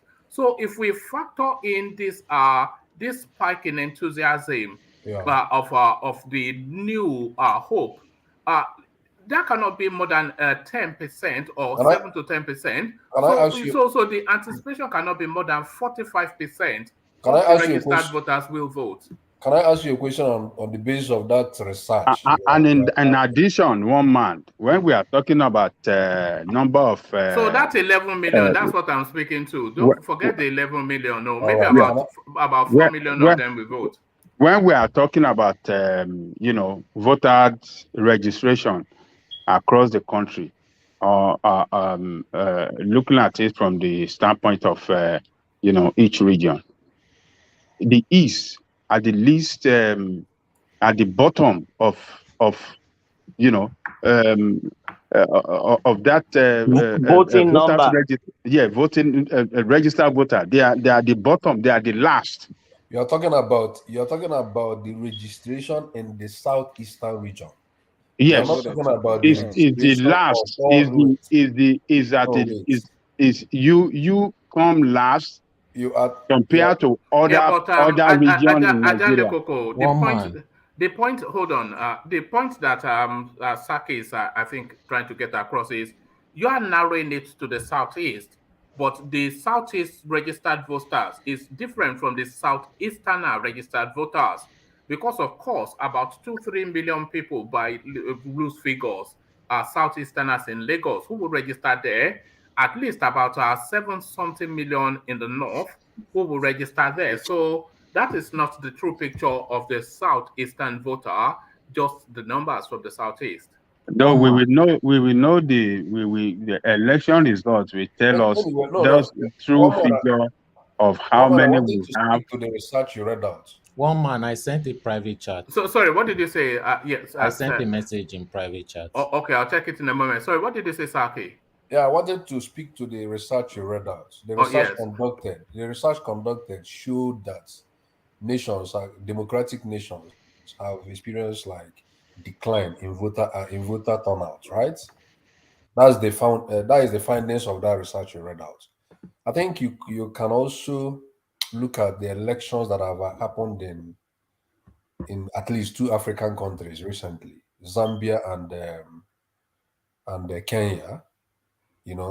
I think you should look at the turnout of these recent 2 countries and compare it with what they had last time, so that we will know whether this research is actually predicting these very results, whether there is an increase or a decline, in their participation this time around. So to me, I don't know for other regions, but I know for sure that there is a kind of awakening in the southeast. They have been apathetic politically, but this time around, I think that if they had 2 people that voted last time, I think the number will increase. I don't expect it's gonna decrease for the south. Yes, but what I was suggesting as Saki is that because the 35% apathy is a nationwide apathy and not specifically to any region in particular. But if you use that as a working average, that's 35, and that was the last election, so that's the most up-to-date data. So if we use that as a working average, and then we factor in the enthusiasm now that sweeps, especially the in the southeast, and some people will say even the whole of the country, that still cannot that cannot account for more than a single percentile movement. So a single digit percentile movement. So maybe 9%, maybe 7%. And if we want to be at its most generous, maybe even 10%. So that still doesn't, if you're still taking 10% of that 11 million, it's still not taking us to Aso Rock. Anyway, I think we have flogged this very topic very well, during this period. I think it is time we just leave this issue of who is gonna win or who is not going to win. We can't now. We're the Nigerian politics I think platform. it's time we leave it. What else will we talk about? We're Nigerian politics platform now. Thomas has told us that it's gonna be either PDP or APC. So let's work with that. Let's work with his projections. No, that's his own assessment. Let us be spectators. No, that's his own assessment, but that's not gospel. That's Thomas's assessment. But Thomas, round off your thought on that space, and then I want to take you to Kenya and fat bottom girls. One man, thank you. I read in the comment section that we should expect tsunami, volcano, earthquake. There is no any earthquake that is coming come 2023. Any earthquake that happens now will be in Indonesia, not in Nigeria. So, one man, it's still going to be the two parties. I put my face out there. God will spare our life. I'll say it again. Come 2023, we'll be here. And I still say it, if Obi gathered 2 million votes, I give it to him in all this thing, because Obi is in the wrong party. I think you have been a bit mean-spirited. I think he can get at least 2.5 million or 2.7. One man, I tell you this, Obi is a good candidate. Obi is in the wrong party. Obi is in the wrong party, one man. If Obi could have been PDP or APC, I could have given benefit of doubt. Obi is in the wrong party. Let me ask you this question, Thomas. If everything that is Peter Obi that we know up to this minute now, everything is as it is, but then you remove Peter Obi and then you substitute him for Sowore, so all of this hoopla, but rather than it be Peter Obi, it is Sowore. Is that a more realistic pathway to the presidency? You mean in Labour Party or Sowore is in ACC? No, everything remains the same, but rather than Peter Obi being where all the kerfuffle is around, so we remove Peter Obi and replace him with Sowore, but everything remains the same. Does it bring him closer to the presidency? It's even worse. It's even worse. I even pity Sowore still saying he wants to be president of Nigeria. It's just disturbing. He's disturbing himself. He's wasting his time. I like him as a person. I like all his enthusiasm, but obedience has taken over all his votes. No, that wasn't the question. That wasn't the question. Sorry, carry on. Can you rephrase it again? I don't understand. Maybe I don't understand you. No. I'm saying all the obedient movement, all of the narrative that we are hearing about Peter Obi, all of that. So, but let's say we remove Peter Obi from that and put Sowore into it, but all of those obedient, everything is still the same, but we just substitute the arrowhead of it. So does it give it is it a cleaner pathway to the presidency? No, one man. No, you are. It's even, to me, it's even worse, because even the Southeastern may not even like to vote for Sowore. Even they like him in the past, they've agitated for him. One man, this momentum we are talking about, Sowore is on the same shoe. 2019. Have we forgotten? This same momentum we are talking about, Sowore was there. I didn't hear about Sowore in the Southeast 2019.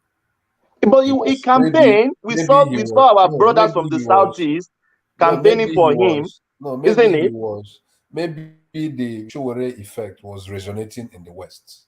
I didn't hear about him in the Southeast. Yeah, me too. Well, there's some our Southeast brother that still resonates with him, isn't it? Yes, but but not as this.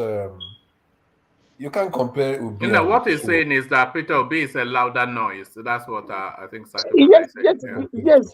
One man, I will still repeat it. Labour Party is nothing in Nigerian politics today. Forget, fine, Peter Obi is there now, but Labour Party is nothing. What structure do they have? That was how many local my brother? Let me talk now. Let me talk. How many local governments they can reach? How many local government they can reach? My local government, can they reach my local government? Kajola local government, can they reach there? We saw their campaign in Oyo State the other time. How many people are there? I'm telling you this. Listen to what I said now. There are some people, they don't even know APC, they don't know PDP, they can't even pronounce APC or PDP. Our old women, our artisan, they grassroots, they just know the broom and the umbrella. That is what they will be looking for on the ballot. Broom and umbrella. You are talking of Labour Party. Who is Labour Party that gather 5,000 votes? Then you said you want to be in Aso Rock. Okay. Yeah, no. I think it will be better. I think it will be better. One man really. I think it will be better to exactly, forget father. about So this are you convinced now that you will see Obi in Aso Rock 2023? I'm not convinced about anybody. You know, the political equation is not adding up. Sorry. Listen. The political equation this time is not adding up for anybody. We are talking about someone that we win the majority and still have 25% in 24 states of the federation. It is not easily adding up for anybody. So I'm not.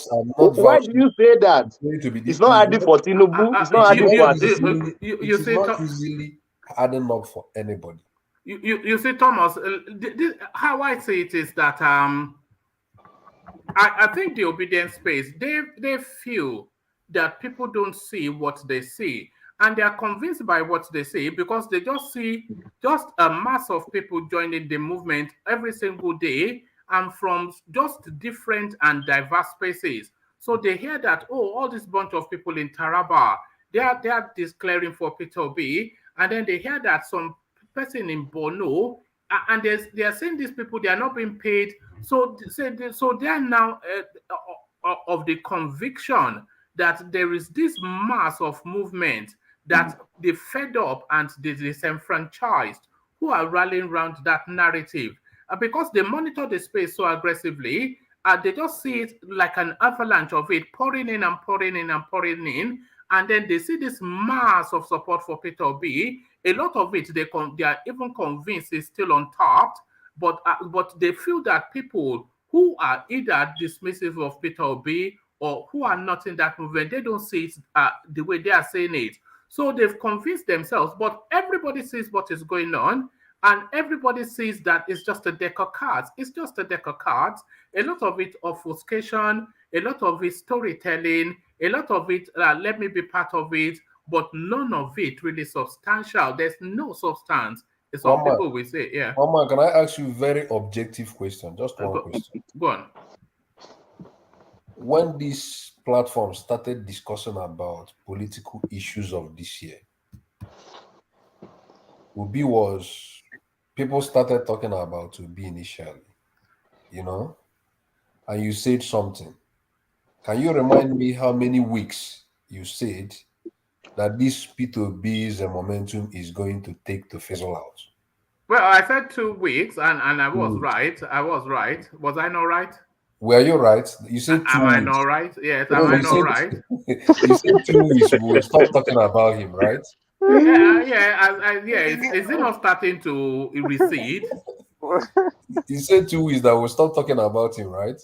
And we have to talk about him for you know, for entertainment purposes. Okay, since this period started, is there any week you are not talking about him on this platform? Because it continues to command the headlines. I go with the headlines. Okay, no problem. So Because let's the Ipobians, they always make sure that it's in the news. I've told you to stop. Zaki father, Zaki father. I understand where you are coming from. Everybody, we need change, we need this, but Nigeria is not ready for that. In my own subjective view, Nigeria is not ready for that. Nigeria is not ready for that, I think Zaki father. Let me tell you something. The day PDP finished their primaries, chose Atiku. APC finished their primaries, show Tinubu. Both of them have 50-50 chance of becoming your president in Nigeria. Okay. Take it or leave it. All right. I'm still telling you, Labour Party doesn't have the structure to win election in Nigeria as we are speaking now. Okay. Can you go back to Ekiti and Osun? If Labour Party with all this momentum Peter Obi has gathered in the past, if Labour Party can gather any significant vote in these two states, at least we can see all these two states election. If they can gather 2,000, come on. We are talking of Nigeria, my brother. No problem. We are talking of a party, Zaki, let me say this. We are talking of a party that have a building in every local government. Almost 700 and something voting places in local government in Nigeria, my brother. Okay. So you said you want to beat these two parties? No problem. Come on, let's be realities. I'm not displeasing Peter Obi. No problem. I'm talking of his party. No problem. I've had you.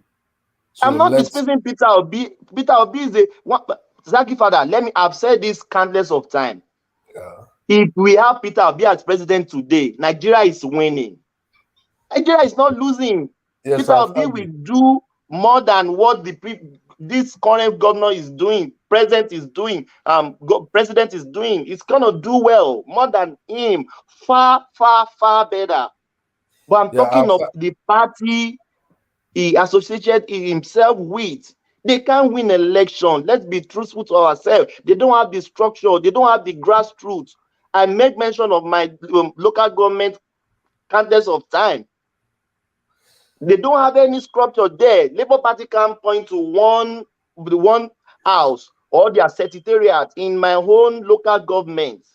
And you want to win an election? No problem. I've had you. Let's just be spectators. At the end of the day, no worries. That is my subjective view, and no problem. All right, and that is what we really invite.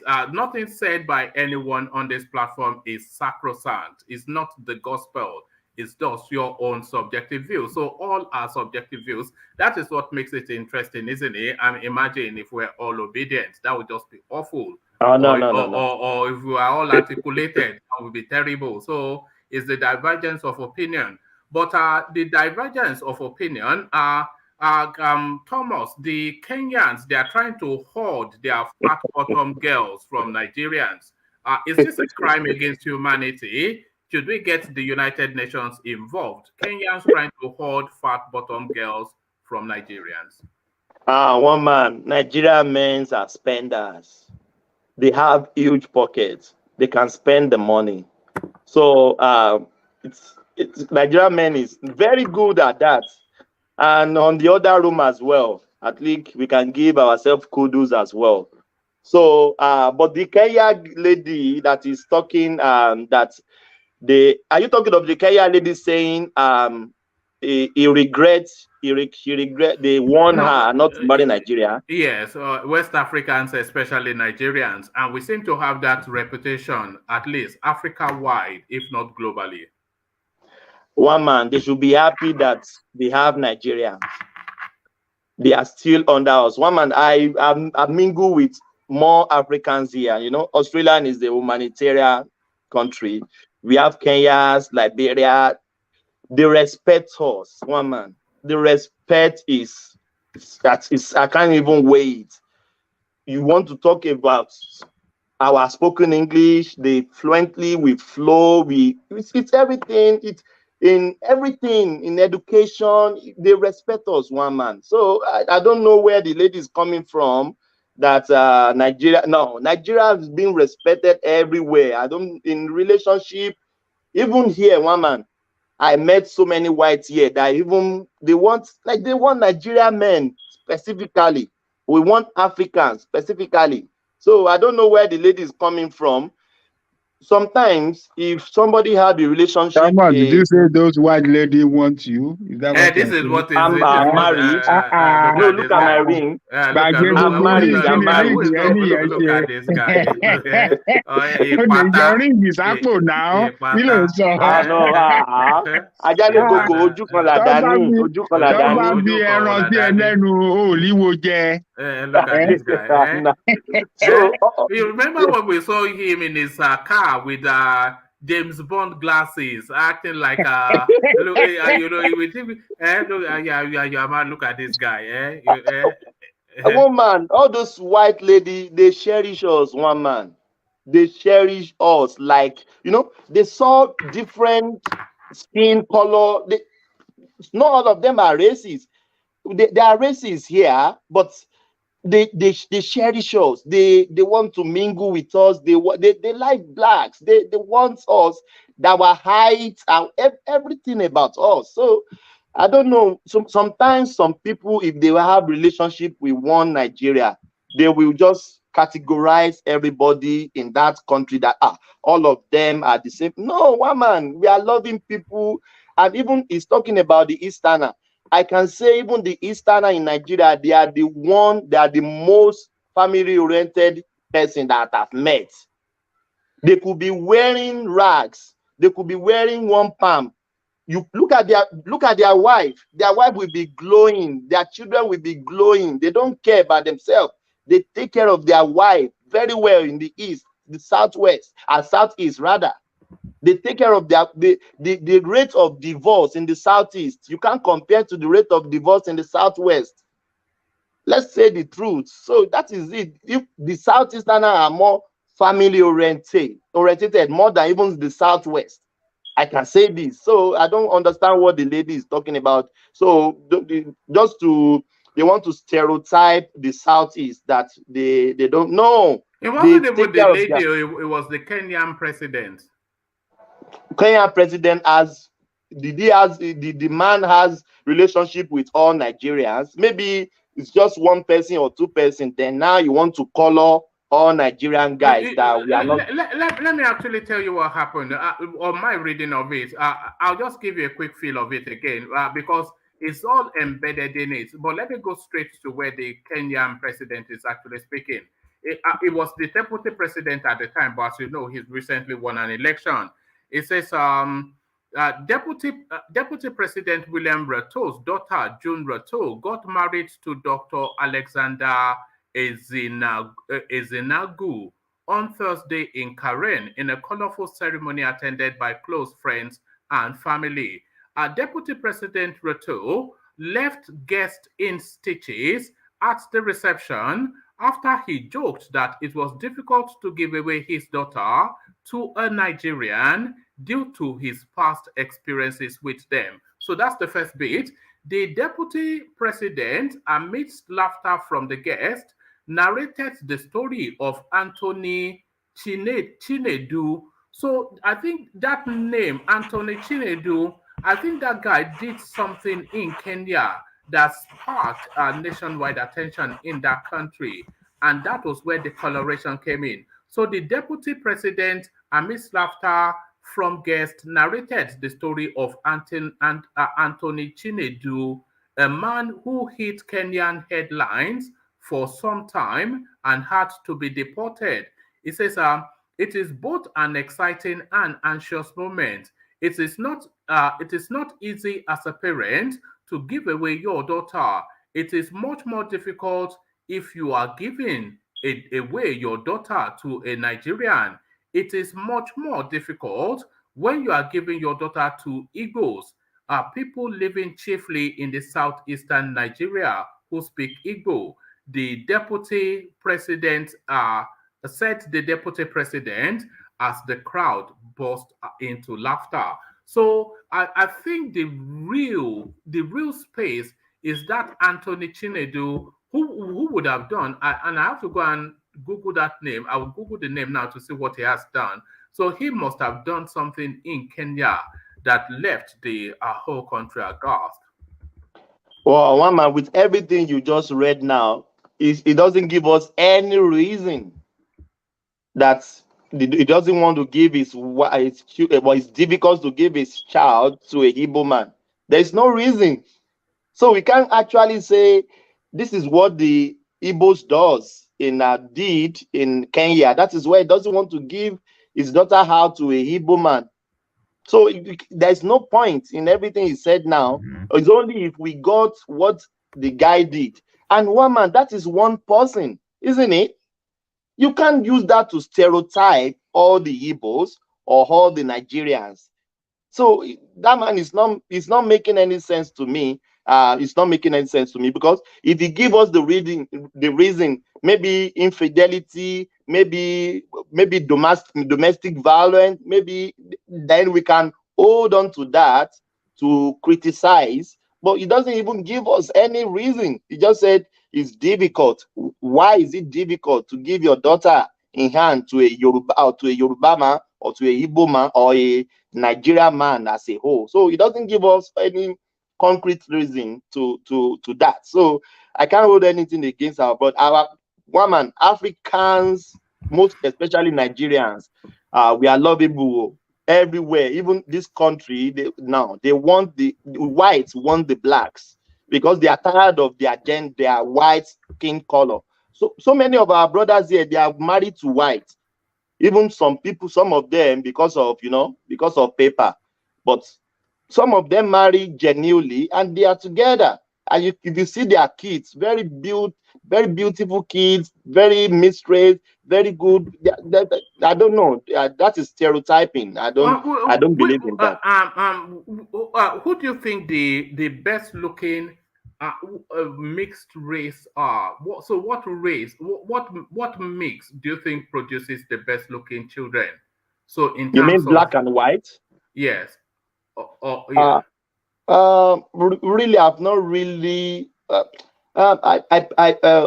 Most maybe black Americans and maybe the Caucasian. I think it's much better. They still have the coily hair.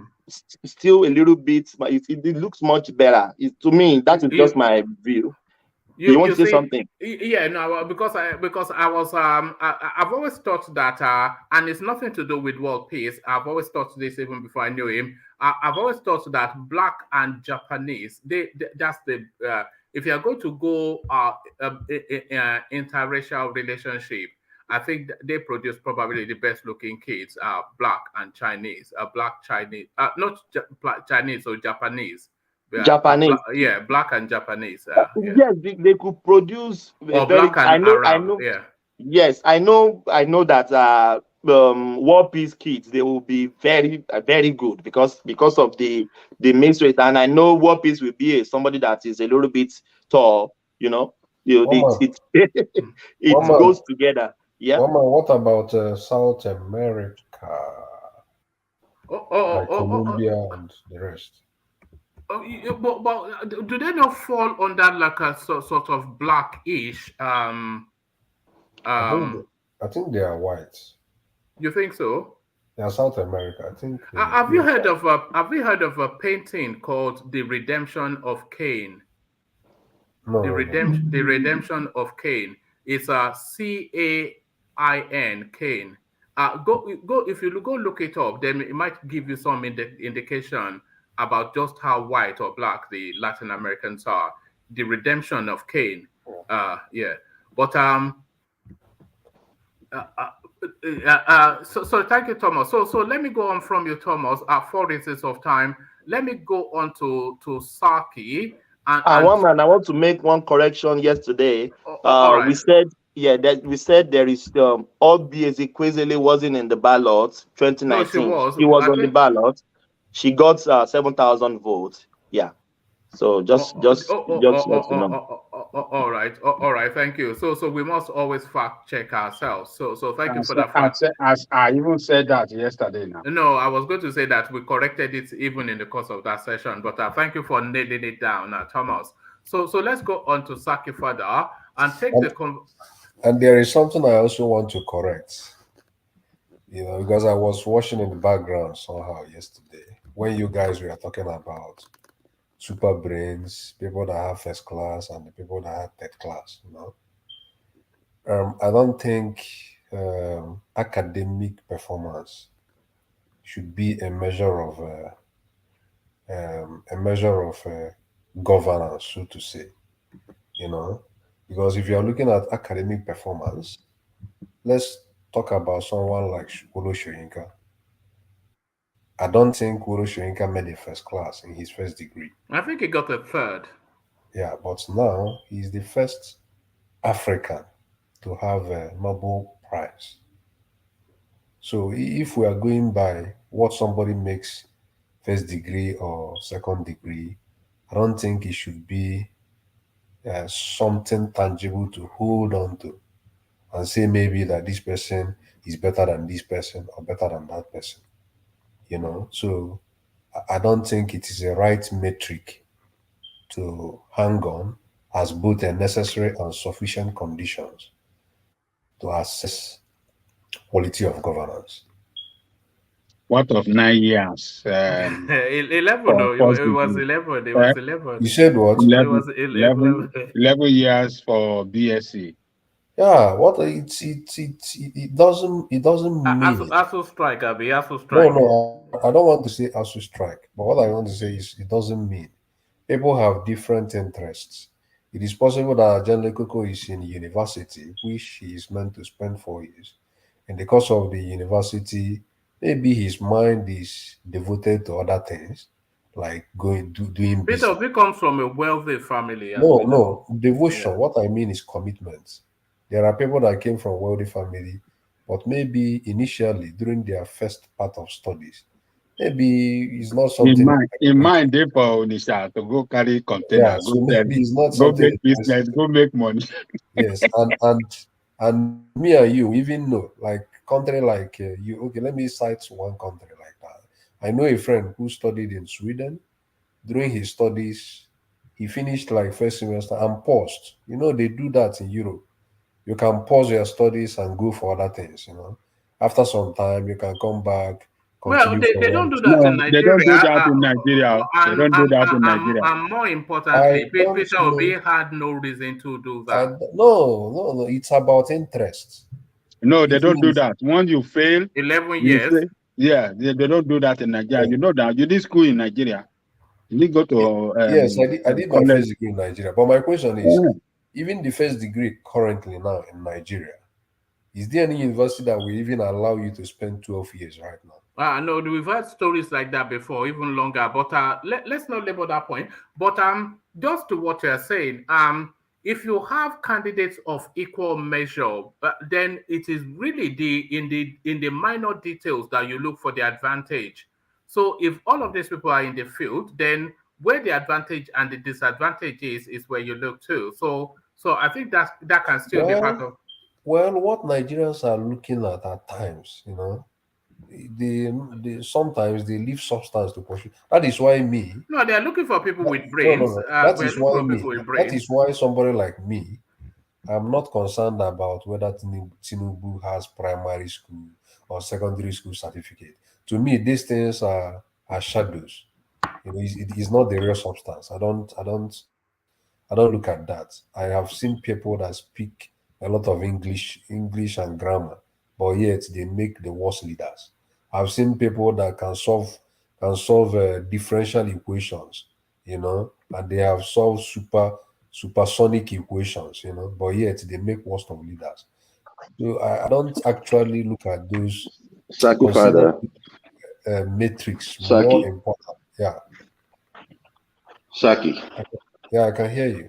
This is Joel. Let me just interject a little bit. I understand where you're coming from as regards to his education. However, where is the integrity? The integrity is not there. That is the point. It is not because I'm not telling you that if I won't tell you if or say if Tinubu is intelligent or not. He is intelligent. Nobody knows. Everybody knows that. But when you are saying something here, you have your integrity, your record. If your record does not match what you are presenting, then it means that you have some element of fraud. Once you have a questionable character, it cleans off every other thing that you have done. So we are not going to justify it, because if you and I are going for a job interview and we are told to present our certificate, when we present our certificate, it is bound on us to present something that is authentic. If it is not authentic, then it means that we are fraud. So we cannot, Sorry, who has presented an inauthentic certificate? Say? Who has presented an inauthentic certificate? Going by Tinubu's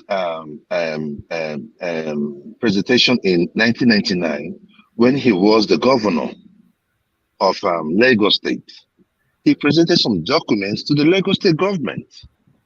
So why are they not? He said he went to that was how they knew that he went to GCI and all that. And when they went to GCI, they said he does not have any record with them. And ever since then, he has not come out to say, okay, this is what I have, or this is what happened. But everything is shredded in secrecy. You cannot say, I am not here saying that people should vote for him or not, but we cannot just sweep that act under the carpet. Every person under the law must be held accountable on the same level. If not, we are trying to build an animal farm where some people are where all animals are equal, but some are more equal than others. But how is that happening? They presented certificates to INEC who are satisfied with what he presented. So, or did they? No, he did not present with INEC right now. He did not present his primary and secondary school certificate. Yeah, but in 1999, he presented stronger credentials than it doesn't matter. And one man, look at this. This is the issue, right? It has nothing to do with Tinubu versus Obi, right? No, it's but you're an Obi man now. You are trying to no. You are trying to diminish Obi you are trying to diminish a candidate in order to enhance yours. No, I am not trying to diminish. I'm not trying to. One man. Let's be honest. Let's be honest. One man. Okay, one man. I want to ask you this question because I don't want us to, I don't want us to, if you were, because I remember when I won the lottery and I was meant to, I won the American lottery visa and I went to the embassy, right? Every document you presented, if there is any default in any of them, anyone that is questionable, you are going to be rejected. That is a country.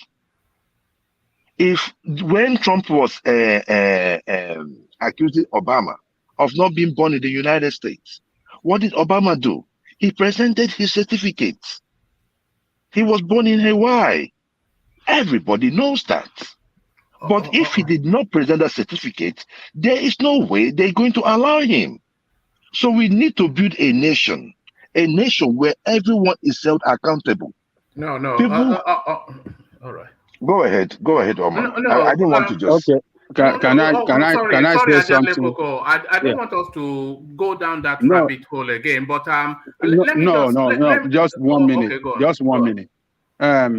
Joel, the position you just presented now, you are talking of character that, about his certificate.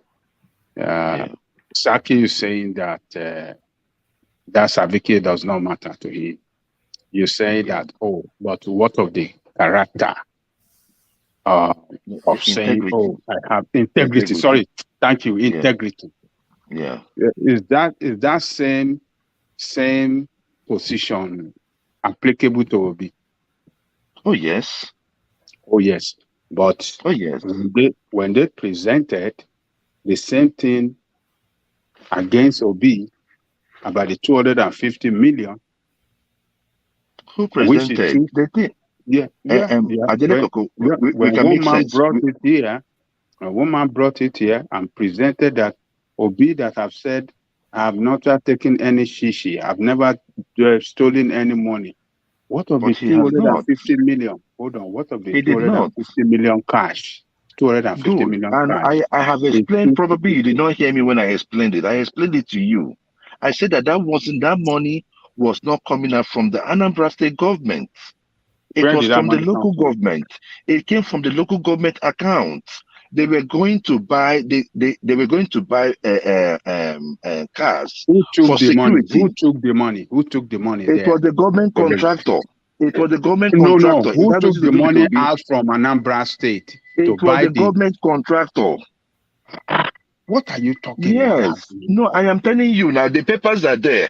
You know what, Adeleko, if you're going to be on the program tomorrow, I've always had this thing, but the thing there is that whenever the government contractor took it to Obi's house? No, the government contractor traveled with the money on the government cars that were going to Lagos State for maintenance. That is what happened. It wasn't Obi. It didn't come out from Anambra State account. It was from the local government. So what is the difference from local government account and state government? What are you saying? Is local government under state government? No, local government has their own account. No, it's not under state government. Oh, hold on. Are they not under state government? Can I answer you? When the money comes, right? When the local government money comes from the center, I want to understand it comes to the very state. Well.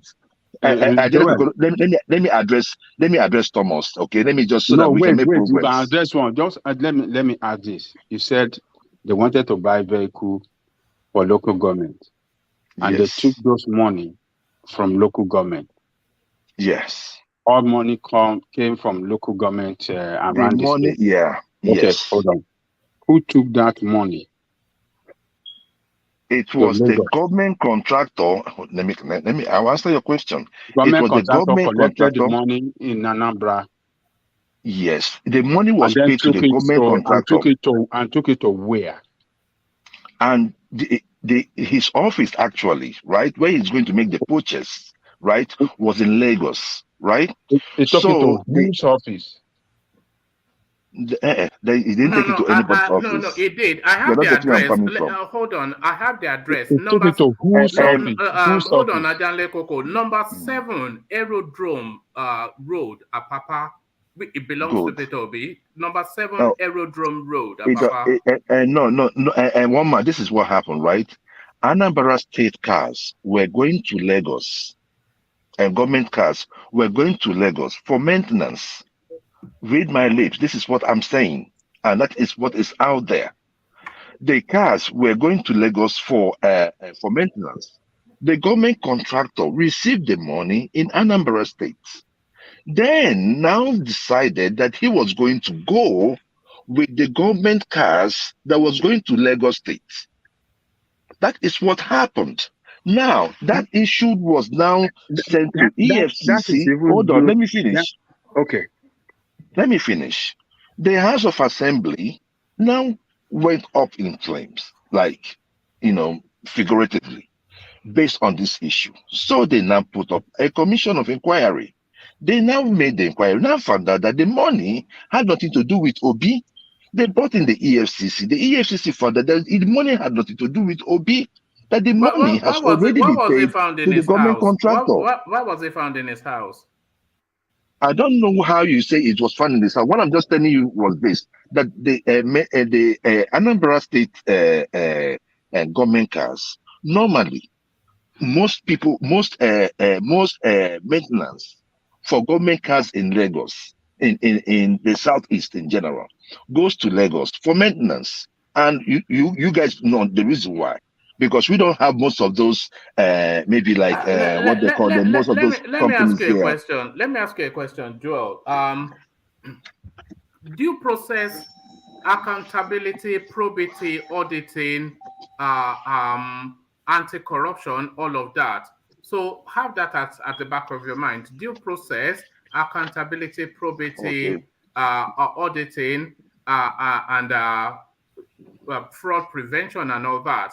How does all of that I've just said, how does it rhyme with 250 million in cash? How does that permutate with due process? How does that permutate with auditing? How does that not have all of the coloration of corruption? How do you account for it in the books? How are you able to receipt it that it served the purpose it was meant to? How do you know that it doesn't go into the wrong hands? Why would you take 250 million in cash out of government coffers, either local government or state, and hand it over to an individual? Okay, the money was not paid in cash. And one man on Sunday. On Sunday.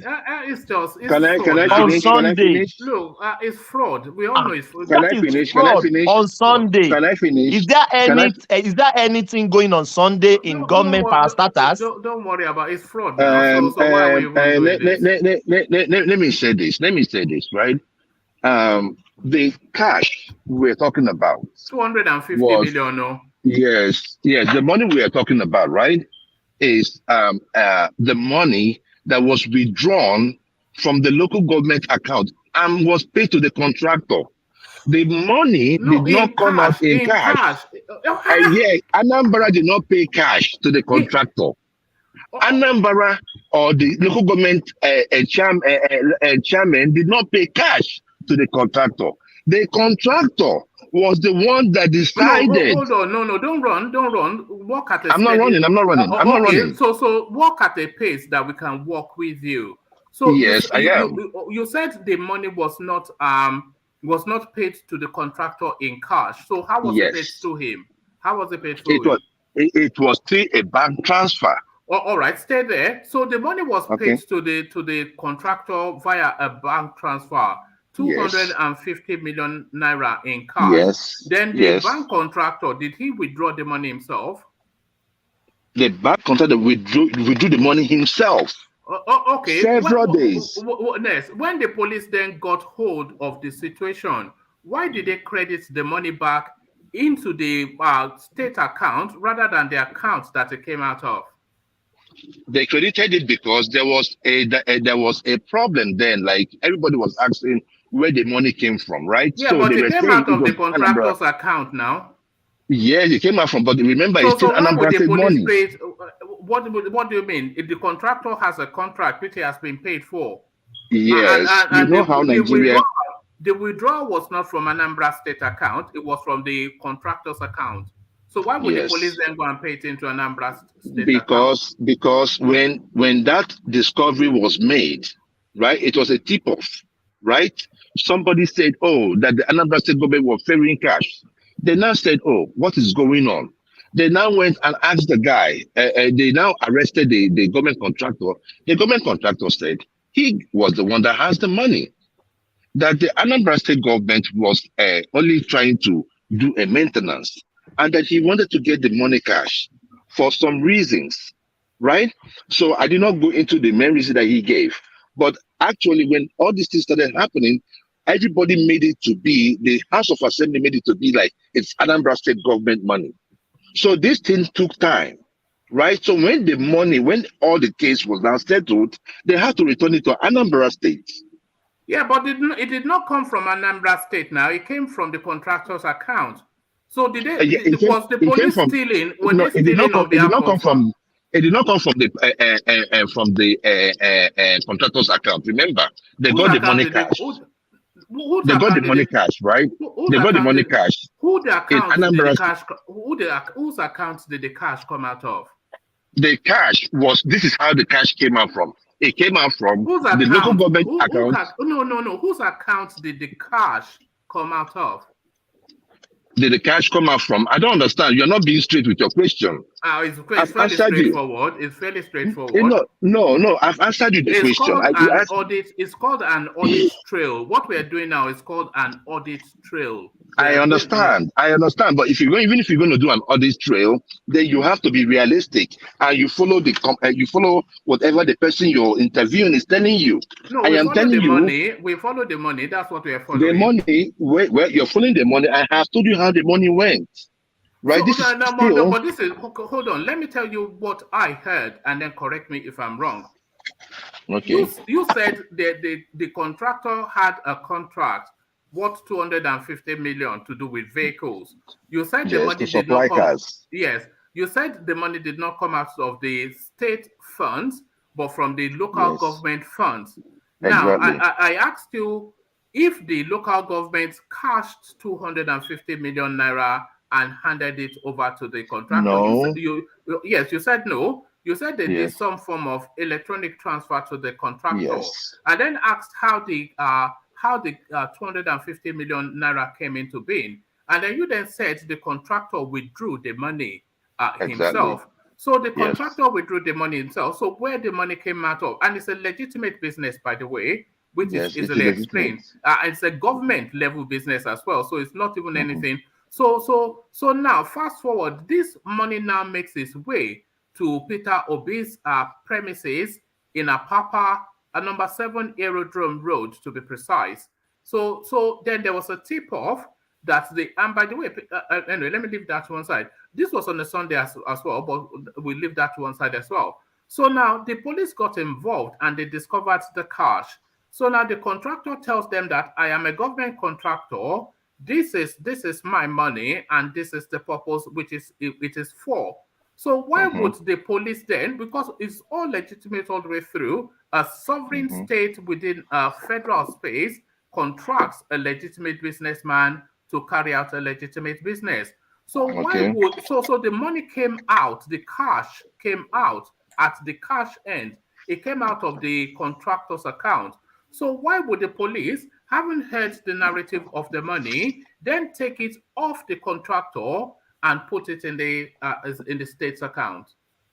Yeah, because when after they got the contract, after the tip-off was made, they arrested the contractor. Right? You know the way justice system is in Nigeria, because the person or the people that were laying the allegation was like this was a stolen money. So it has to be treated as such. Money was confiscated. The man arrested. Joel, I beg your pardon. Hold on, Thomas. Can I finish now? I am telling you how government works. It's not how you work. No, don't tell us how government works. We don't know how government works, but how did this dodgy deal go down?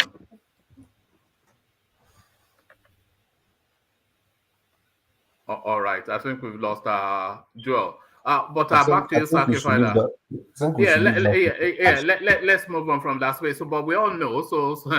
But let me take you to this place. Atiku Okowa holds closed door meeting with Makinde in Ibadan. So, do you suspect that Makinde, they've identified him as the one that is likely to break ranks with the wicked clique? Makinde will not back down. Makinde will still maintain his status quo ante in this very issue. And I think all over social media, people are praising Makinde, and people are seeing Makinde as a very important figure. Like the way they are seeing him as a good politician, that people are rooting for him. They are even saying that they will vote him if he comes out in any election, So I think he will maintain that stand. He wouldn't back out. Just like the other person said, if there is somebody that is likely to back out, maybe we can think about the governor of Benue, But I think Makinde will still stand on his grounds towards the weaker narrative. I don't think he's going to back down. All right, brilliant. And to this space, Buhari to present 19.76 trillion naira 2023 budget in October. But Abel Miller informing the space about why. Because I'm not even sure if that is not one of the top 3 highest budgets yet that we've had in the history of that country. An administration 7 months out of the door. So how is the money going to come? How are they going to fund the budget? Is it borrowing? It's China, isn't it? And World Bank and all this kind of. Nigeria has. They said they are going to liquidate some federal assets, so they'll sell off maybe the national. They are just These people, final looting now. Final looting. People, they just want to root the country dried, you know. But the only thing I know is that whatever they are doing now, there is always a repercussion. Nigerian people have been strained to almost beyond their carrying capacity.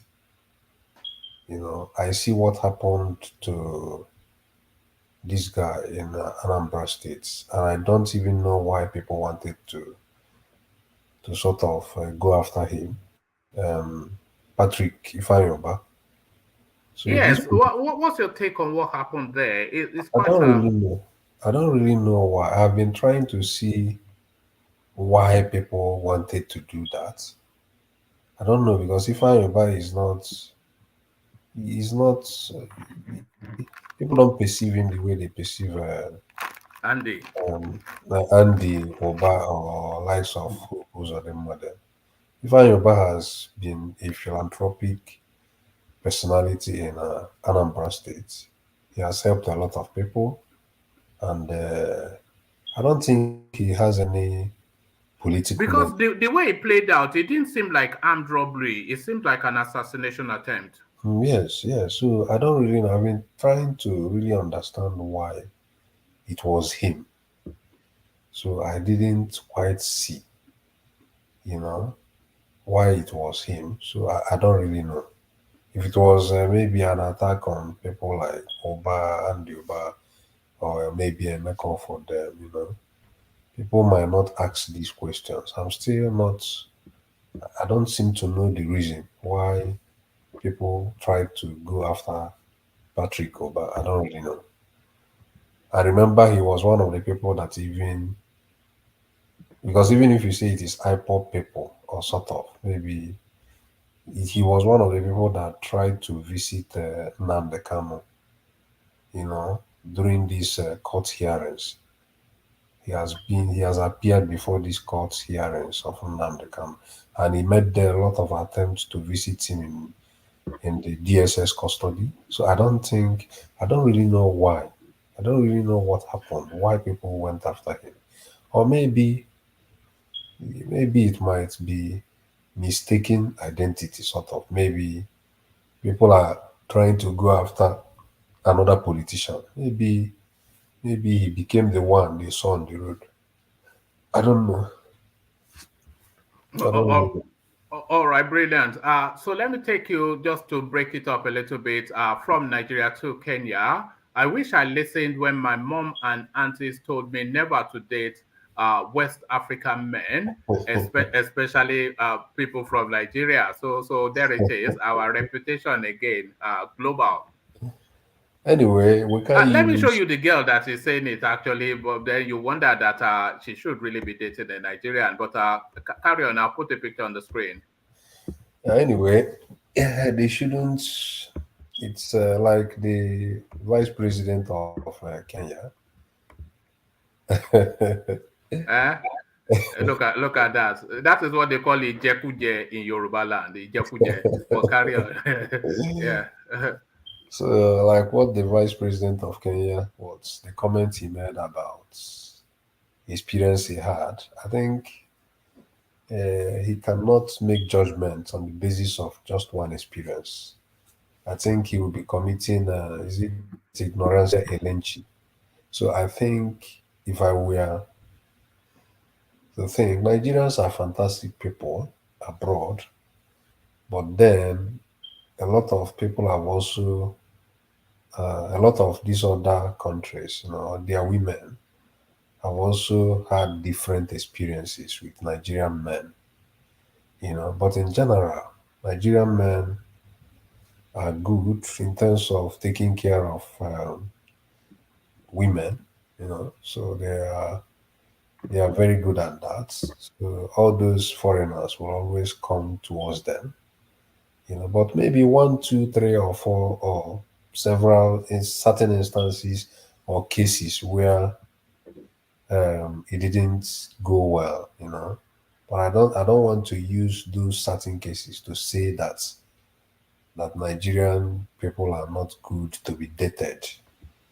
I wouldn't use those instances to make those claims. It's not only Nigeria. There are other countries that also maybe have tried dating other countries in the past, and it didn't go well. So I wouldn't want to generalize and say it is particular in Nigeria, or is particular with Nigerians. I wouldn't want to say that, All right, brilliant. All right, thank you, Saki. So Saki, full time. Let me go on from you to Solly, who hopefully is still there. Who now comes as Showore. So Solly, are you still there? All right. You see, this is the thing.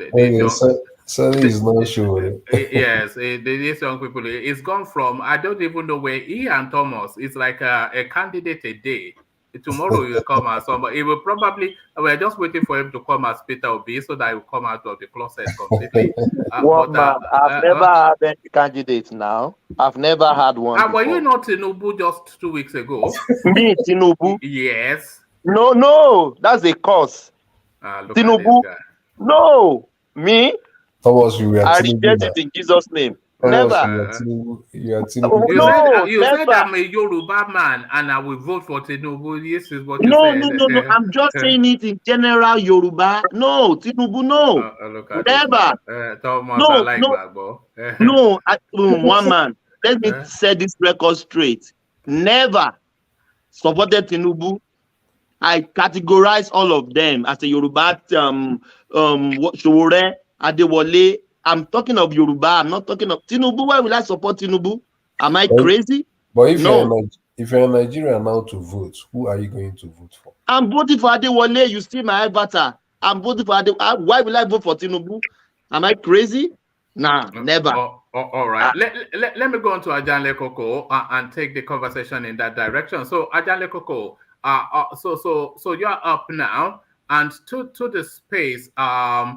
Let me actually take you to the space that I started. Everybody, Nigerian presidential candidates kick as Lagos chambers invites Tinubu, Peter Obi, and Atiku. So this is the decision that the Lagos Chamber of Commerce has made, that the only candidates that they're willing to hear from are those three.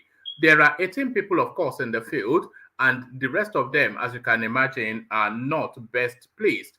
But why do you think they've made this decision? And really, they are under no obligation for any fair or balance. So is this their conclusion then that the president pretty much from these three, Ajanle Koko? Thank you, one man. Greetings to our listeners around the world.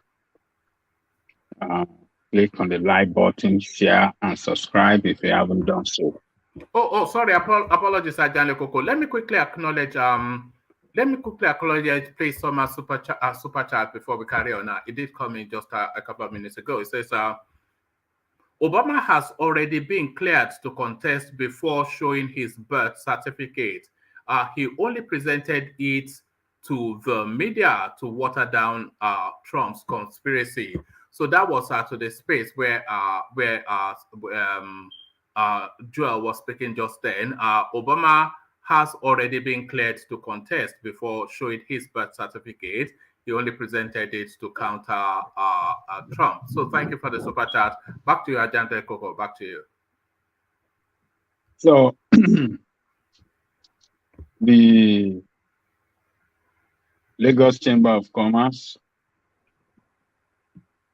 does not represent us, the people. They are part of the status quo, and they will want the status quo to remain in power. So they have eaten, they have dined, wine with these politicians. Those are the people, those are their favorite, those are their people. At this present time, when Nigeria is going through crisis, I think they should have done better to open up their space for different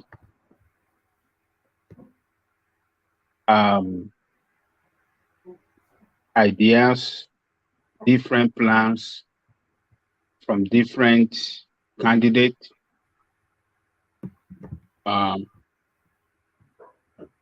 Because this time we don't have to limit, we don't have to, we have to open up everything for the best brain on how we can solve Nigeria and Nigerian problem. It shouldn't be restricted or limited to some group of people.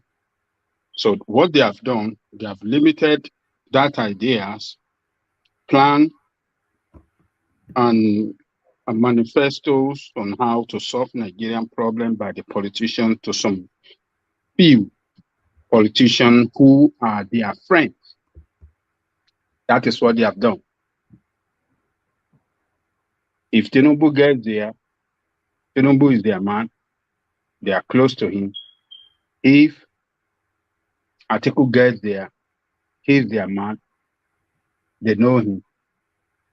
If Obi gets there, Obi has been part of the status quo for a long time as well. They know him. Those are the people they want. Are you going to tell me that the SDP guy does not have a good plan on how Nigeria can work? Do you want to tell me that Showore does not have a good plan on how Nigeria can work? This is how they manipulate the system. The system is a corrupt system. They are part of the corrupt system that manipulates the system with the politicians, to make it work for them and not the generality of the people. So I'm not surprised that they did it. The Bar Association that, held their own conference recently, we saw what they did too. So, but it's just unfortunate that we are living in a system that's been rigged to favor some people and not to favor us. I don't know what Atiku is going to do different from what politician has been doing. Everything they did were not done right. The electricity that they promised to give us when they came into power in 1999, Atiku and his boss failed to give us electricity. And every other thing is as well. So what is something new that what is the magic that they want to perform? Look, they have not done well. The Lagos Chamber of Commerce have not done well. And I wish a lot of us can go on Twitter and just, call them out for not being fair to other candidates with best plan on how to take Nigeria out of this crisis that we are going to. Financial crisis, economic crisis, insecurity, everything. They have it better than all these politicians. They should be working for a new direction as well to see any other way out of this problem. But it favors them. Are you not Yeah. seeing them being realistic? Maybe they know that these three people is the only person that can win an election. I don't agree with them. I'm just putting it to you. They are not realistic. This time around, this is the time for us, for them, and that country is set to open up. You see, when we have, in the time of crisis like this, we need the best brain. We need to put together the best of the best brain. The best of the best ideas, the best of the best plan, the best of the best program. And you cannot limit it. You can't get the best of the best when you restricted it to some few, when you don't, I'm sure they have listened to Showore now. They have listened to, they watched Showore. They watched this SDP guy. They've listened to them. They should be interested to, bring them, let them present their own position on how to solve the problem. Yeah. I don't think they were necessarily after who necessarily had the best idea, but they were really after who had the best idea amongst the people with a realistic chance of becoming president. So it wasn't an academic exercise. It wasn't a think tank.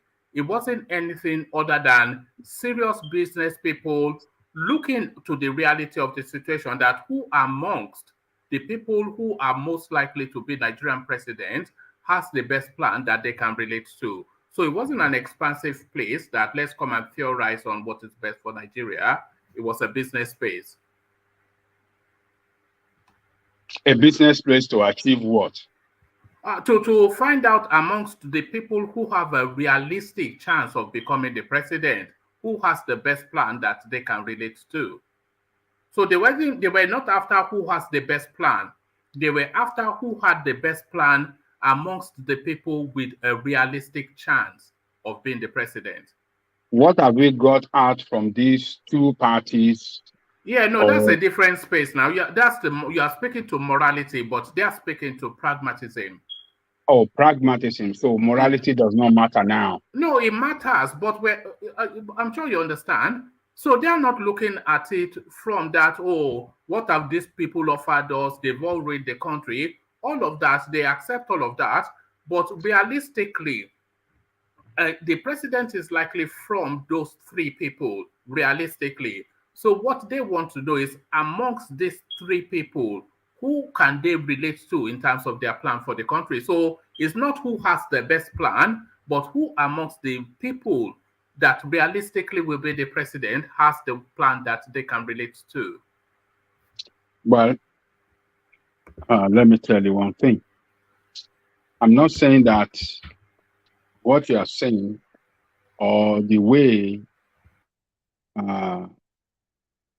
the reason why they limited it to 3, as you are saying it, I'm not saying that it might not be right. But what I'm saying is that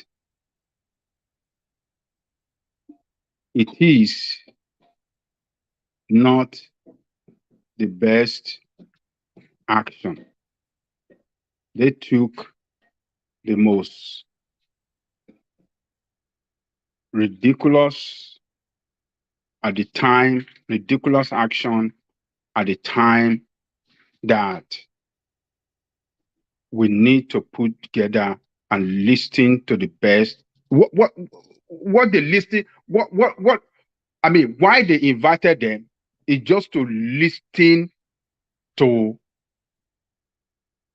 what they have, what is their plan, what is their plan for the country on so many fronts. That is why they are not going to make any input into their electoral sources. They are not making any input. So what stopped them from inviting some few others more to listen to them? The media will do their own. The Chamber of Commerce will do their own. And so it is done. And we don't have a system that promotes the best brain. That is what is killing that country. And that is what they are doing. When you have a country that does not harness the best brain, promote the best brain, you can't have a working country. So they're limiting it to, realistically, as you said, realistically. What effort are they going to put, going to help those those that look realistic to win? Are they going to add anything to their electoral value? No, they are not going to add anything to their electoral value. There is just, as a Chamber of Commerce, is just to hear from them what plan do they have for the country. They want investors to listen to them. They want people to listen to them. And why not Adebayo and the rest and Showore? Why not there? It is, well, that is what they want to do. That is the way it is done. That's good luck. Nothing we can do. But we won't stop. We won't stop. Calling them out for their action. This is wrong, and this is clearly shows that they are trying to manipulate the system again against the people, and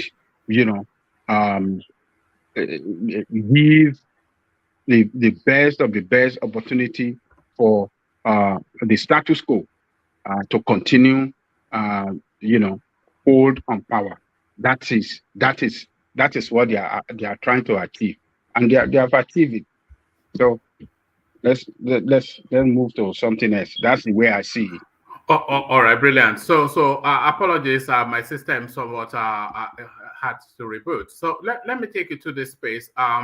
23 million Nigerians lost their jobs under Buhari. This is article speaking at that same conference that you were talking about just now.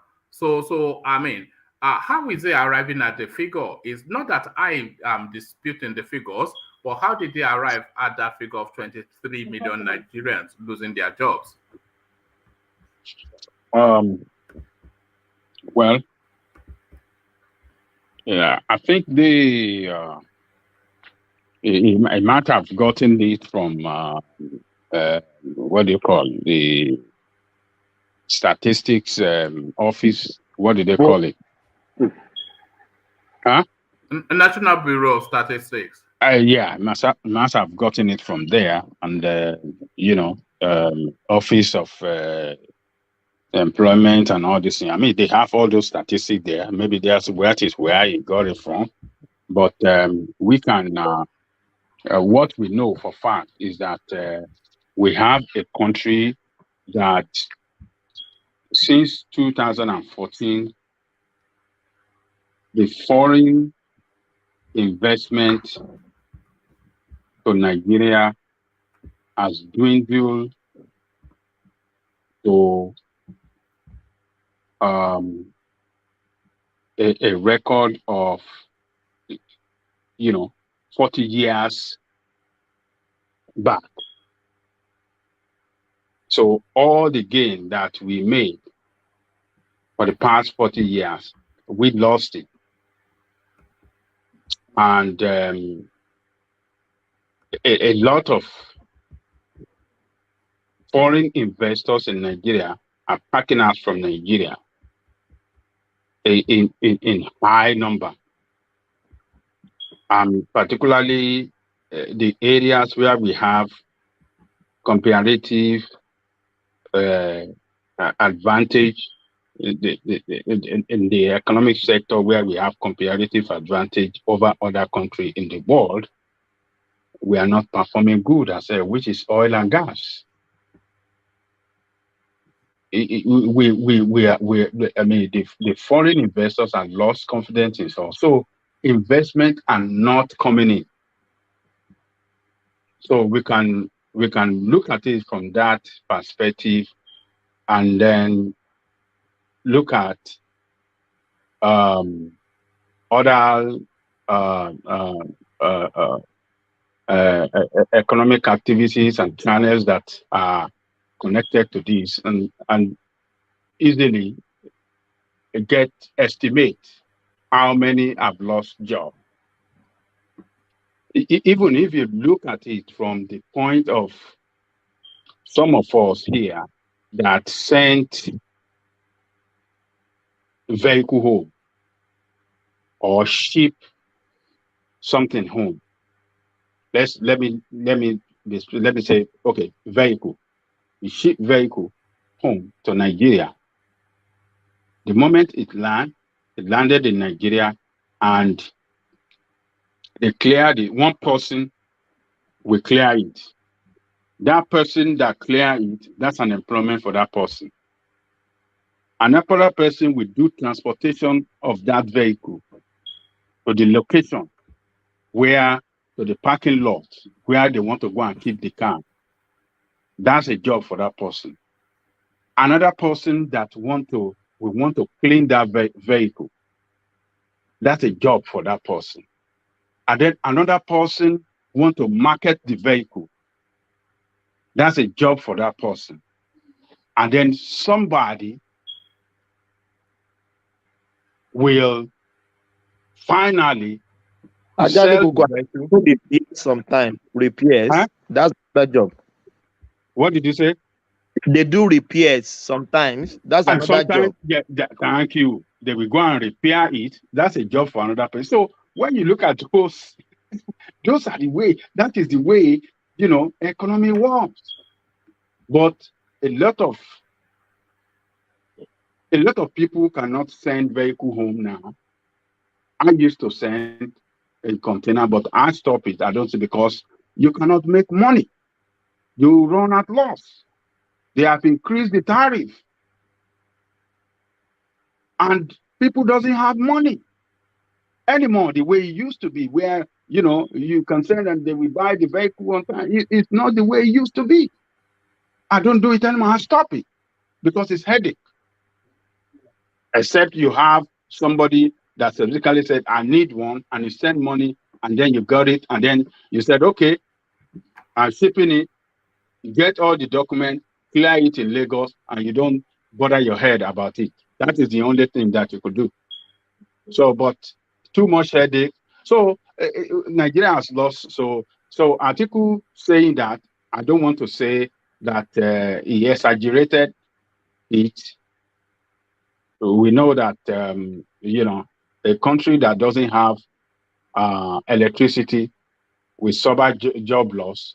Even big companies, big bank, they have cut down their hours of operation, and that could cost some job for some of the bankers, some people that work in the banks. It could cost them their job. The system managers, the people that handle the operation of their internet and all these things, all these people are leaving Nigeria because it's like they are working for loss now. When they work in Nigeria and they get paid in Nigeria, they cannot remit their money out of Nigeria.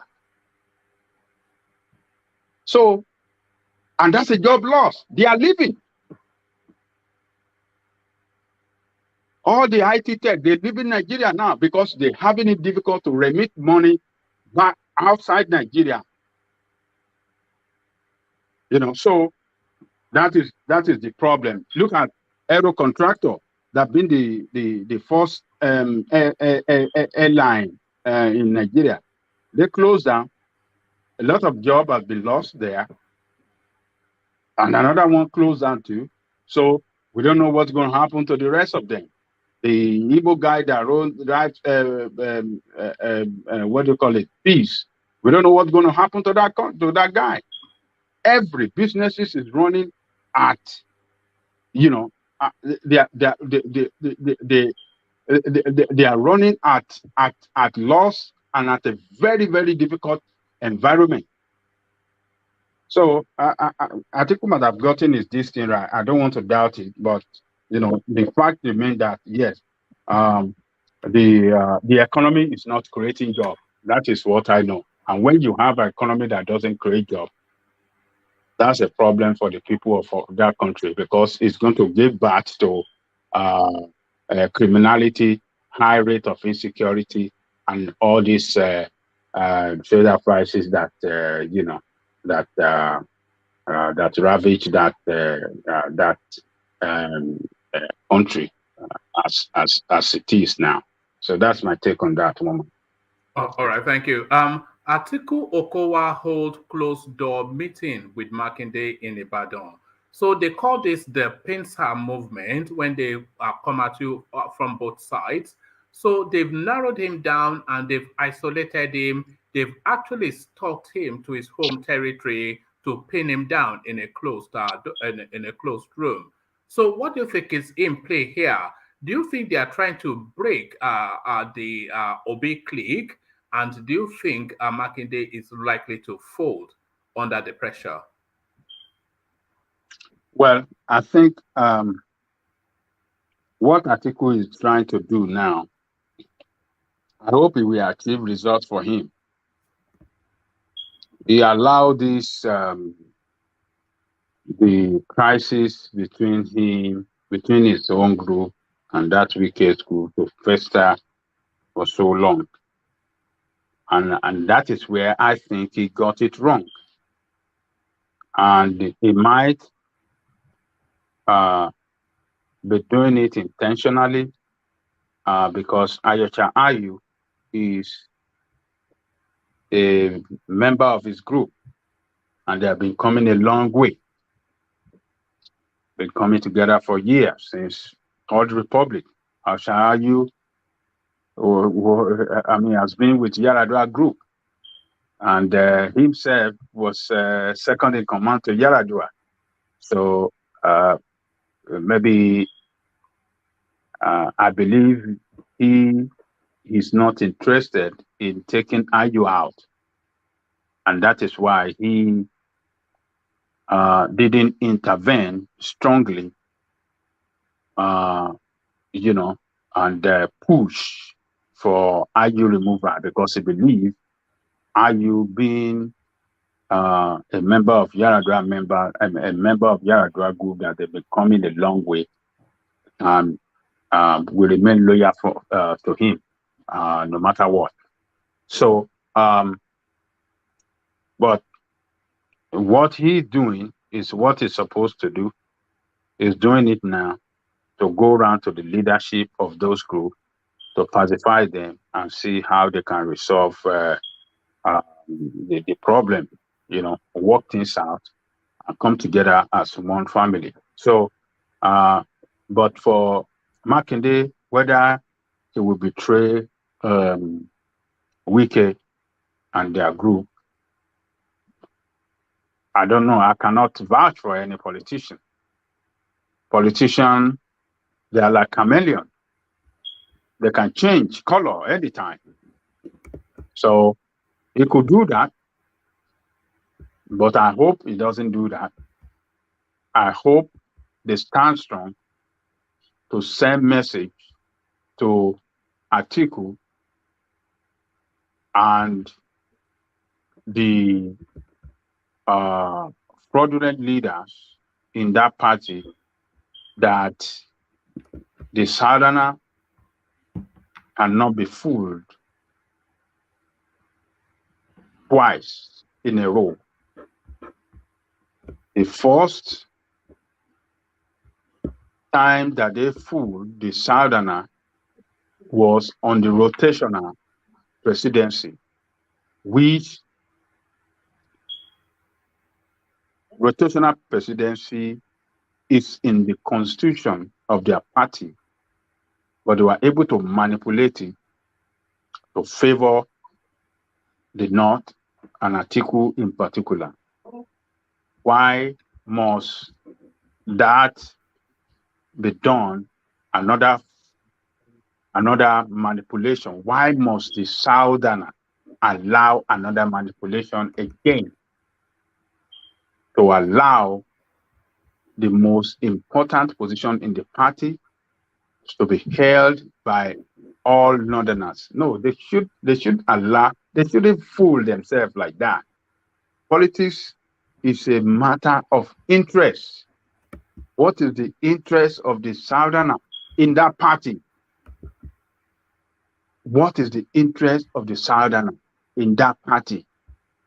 If they have allowed that presidency rotational to come to the South, I believe they will have still retained Obi today.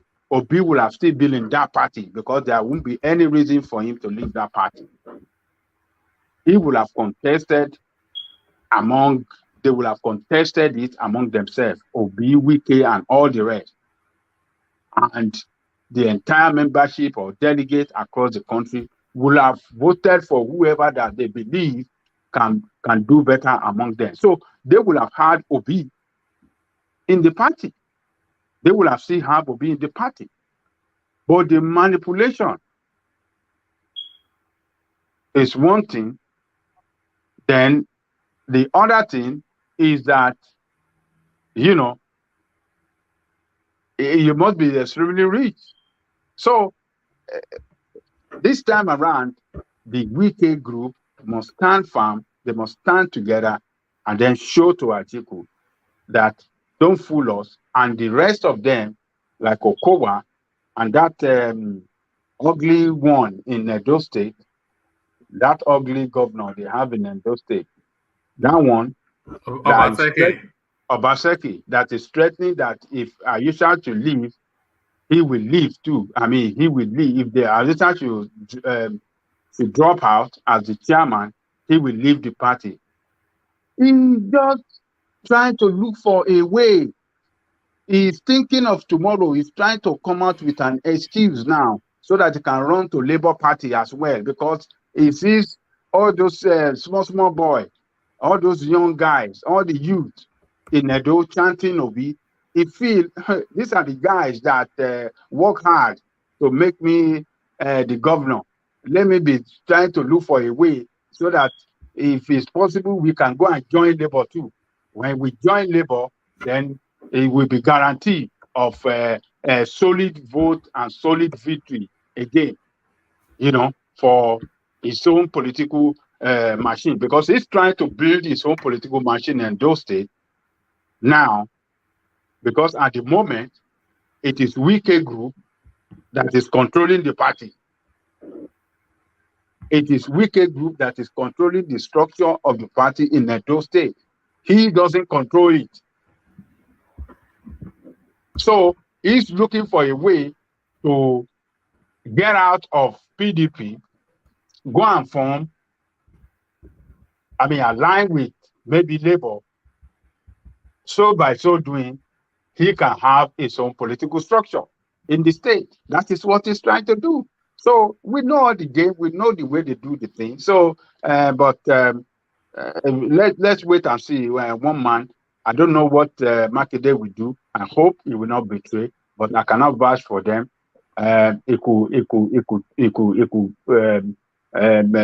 Tomorrow start chanting Atiku, and Wike will be crying like a baby looking for biscuit.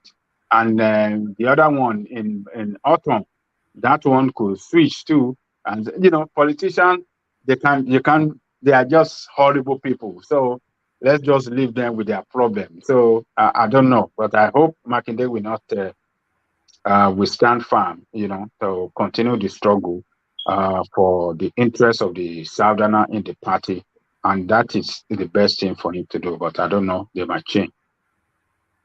All right, brilliant. All right, thank you, Ajay Coco. So we've come up to the 6-hour mark. So we seek to start to round off. But before we round off, quick commentary, Ajay Coco, on the Kenyan backlash against Nigerian men.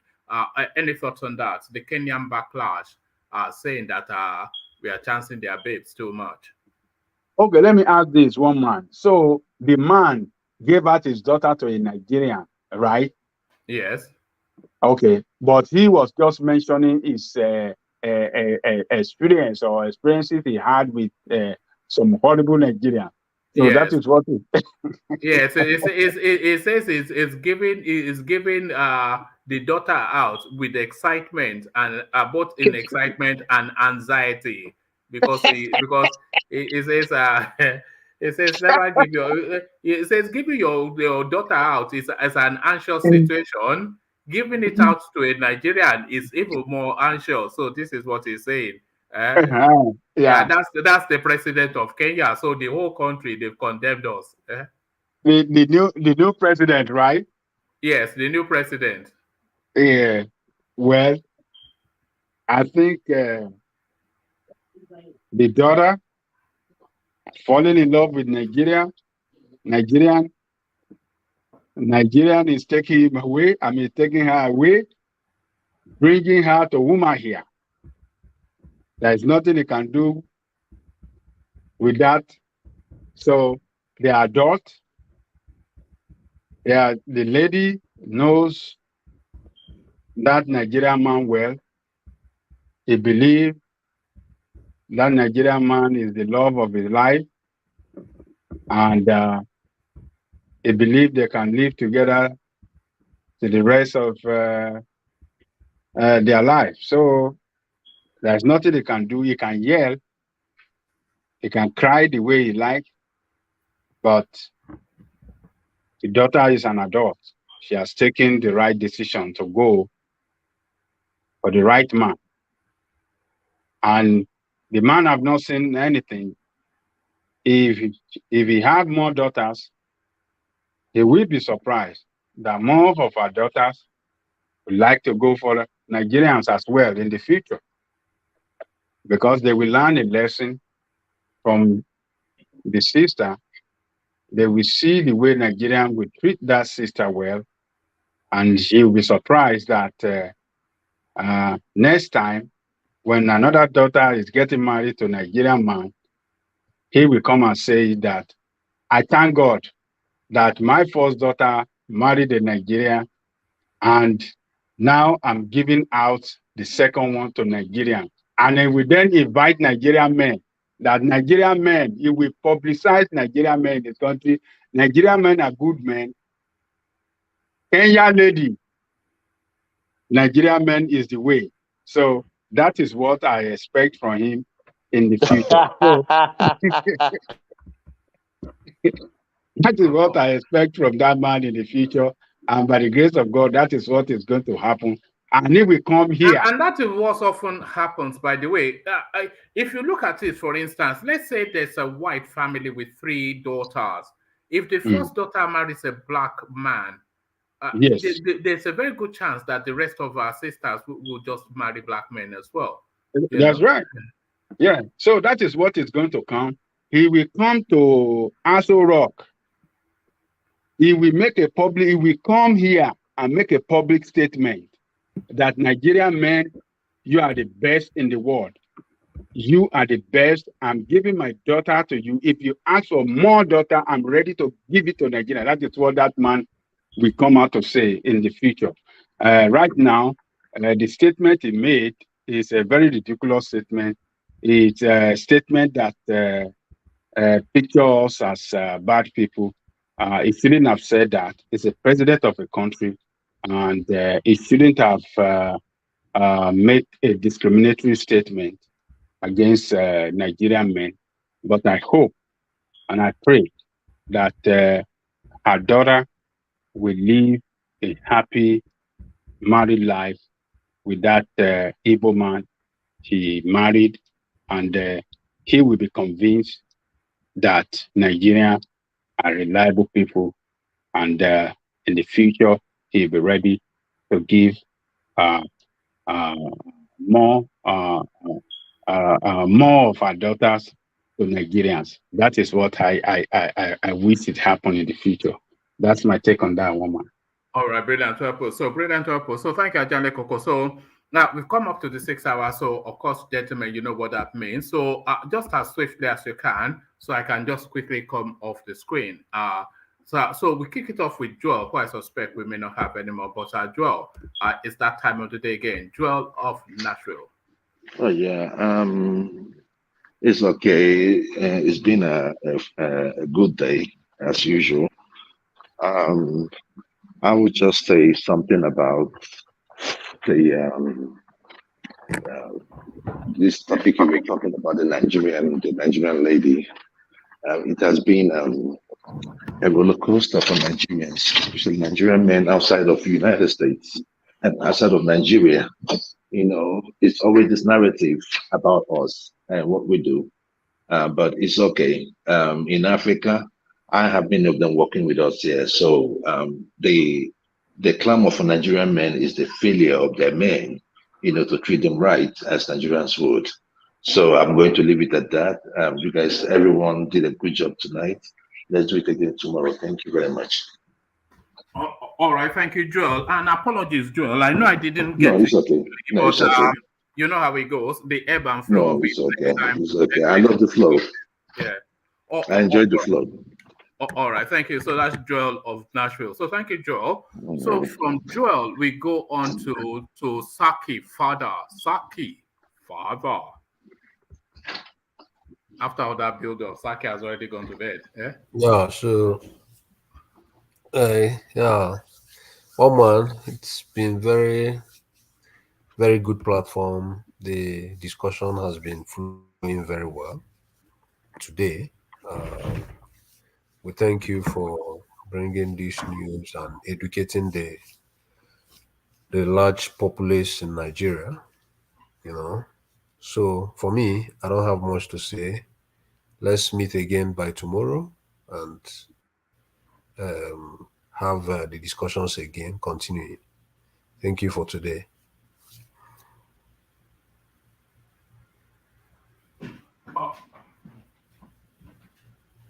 All right. Thank you, Saki. So thank you, Saki. So we go on from Saki Father to Thomas in Australia. Thomas, closing remarks. Oh, thank you, one man. It has been a good session. Very good and very calm session today. I like it. I will say this, Nigeria, you have the choice to choose from anyone you love to vote for. But I would like you to vote right and open your face or shine your face this time around. All the existing politicians for now, they are not fit for purpose. So try to vote for the new Nigeria, the new candidates that you know that can do the job. I trust. I have listened to this guy, Adewale. The guy has something to offer. Try to associate yourself from all these existing politicians. Maybe Atiku, maybe Peter Obi, maybe Tinubu, Jagaban himself. Try to isolate yourself from them. To set the record straight, I am not Tinubu fan. I will never be one. I could remember the last time we were speaking, we are talking of Yoruba. I said, I will vote any Yoruba man. I'm not especially talking about Tinubu. I will never vote for Tinubu because he's still the existing criminal that we are trying to run away from. So why will I vote for Tinubu? Tinubu that is rotting. Is a corrupt politician, as every one of them, Peter Obi, Kwakwanzo, Atiku, any one of them, they are rotting. If you want new Nigeria, you have to go away from these existing politicians. PDP, APC, Labour Party, Kwakwaso, NNPP, you have to go away from them. They create the problem. They can't solve the problem. If they create the problem, they can't solve the problem. These politicians have been running eta sketa, ruling us, not serving us. over 2 decades now, 21 going to 22 years since 99. We haven't get any dividends of democracy from these people. So why would you want me to go back to the same existing politician? No. I will vote for new candidates anytime, any day, anytime. Thank you, woman. May God bless you. God bless the Federal Republic of Nigeria. Thank you, woman. Thank you for having me. Thank you. All right. Thank you, Thomas. So thank you, Thomas. So let's go on from Thomas to the progressives, who I suspect we may not have anymore. The progressives, are you there? All right. Thank you, the progressives. So from the progressives to Des, did Des survive? Des, are you there? All right, another one bites the dust. But the man that always sees it through, it never falters, the mighty one, you know what's coming, the king of boys, Ajanle Koko, the closing remark. Thank you, woman. Let me thank everybody that came on the platform this evening. You have done well. Come back tomorrow and let's have another round with woman. Well, Nigeria is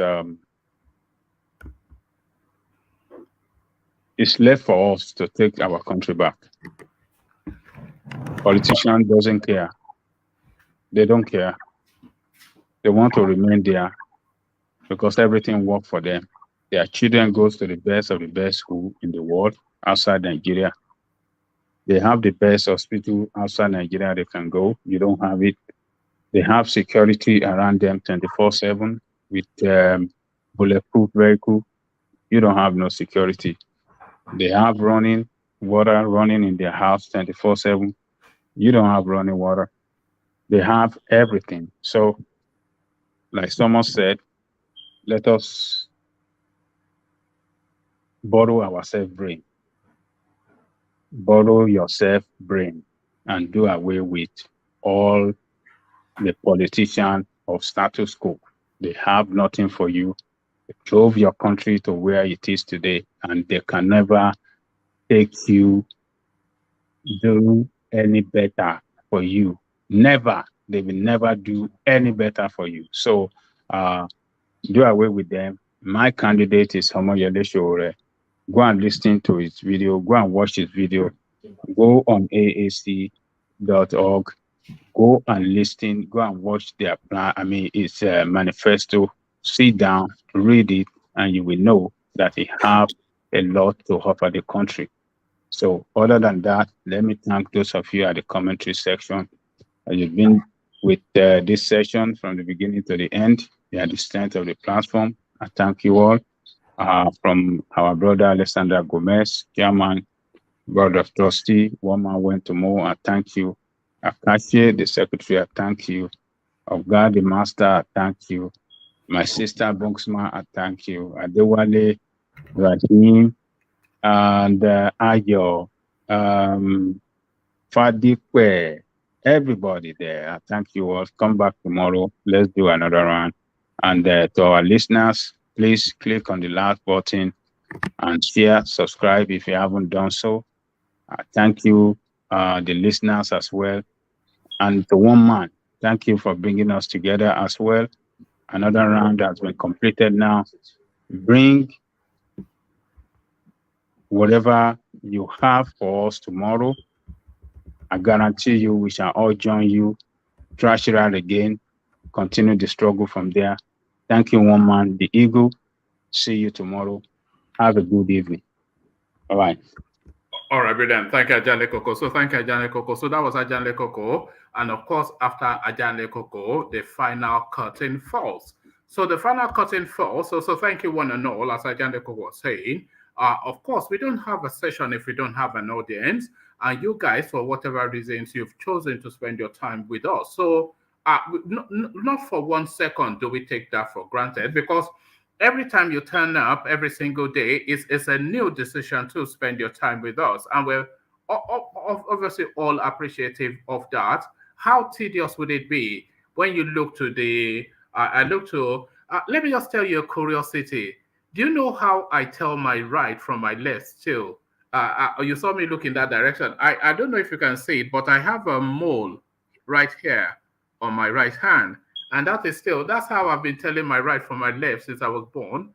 And that is still how I tell my right from my left. So I was going to say that how boring would it be if I looked to the right and I did not see you guys are having your banter in the comment section and me trying to join in where I can. So it's a whole wrap up of everything. The comment section intermixing with the on-screen space to produce this unique experience that we all seem to delight in. And I certainly delighted in it. And it is only really for your company. If it wasn't for all of the characters in the comment section, Alexander Akashi, who's just is a super brain. You know, because you are saying something and he picks it up immediately and is able to, and you're looking for something, you are trying to find a word or a person and it's there immediately in the comment. It's just a very sharp wit. It's just, if we pride ourselves in Nigeria, then the pride is from people like Alexander Akashi. So a real good example of a young Nigerian on the up. So a young Nigerian on the up. The elegant Bunks more, you know, just everybody, Jafar, you know, and his you know, his contractor with a rational mind. I think they just, you know, they just come to poke at each other. So when one says right, the other one says left, just to be contrarian. So all these little, so it's just so many names and so many characters, all big, all to the quality that we're after here, all high functioning people. So that is the gathering, and the diet, the menu will be served up again tomorrow. So we'll be here, and please don't forget, as you look on your screen, you say it's inviting you to like, share, and subscribe. So if you do exactly that, then that will be your contribution to the platform. So you like, and if you're not subscribed already, you subscribe. And then if you want to copy the hyperlink and share it in your social spaces, then feel free to do that as well. So that will be your contribution to the session. So I'll leave it there. Carry conversation, I'll be doing comment section over here. I say, peace.